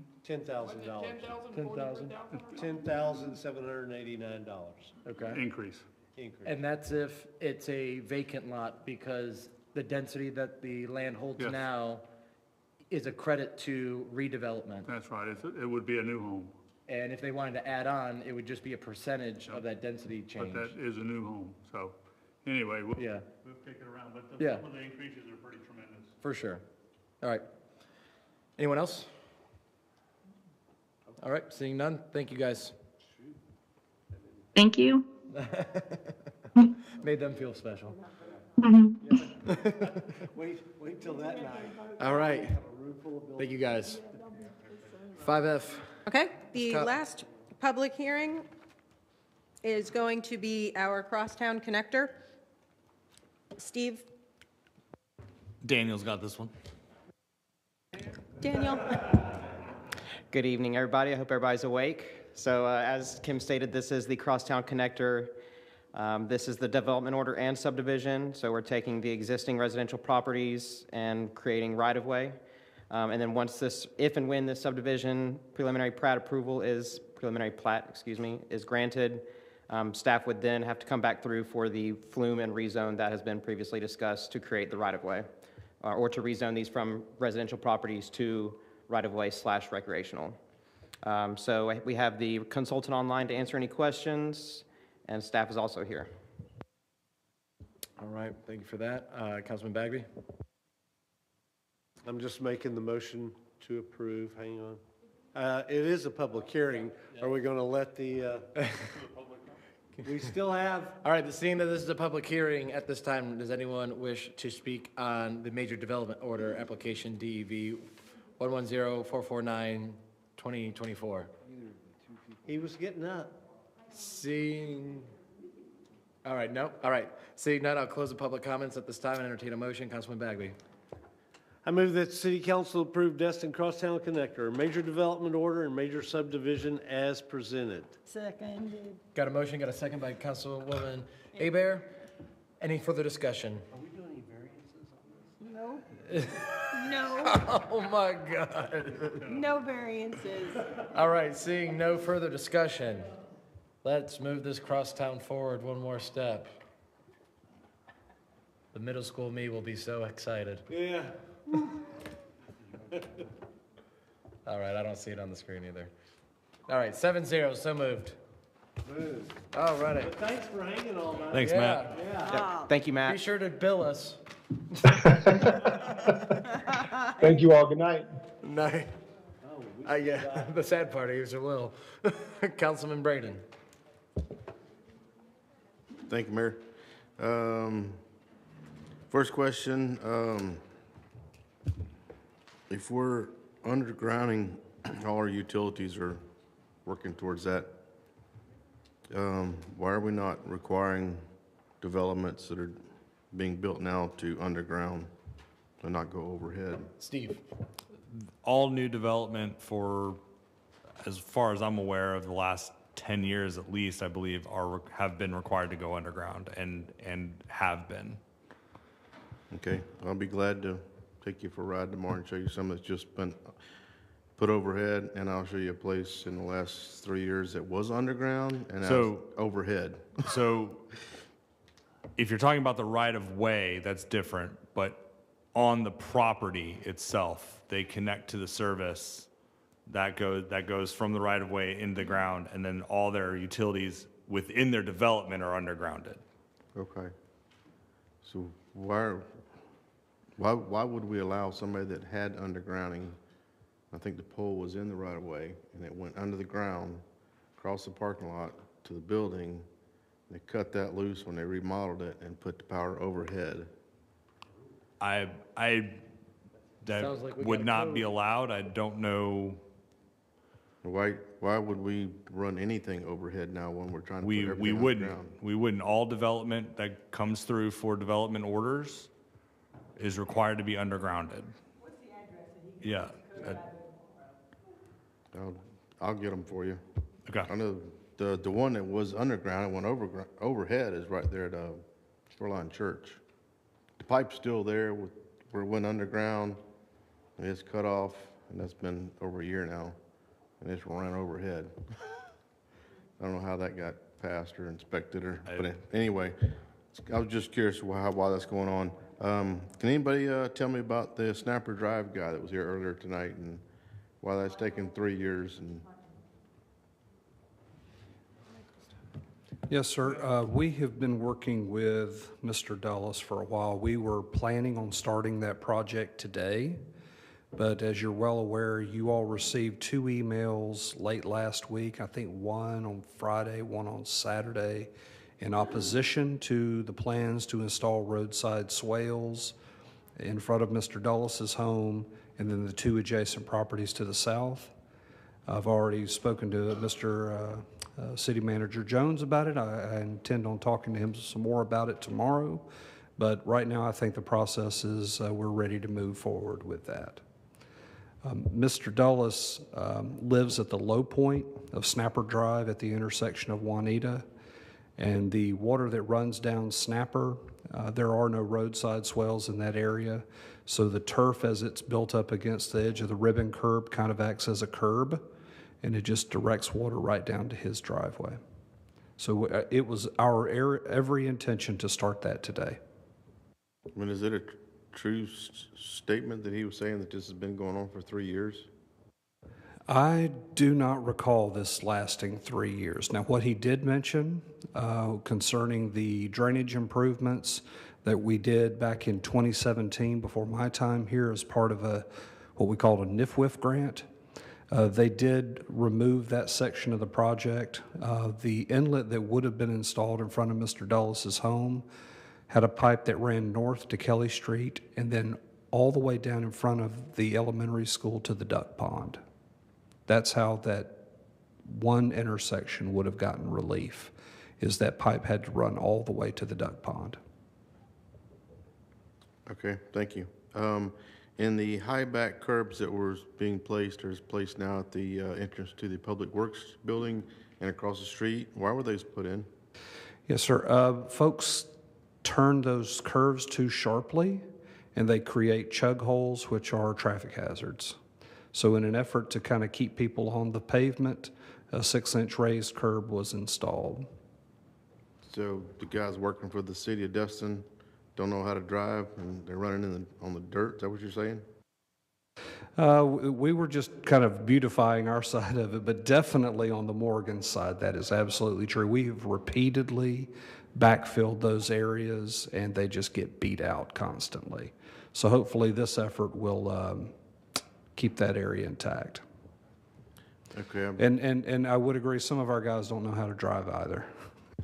I see them going up all over the place, and I really don't know why.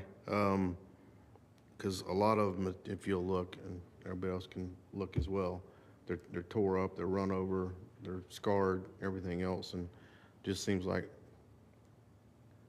a great lawsuit for the city that they put that there, and I don't know, somebody run over it, tore up their car, or ripped the bottom out.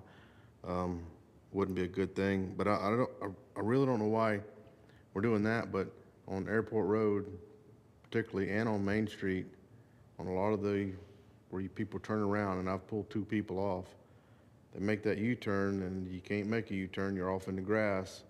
There's potholes there now, or dirt and whatnot, and they turn it up.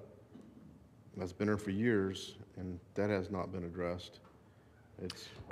Actually, on Airport Road, I believe about a year ago, we did install, with council's approval, some no U-turn signs. Several areas, even on the section by Merlin's Pizza, that stretch of Airport Road, but folks continue to try to make that U-turn at those locations, and they just run off the road. What about there at by the fire department? Across from there, the people making U-turns there, and the road stays tore up. Back by the airport, by Dr. Novak's office, it's another one they're making U-turns. I don't see any no U-turn signs there, but beside the point, it's been there for years. Nobody's done anything about it, and it looks horrible. Now we're putting high back curbings everywhere. What's the latest on the trees that were supposed to go on Airport Road?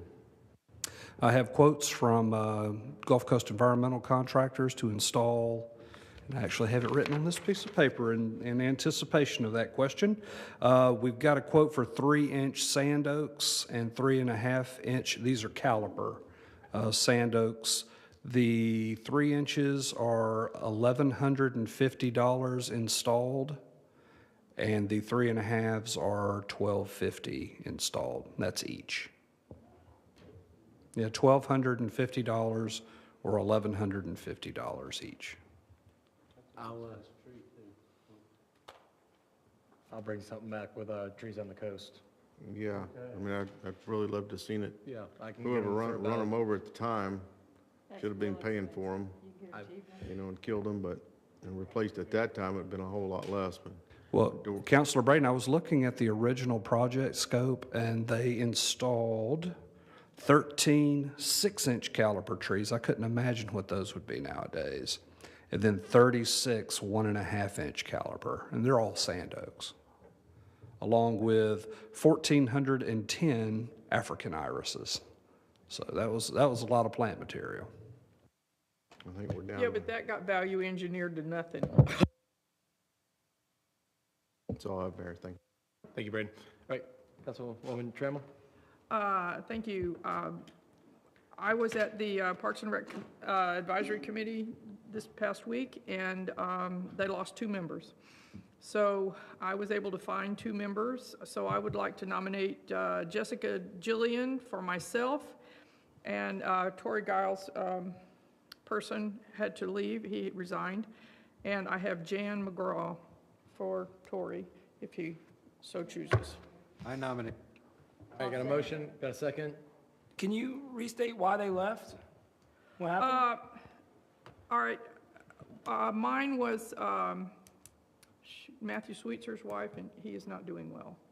And she's got issues with a sick parent and 2 teenage kids, so she had to resign that one. Mr. Isaac Birch has a job that no longer allows him to be at that meeting at that time. So he resigned, but that was, and it just so happened that happened at the same time. Yep. So. All right, I got a motion, got a second, and seeing no further discussion, call the vote.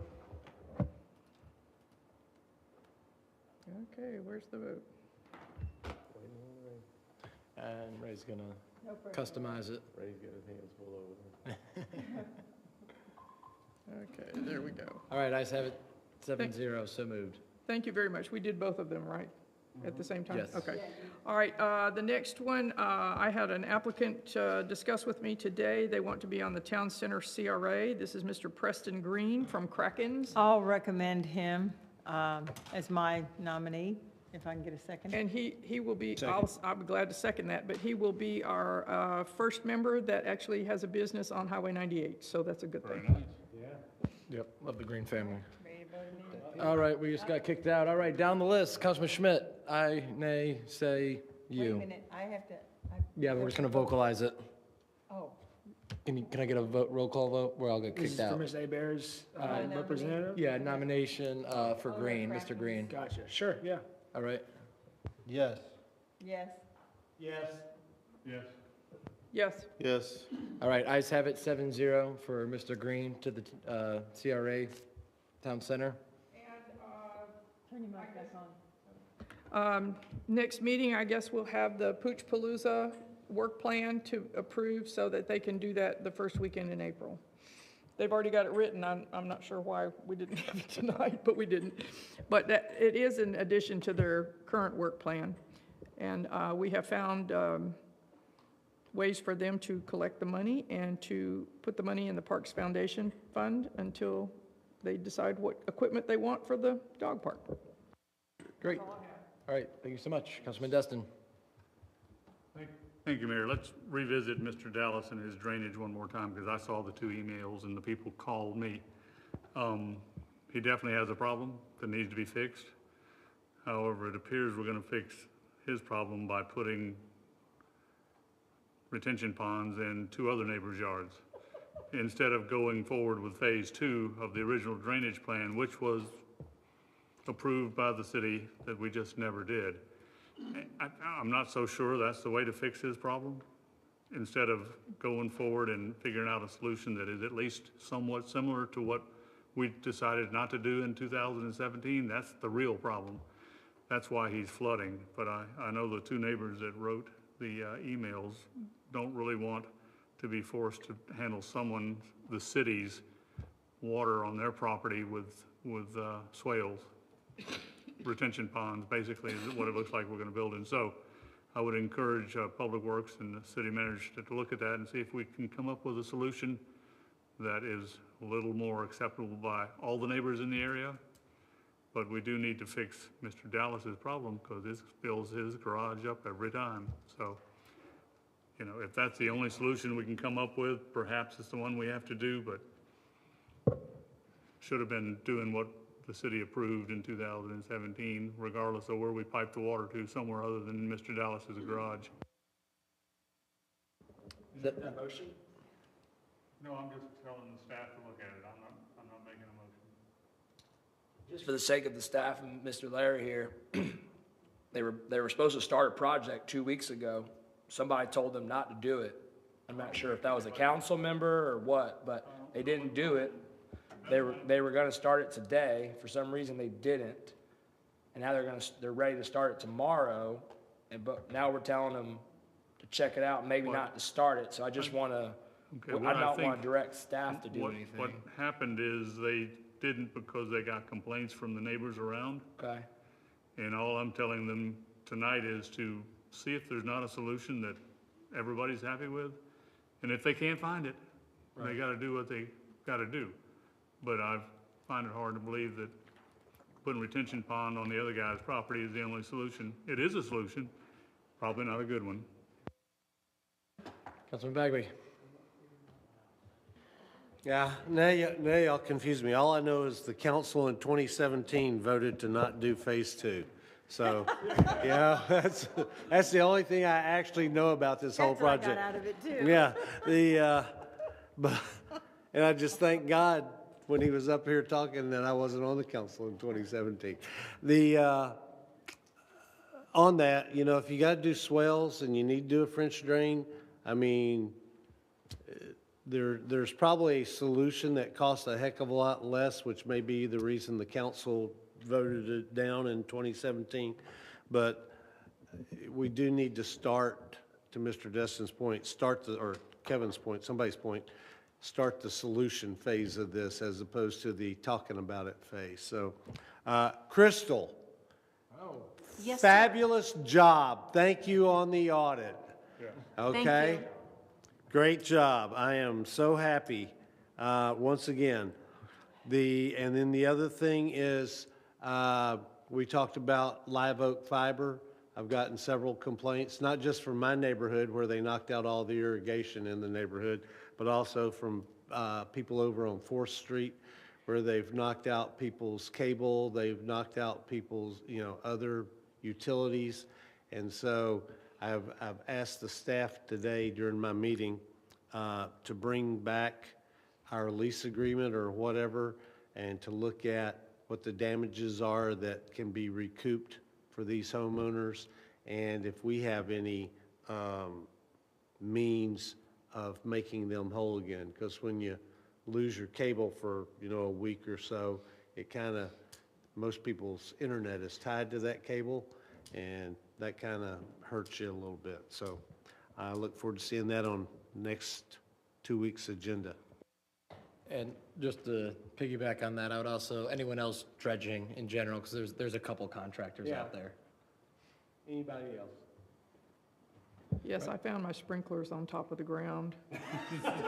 Totally disconnected the other day. Don't they know who you are? Councilwoman Aber. Thanks, Mayor. I too want to commend you, Crystal, on doing a phenomenal job, getting our audit done and just taking care of the money for the city and finding all the things that we need to know and helping us stay ahead. So thank you. It's a thankless job. I know you're still there at 8 o'clock at night, some nights, not getting paid for what you do, so thank you. And I do want to add, for this gentleman's property, tomorrow, Wednesday night, at about midnight, Destin's supposed to get a ton of water. The rain is supposed to come across. We need to establish a team of sandbags to go over to his house and sandbag his driveway on Wednesday night, and then go back Thursday morning and pick up those sandbags if we haven't gotten it fixed, because it's not fair to him that he has to worry about a rainstorm overnight flooding him. So is there any way you can help me with that, Larry? Yes, ma'am. Thank you. That's all I got. Tomorrow, they said Wednesday night. Whatever the night is, the rain's coming through. Can you check and help him out, please? Thank If you you. get in a bind, I live on the next road over, but I'm on the hillside. That's all I got, Mayor. Probably partially my water going down the hill. What